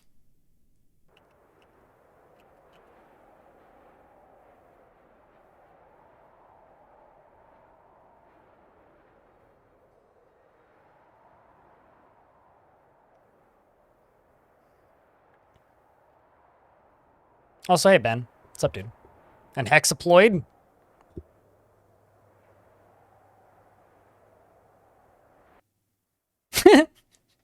Majestic in the YouTube chat says that I'm like the principal at the school in the bad part of town with all of this expelling. I haven't expelled anybody in a minute, but...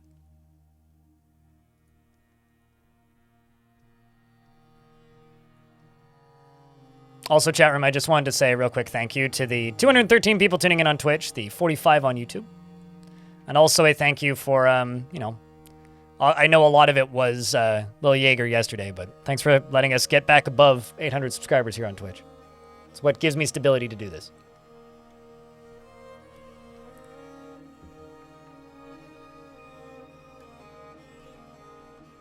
So thank you. Who is outside? Some dwarf named Jurist. Eh.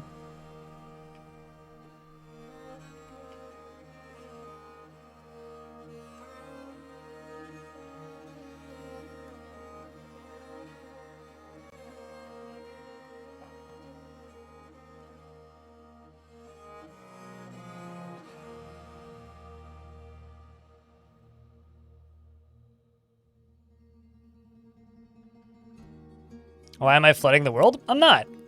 I'm cleaning my front door. Don't you sometimes use a pressure washer to, like, clean your front patio? I say that as somebody who lives in an apartment and has literally never done that, but I have used a hose. But, you know, we had, like, an industrially sticky, sloppy, old, gross mess. And, you know, we needed to deal with it, so that's what we've done. We've dealt with it. It's a lot cleaner out here now.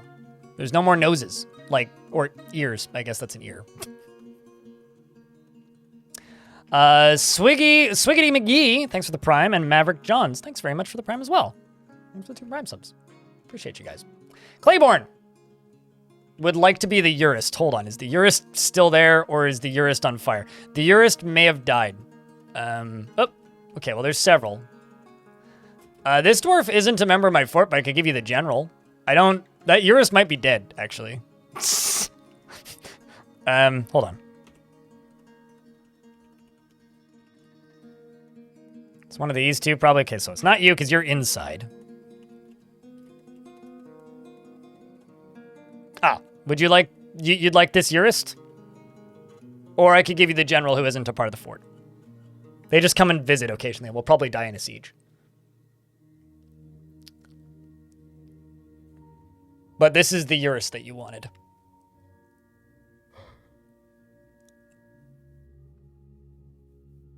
It's up to you. I can give you this or the general. Visiting occasionally to die in a siege is right up your alley. All right. I mean, he's got a beard that suits you. Claiborne. Plains books. A fan of plain books. Very easily falls into love and develops positive feelings. Is prone to strong feelings of lust and tries to do things correctly each time. He tends to avoid any physical confrontations, and he works to square this natural tendency with his respect to martial prowess. He's quick to form negative views about things, and he has a noticeable lack of perseverance. He is curious and eager to learn, and he is brave in the face of imminent danger. He finds obligations confining, though he is conflicted by this for more than one reason. He generally acts with a narrow focus on the current activity and is quite polite. He is not particularly interested in what others think of him and needs alcohol to get through the working day, and he does not mind being outdoors, at least for a time. He dreams of crafting a masterwork someday and personally finds those that engage in trade and commerce to be fairly disgusting. Deeply values introspection and does not care about fairness. He likes orpiment, bismuth, blue jade, and amber, naff fabric, and cubes, and spears, and traction benches, and amulets, and giant jackals for their resourceful nature, and red bean vines for their pods, and the words of the mindful saffron and the sight of the couple of bewildering of impossible prefers to consume oysters and date wine. Wow, you're fancy. And almonds, very fancy. And those are some of the most expensive ingredients you could get in real life. I don't know about in game. And you hate worms. You're a member of the wrong religion, so you're a heretic, and you're a member of the Worshipful Crypts, which is a local government. You're married to a dwarf named Catan. Your only daughter's name is Kadol, and you're 94 years old. And a vile force of darkness has arrived. Fortunately for you, they're seeking a parley, so they're not about to stab you to death. Well, I will need to open this door, so let's go pull this lever.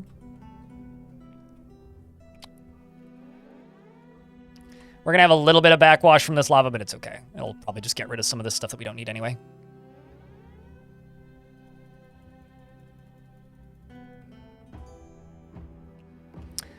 So this will all drain and dry up real quick, and then you can run inside. Maybe you'll die in the next siege, who knows? Okay, so let's go back down to the important stuff here. Ignore that siege for the time being. Just take a look-see down here.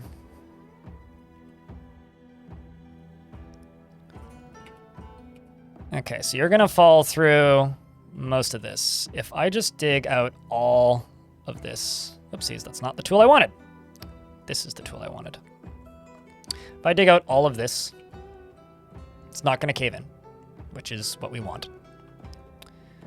This right here can go away. This right here can go away.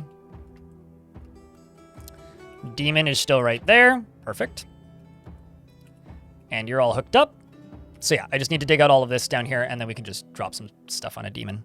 And everybody has a good time with that every time. Fact. And also, apparently, this is safe, so I will take the game's word for it. I don't know if it's actually safe. It could be very dangerous. There could be a big murder monster in there. That would be very unfortunate if there was a big murder monster in there, but, you know, here's hoping. Ah. Urist has been missing for a week. Odd. Was that the Urist that was outside?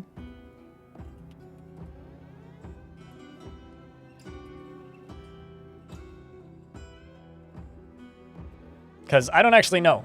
'Cause I don't actually know. Well, there's some vomit there. Maybe. Could have been.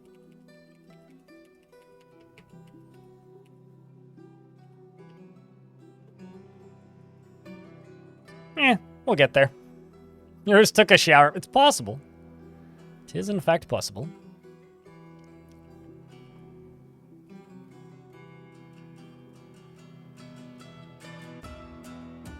Okay, let's drop back down to this nightmare.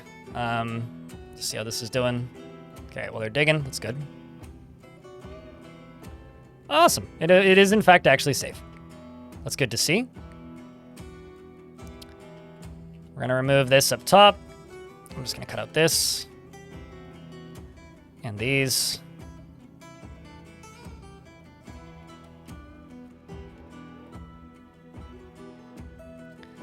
Let's also just knock this out.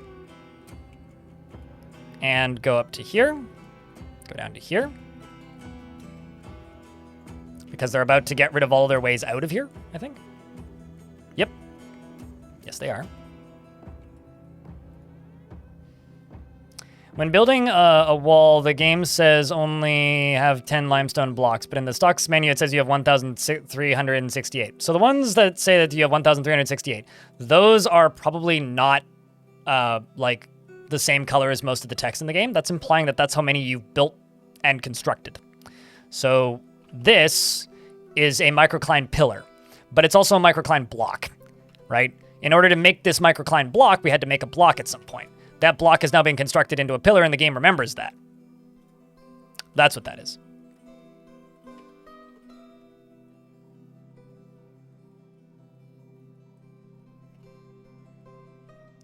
It's a bit obtuse, but it's part of the game. The game is a bit obtuse. There we go. So their stairs out have now been built. So I can now go down here and do this. Thunk. Go up here and do this. Thunk.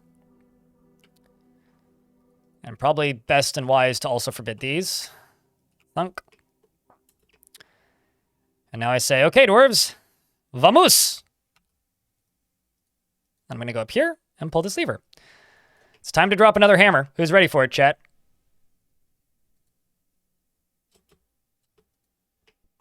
You may want to look up. Okay. So, we have deep within this strange place, we've uncovered what must be a treasure of the gods. Yet another treasure of the gods. Something evil is emerging from the newly exposed pocket, and what? And we've checked for heat. What devilry is this? Something else evil is... Whoa, okay, so we've got a few things emerging. So... we have a shadow haunt, who is not dead yet. We killed the thing that I was targeting, which is good. Let's just check this menu. It's easier to find this way.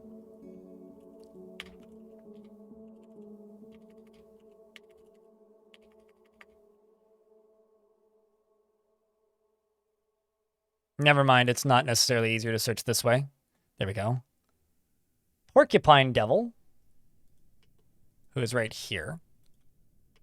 Okay, so there's a Porcupine Devil and an Eyeless Haunt. The Eyeless Haunt is a very large hornbill composed of ash. It has a twisting, jointed trunk and appears to be emaciated. The Porcupine Devil is a very large, noseless porcupine. Beware its fire. It is twisted into humanoid form. Its eyes glow amber. And beware its fire. Okay, so let's watch this one first. So it's been slammed into by a billion bricks. And a pickaxe, apparently. Flew up, flew back down. Is bleeding and seriously injured. Taking more hits. Still getting bashed around and flung around, but I don't think it's actually enough to kill it. Oh, shit. How about the Shadow Haunt? The Shadow Haunt is in a billion pieces. Okay. There's also an Eyeless Devil. The Eyeless Devil appears to be a spider. Large eyeless mite. It has lacy wings and it squirms and fidgets. Its burnt sienna exoskeleton is waxy. Beware its noxious secretions.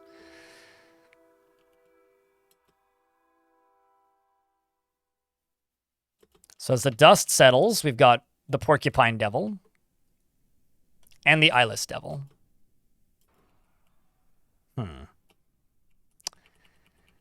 as I fly up here. Bonesaw, you may want to not keep this job.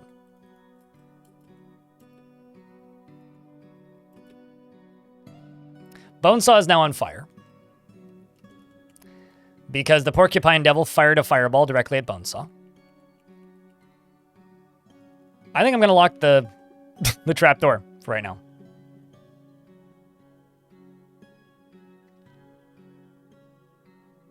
The orange text is the one that is not available because it's constructed. The non-orange text, I can never remember the color. The non-orange text is the one that is indicated by that. Man, I really want to release these guys under the surface. How can I do that?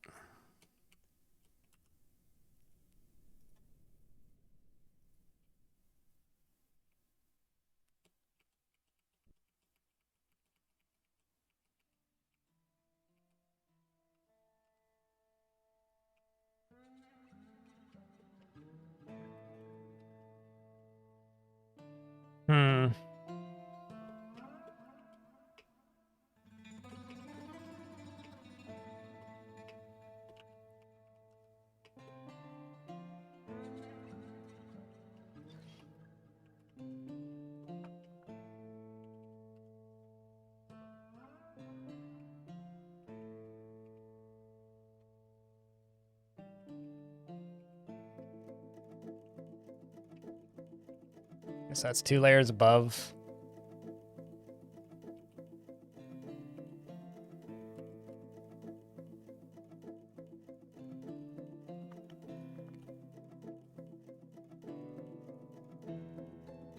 That's like stupidly roundabout.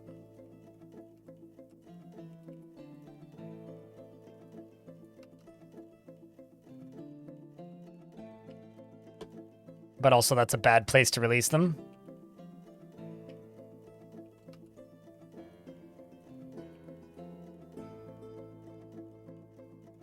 Yeah, chat, can I get some Fs for Bonesaw?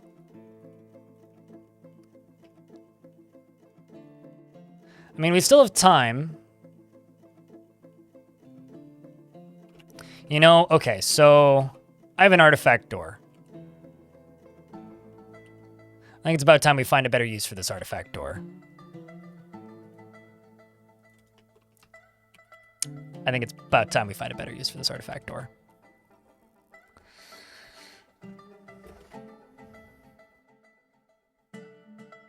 That's what I think. It'll take a little bit for them to dig it out, but not too long.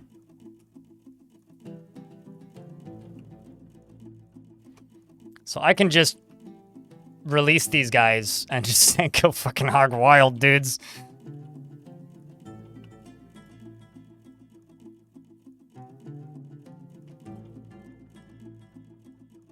Because I think it's too fun an opportunity to miss. How many goblins are on the map right now?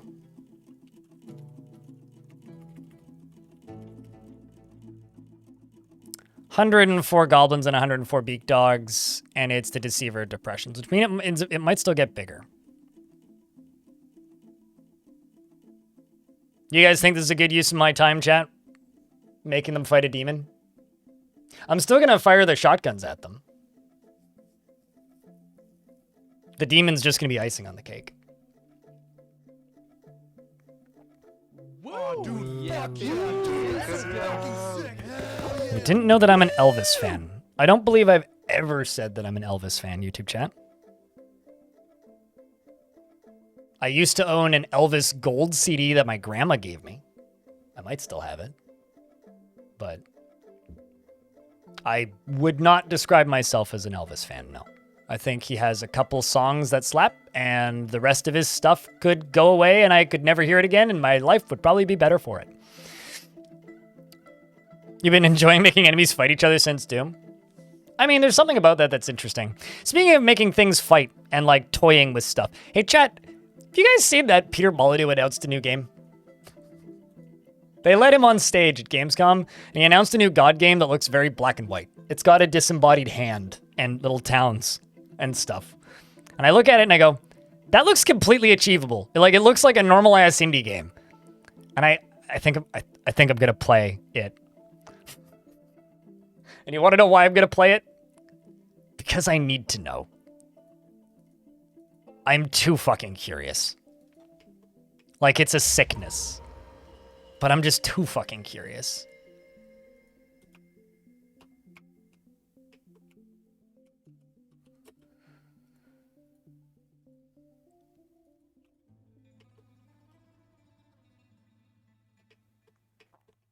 Me too. I refunded Goddess.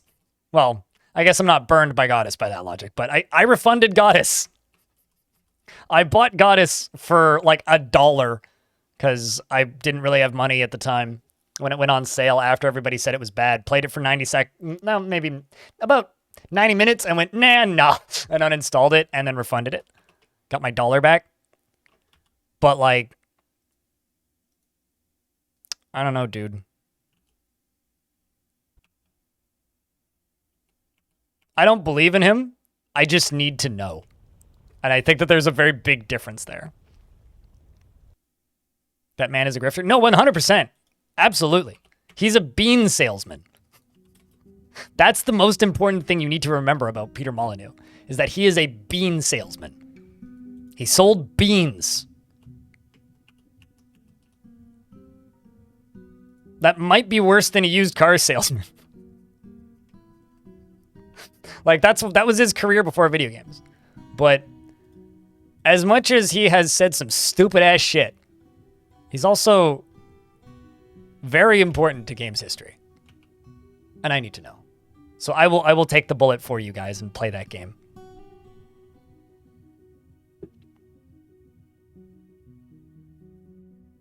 Literal bean guy. Exactly, Stonecoat, right?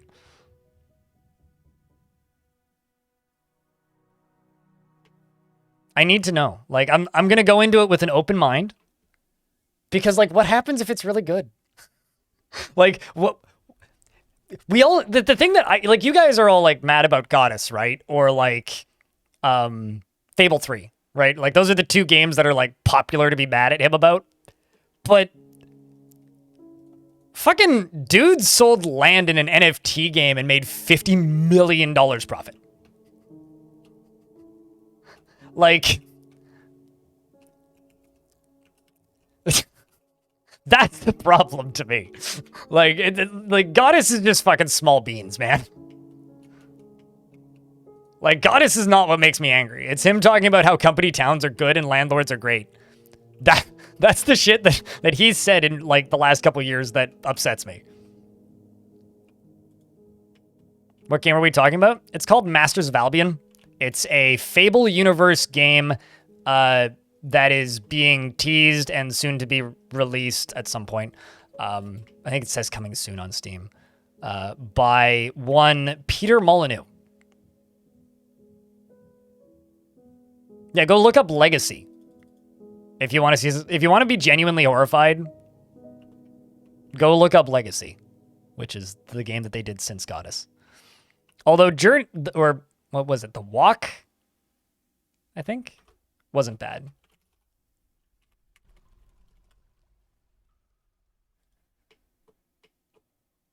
Okay.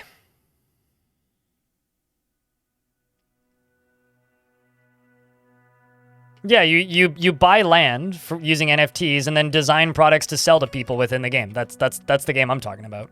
Unless that's not Legacy. I thought that's what Legacy was like you'd buy land, design a shop, and then sell products to people. If that counts as a game. I don't know. I don't know, you made a fuckload of money making it, so.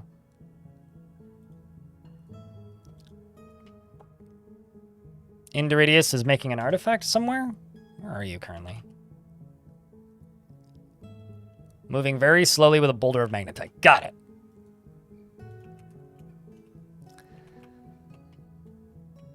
Okay, so. We just need this doorway to be hooked up. I need that to be finished. That doorway's hooked up.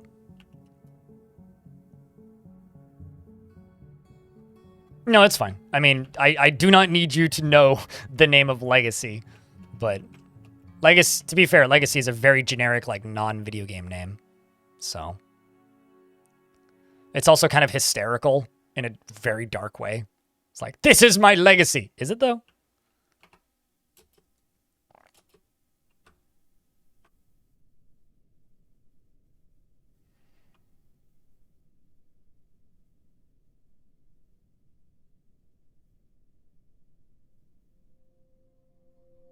I don't know. The way I see it is 22 Cans is a game studio that made a really shitty NFT game and a really bad God game.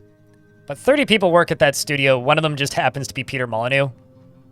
And I really want a God game like that again. So that's how I see it.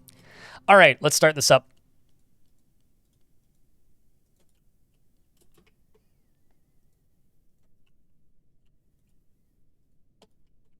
I think there's just one more thing.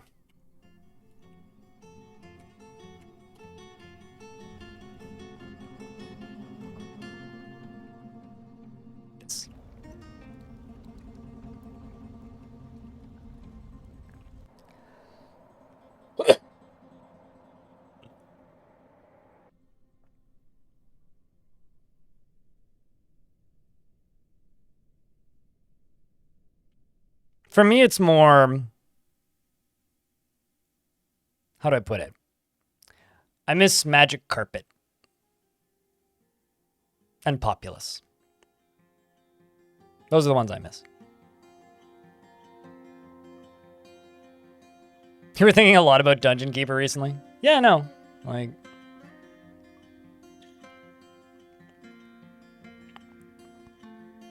I don't know. I personally think Theme Park was left something wanting for me, but that's because I was a Roller Coaster Tycoon fan. And I played it after Roller Coaster Tycoon. So that's on me, probably not on Theme Park.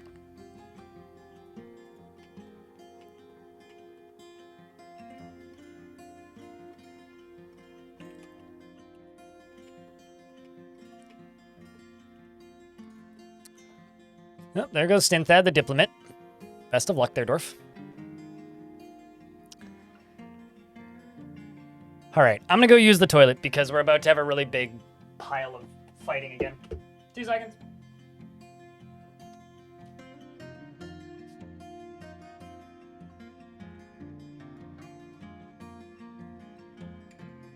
Cheese for everyone!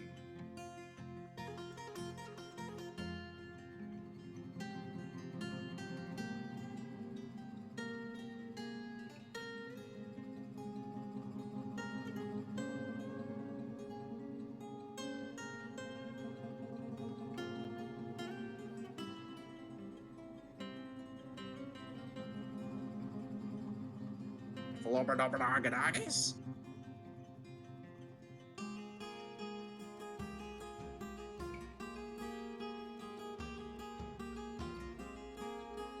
Let's take a lovely fruit, the tomato, remove everything that's good from it, the seeds, the vitamins, the nutrients, everything that's good about it, and just jam it full of shit garbage shit sugar, and put it in a shit bottle that sounds like shit when you put it on your shit. It's shit! Stop eating ketchup!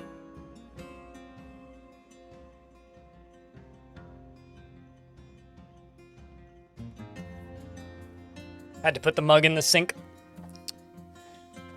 All right, you're off to get alcohol. You need to get through the working day yourself. Have fun. We'll see you when we see a Cyclone. Claiborne. CL. Names. Damn. All right, so.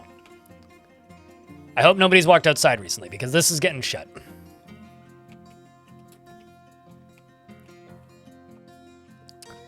This is getting pulled. And lastly, this is getting pulled. So this should turn on all of our traps.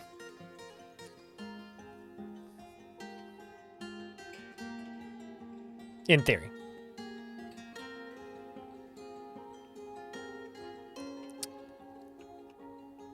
And now, chat, could I get a Vile Force of Darkness?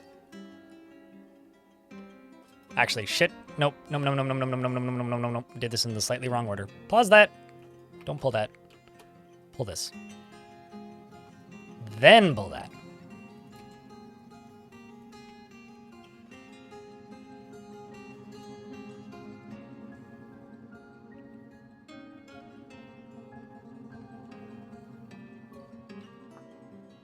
Oopsies. I just convicted the wrong person of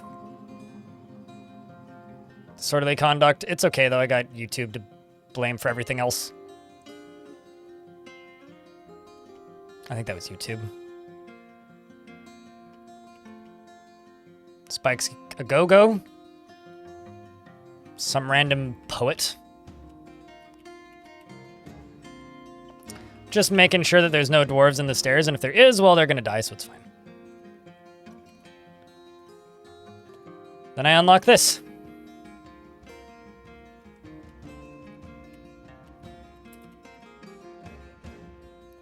Here goes the eyeless devil. Oh, come on, right as an ad breaks. I will deny the goblin's parlay and pause when I hit the surface so that people don't miss anything. Come on, chat, we can get a bigger round of beers.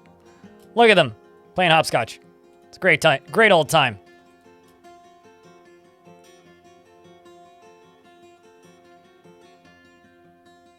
That's very easy to do, Oblivion. Beer, Vile Force of Darkness, whatever works. I just want a wall of excitement. I don't know. This is like, you know, there's nothing worse than going to go see a comic and then just nobody laughs. It's kind of like in that, but when you do something on Twitch that you think is exciting and then nobody says anything. All right, so that's done. Now I can pull this.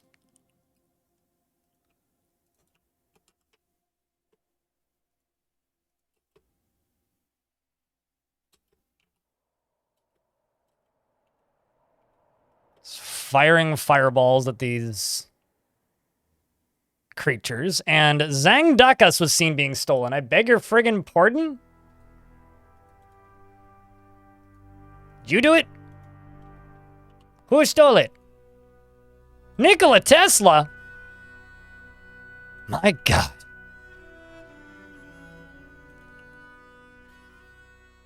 Why would you do a thing like that, Nikola? Oopsies. Where'd the demon go?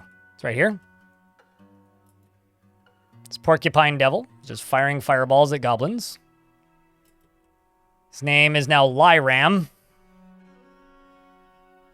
He's getting peckered full of bolts. The Goblin Spearman stabs the Porcupine Devil with an iron spear, fracturing the false true ribs.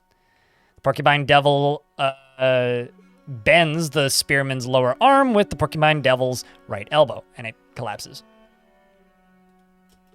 So it's wrestling, but he's getting turned into a pincushion, literally and figuratively, as the other one flies up towards the Goblin onslaught. Just volleys of arrows come down. I think I even saw a goblin fall down here. Yep. Just got smacked down to the lower levels. Man, that is an epic fight. Holy shit. Let's move up a few layers. The demon is still turning into, like, just a pincushion. Are they both still alive? No, they are still alive, both of them. You know, I didn't think these would be able to hold their own. But, like, he's just cauterizing the wounds quick enough, I guess? Oh my God.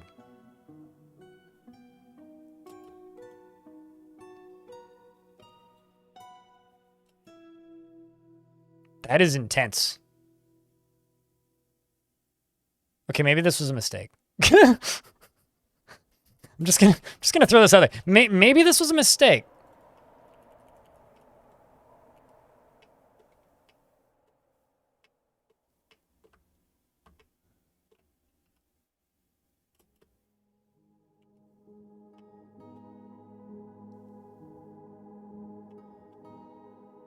Where is he? Are they both still around, or is it just the one now?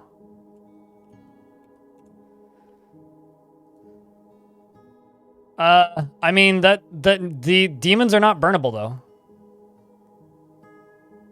So it doesn't matter if I open up the floodgate. Like, wait, hold on. Are they both dead?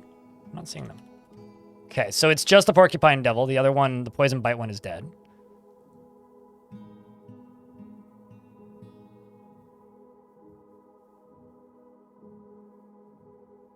Jesus Christ, man. That is intense.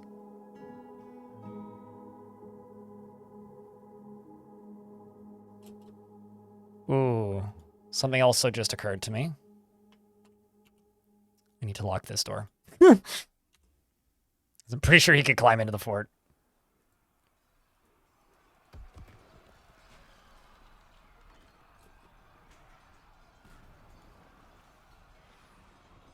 It's improving skills? Of course it is.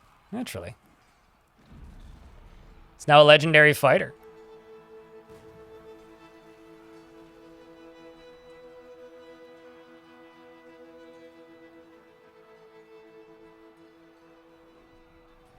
Maybe we need to give this thing a nickname. I wasn't expecting a second blockade, but...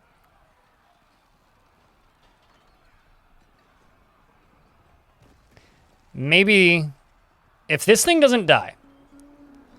okay? And if this thing routs multiple sieges...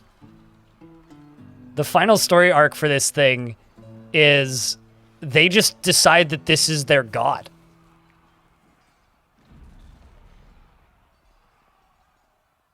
You got the shirt and it looks amazing. Hell yeah! Like I said, I think my mom has 2 of them.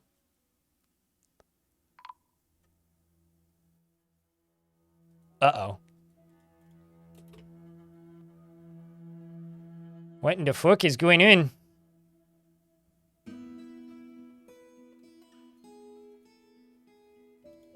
There's some sort of fighting that's going on in the fort. Not totally sure. Oh, did we just... oh, man. Oh, man. So...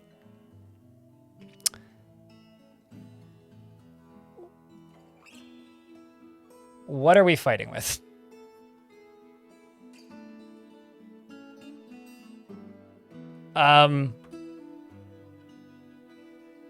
Apparently a human necromancer's head took the full force of the impact somewhere. I also don't know whose skeleton this is. No, they're not fire imps because everything would be burning if it was fire imps.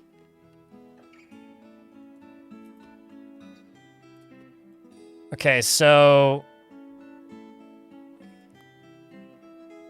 this dwarf is just getting killed. I'm not sure why.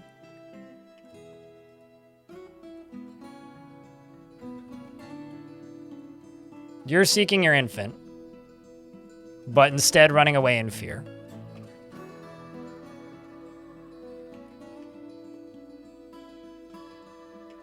I'm not sure what just happened. There's also a pile of dwarves in prison?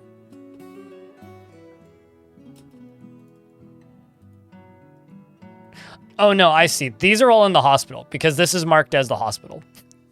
The prison is marked as part of the hospital so that they get medical care. And the prison is, and the hospital is full. So, no, I think we just had like a tavern brawl.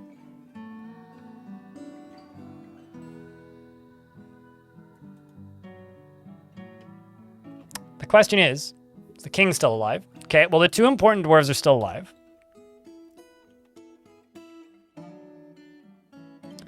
Still alive and well. Still alive and well.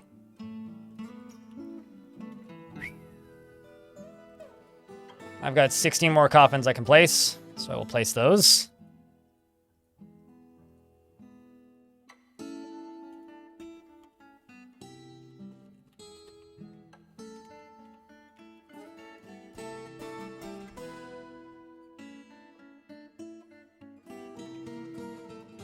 The question is, do I actually have doctors?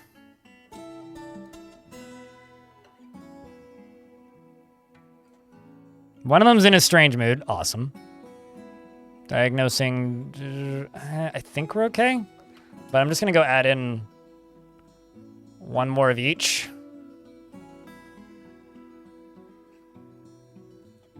Devilish Potato, you are now a doctor. Elfie Bean was a diagnoser and I'm moving her to a different job. Okay, so we just had a massive loyalty cascade. Or not loyalty cascade. Tavern brawl is the word I was looking for. And And the demon is still alive, I presume. Yes. So this is a porcupine devil who is now a legendary fighter, wrestler, master archer, and biter. And it shoots fire. What do we name this thing, chat? Its name is Lyram. How many things did it kill? It killed 2 of my dwarves, I know that. 34 units from that siege.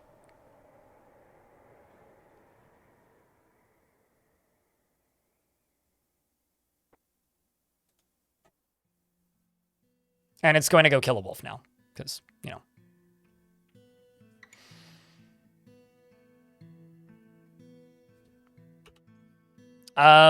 Apparently, a dead dwarf named Shortass started the whole thing. I'll convict him. Lapdog? No, we need something cool sounding, you know? Like, as an example, the last fortress ended off with the blockade, right? So we need something cool. This thing's just Lyram? Was that... Okay, I was gonna say, it would be way too funny if that was, I mean, we could just call it Lyram. I think my problem is Lyram is just too simple. It needs, like, a follow-up title to Lyram, you know?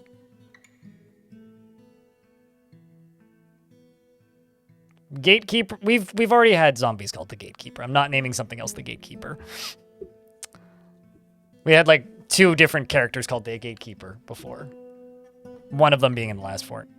The Hammer? I don't want to use the word Yugath.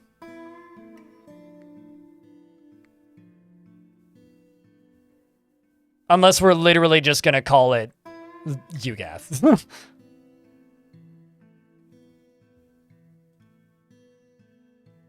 Just killed a muskox. There's a book there.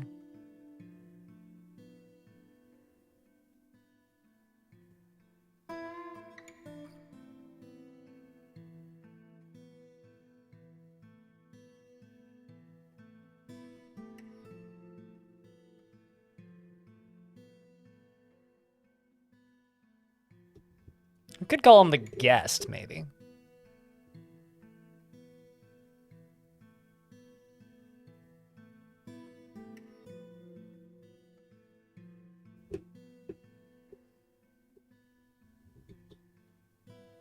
Sanic. Good idea, but I'll have to pass on that one. I think the guest of honor's not bad. I mean, now he's the Lyram. You know, Lyram the Mysterious is actually pretty good. He's gained his own title. But I think we'll go with Lyram the Mysterious, our guest of honor.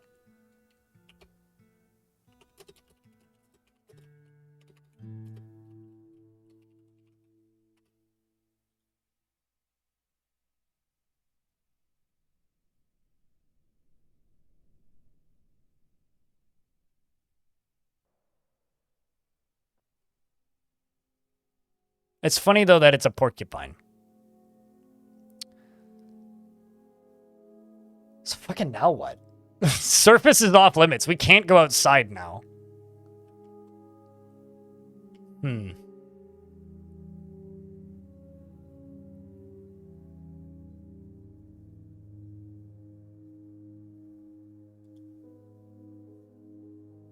almost looks like YouTube started that tantrum wall, but the only crimes I'm seeing are against that dwarf who's dead. Let's see, are we able to bring water?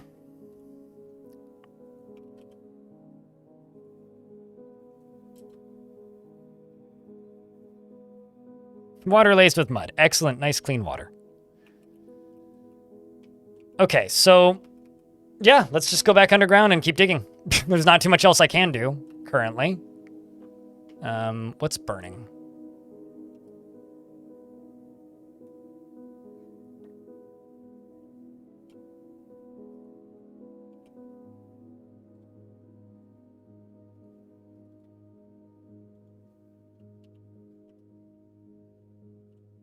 Let's just check the burrows. Disable all the burrows. Let the goat dwarves go where they need to go. I'm going to go down here and unforbid all of this. Also gonna fly back up and just double check to make sure that door is unlocked. I don't think it is. Yeah, unlock this.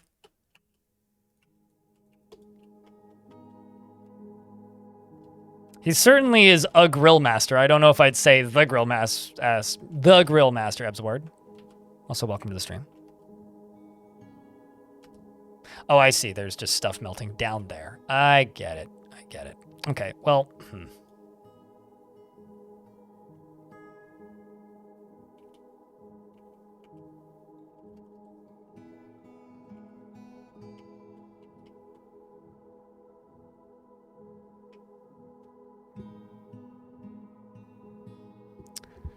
It's time to go down. Well, we need adamantine, or alternatively godlike metals. If I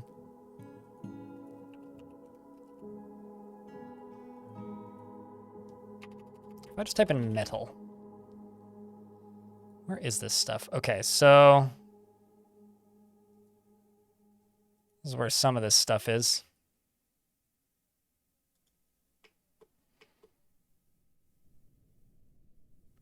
You know, I'm not gonna lie, today's been pretty intense. Like, this fort has been something today. Good lord.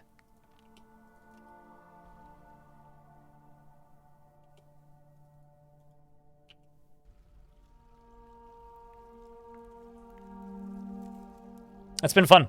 Yeah, it has. It's been good. It's been good. George Foreman, the forgotten beast. Everybody's favorite grill. So I suppose every now and again we just check in on the porcupine devil and see how much combat skill he's gained. The thing is, I can't make him fight hell. Or anything silly like that. But I can make him fight these constant, frequent sieges. A gift, if you will. From our god of death.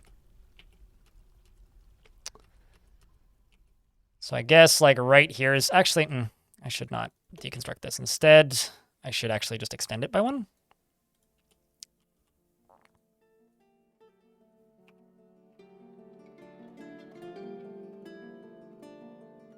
You know what? Screw it. We'll just use whatever the closest material is. Doesn't really matter.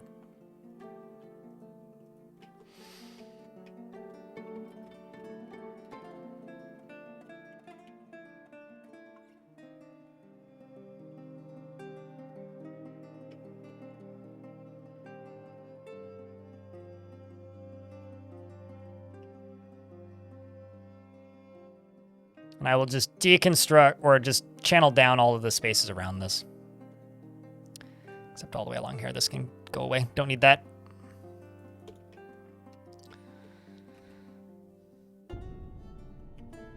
And then this right here is just going to get turned into a support, which is going to drop this whole thing down. Uh-oh. Claiborne has been found dead. I was waiting for that. I knew that was going to happen. I knew that was going to happen. I knew it was going to happen, and it wasn't going to take a long time. That is funny.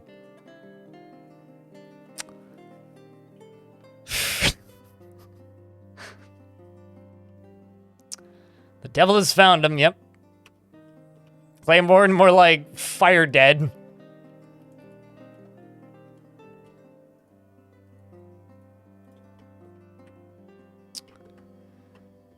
And then I can jump up here and I can do more of this while they're working on that. On the bright side, frame rate's good. Out of all of the terrible things that are going on right now, at least the frames are fine. The tavern is locked. What, the upstairs area? Oh, yeah. No, nothing can get in or out of the fort. I don't think. And if it does, we'll put the fort into lockdown and it'll be cool. It'll be fun either way. I was really worried that today was going to be anticlimactic and boring. Like, genuinely, I was very worried about today. I'm no longer worried.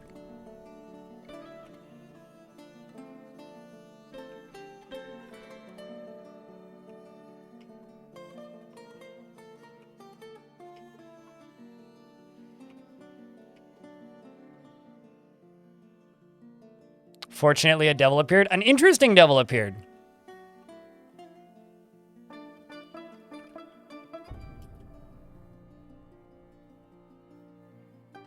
Itib, Judge Paint has been appointed to the position of Baroness of the Iron of Power. Do you live here? No. Okay. I was a little worried for a second there. It's like, another noble that I'm going to ignore like the rest of them?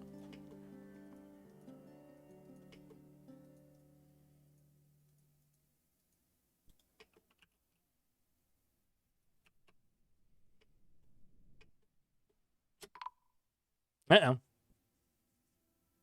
As somebody else was found dead.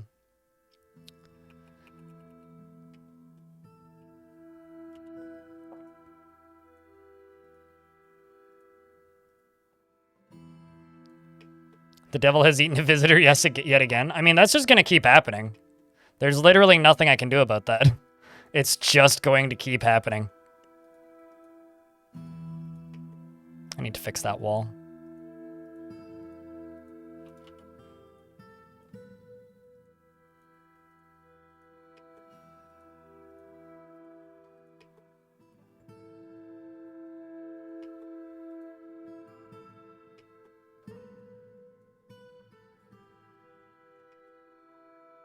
I need to make more cabinets, it turns out.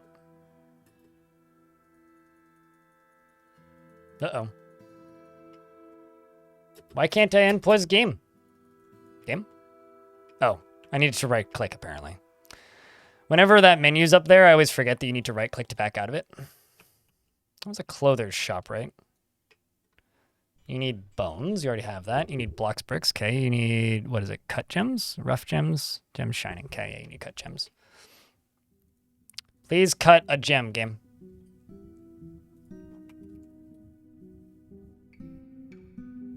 Also, there's just teeth everywhere. I think I'm just going to do this. Let's go to stockpiles. Body parts. Please just throw them all away. And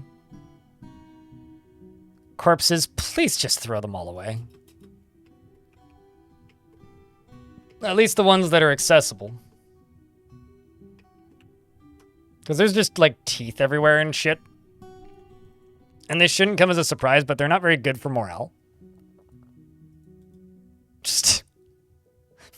Just constantly. Oh, look, another one. What even is your combat skill? Guest of honor. Lyram the Mysterious.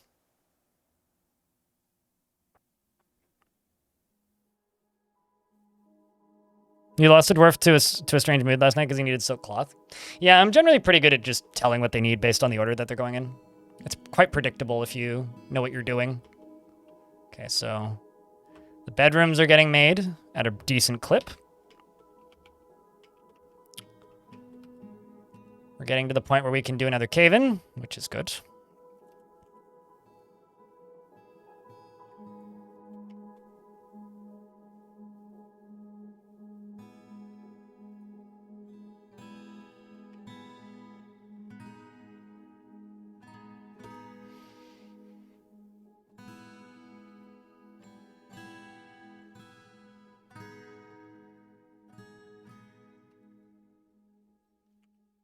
And then down here, let's go to priority number 1. Dig out all this. And this, and this. Which will let a bunch of water out of there. Which maybe it'll fill this in.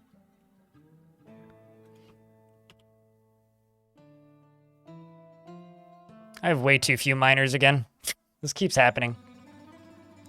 It's weird. All my miners just keep dying. I couldn't tell you why, but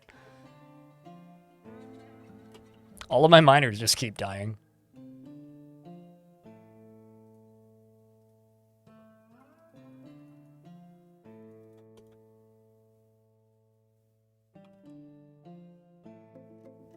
I wonder what happens to our miners. It couldn't be lava?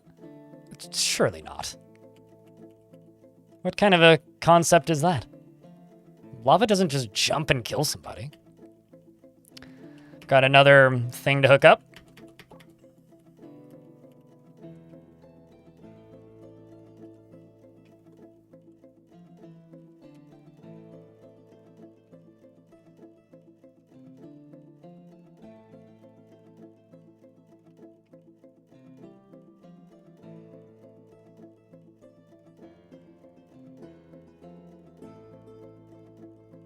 Oh. Indiridius went insane. Apparently I didn't get him everything he needed in time. And you know what? I think that fits. Can I get some Fs for Indiridius the Outsider? One of the dwarves who I rescued from another fortress. Who unfortunately won't live much longer. Stricken by melancholy.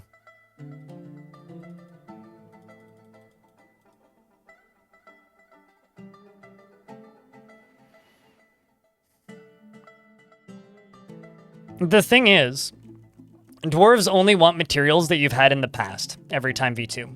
So, dwarves don't really just go say, hey, I want a material that's impossible for the player to acquire. They don't do that. But what they will do is they will say, I want this material that the player has had before. So that means that you've had shells before. It also means that you would have had glass before in that biome. So there are ways to just perfectly make sure that that never happens. So I would recommend trying to make sure you don't have any items that you don't want to have, like, repeatably.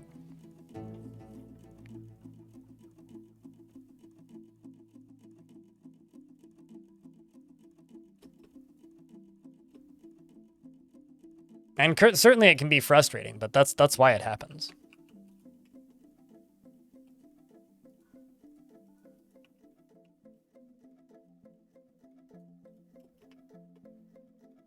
See, a mayor wanting an aluminum throne is not an artifact needing a specific material. A mayor wanting an aluminum throne just means that you have a mayor that likes aluminum. Because they will ask for a material thing that they want. But they also won't go insane because of it. We're talking about strange moods specifically. Also, aluminum is one of the most, like, rarest materials in the game, just period.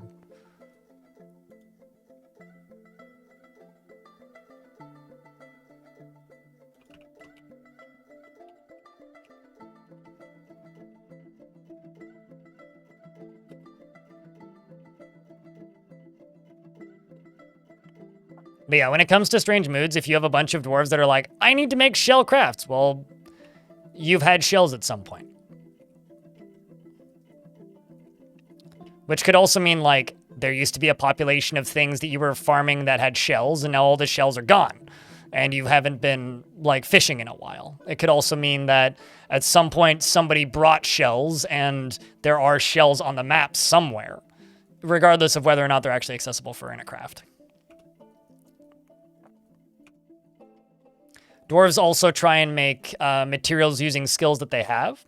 So a dwarf that is making a craft that has never seen glass industry before won't start making glass or won't demand glass, which is one of the reasons why when chat's like, import glass, it's like, or sand to make glass. It's like, well, that's dangerous because now suddenly I'm like opening myself up to possible strange moods that I can't satisfy. So I don't generally import something unless I want to have the capabilities of making it consistently.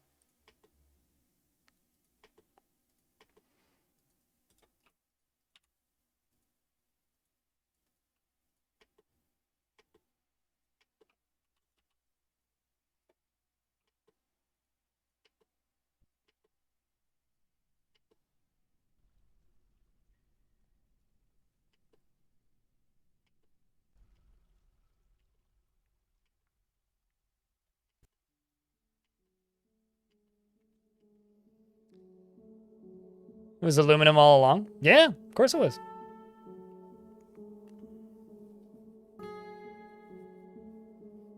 Because, so that's not how aluminum works. Aluminum is considered a rare material. I'll get to that in a second, Butch Cats. Aluminum is considered a rare material. Rare materials are not shown in the embark screen, so aluminum shows up in certain types of stone layers in very small pockets. This map didn't have iron, but there's iron pockets on it, right? Because the right type of stone for it to form would be there, but there isn't a large collection of it. What the fuck are you doing?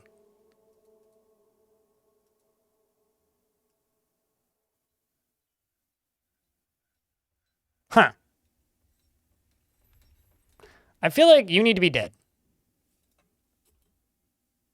Mr. Necromancer. Mrs. Necromancer. Merchant was found dead. Well, that's not good. So, Butch Cats, what kind of dwarf would you like? Let's just go with that. And then we're going to figure out what we can do with this Necromancer. Do I have a cold case? Ooh, I do, actually.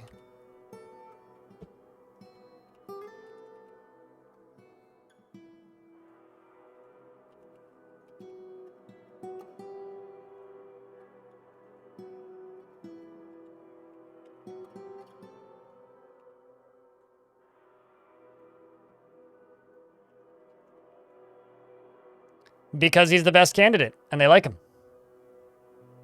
Because dwarves elect the dwarf with the best speech skills, similar to humans in real life. Or the person who can tell the most convincing speeches, regardless of if they're actually good at their job. And the sociopathic vampire probably is just the best at telling speeches. Because your mayor is Tom Cruise, you know? That or Dwayne "The Rock" Johnson. Are the tame god? I mean, if you want one. I'm not sure how they got here, and they're all going insane slowly. But sure, I can give you a goblin. I wonder if these even register. No, they don't. Yeah, they probably shouldn't be here, but if you insist, I can give you one.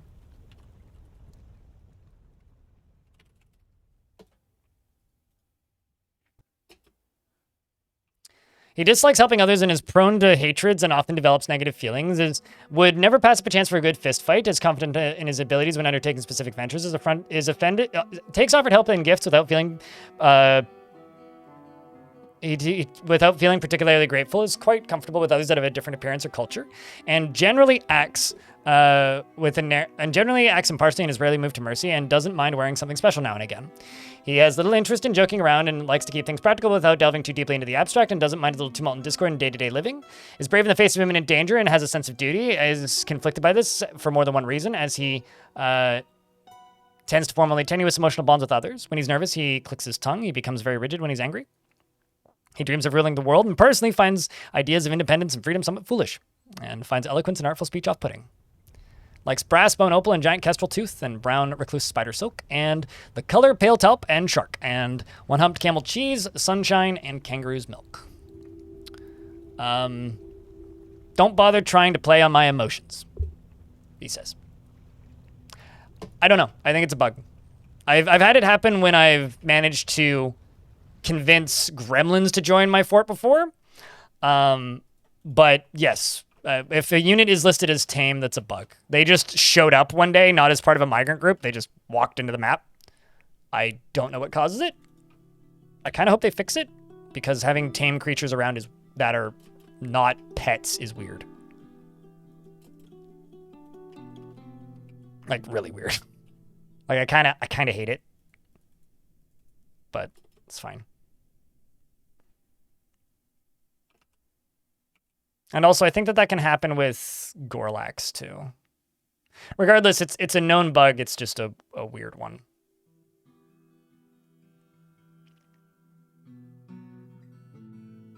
Yeah, I mean, goblins can show up as part of, like, performance groups and stuff, like musical troupes. But that's about it.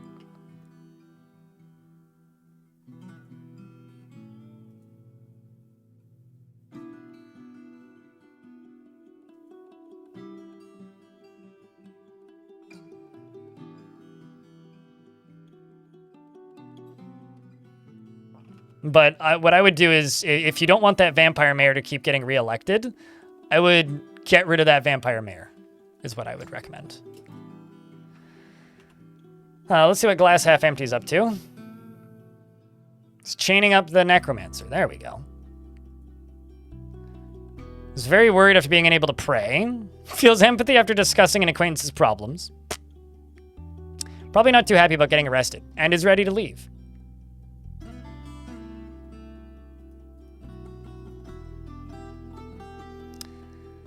I guess we just need to put our full focus on getting to adamantine.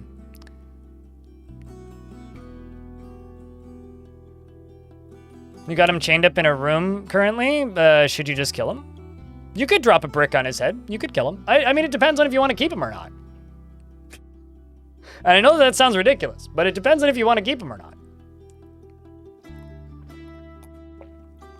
I will say that your mayor is the dwarf that does the communications with trade caravans.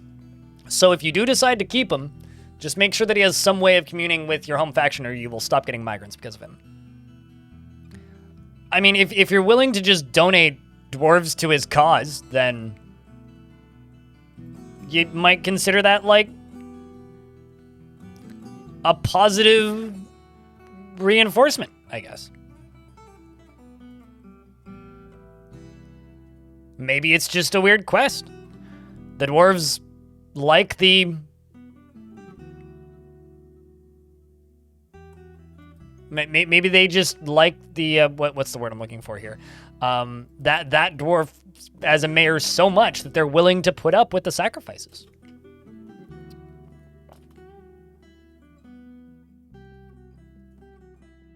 Anxious after being confined. Heh.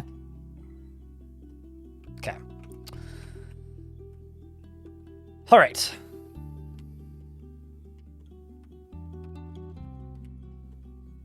I mean, at that point, I would say it's totally up to you.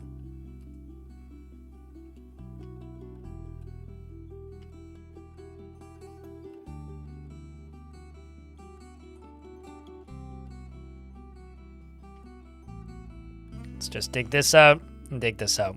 And I'm going to hopefully get some of this water to, or this lava to flow down into here. Or this, well, actually, let's not do that. Instead, let's channel down right here.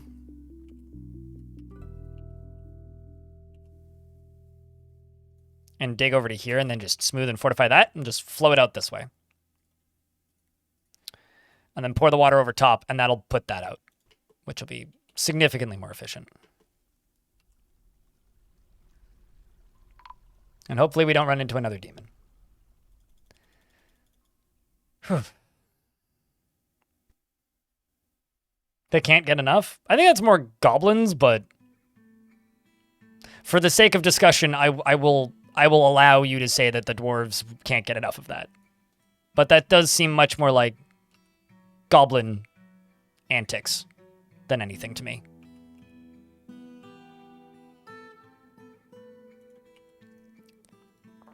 Let's also go up to here. How you been though, Bench? Or Bencho, if you will.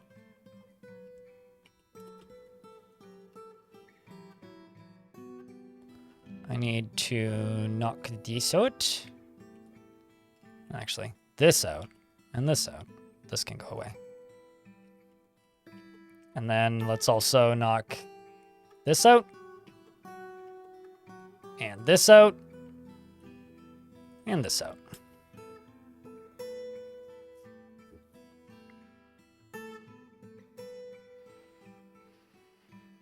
Life decided to throw a bunch of work your way right before you go on vacation. Well, at least it's not right after you get back from vacation. That was always the worst part about going on vacation for me. It was just like, back when I had normal jobs, is just suddenly having to work significantly more because, oh, you've been gone for a while. Well, you're back now. I guess it's time to, like, make your life a living hell for the next couple weeks.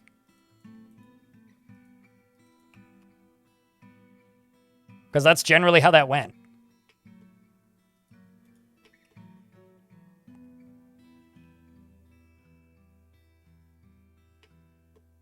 Yeah, I know. It's a bug. Like, that's all it is. The gremlins shouldn't be able to be tamed, but oh boy, here we go again. Do you guys want to follow the siege? Or do you guys want to follow the demon? Who are we following?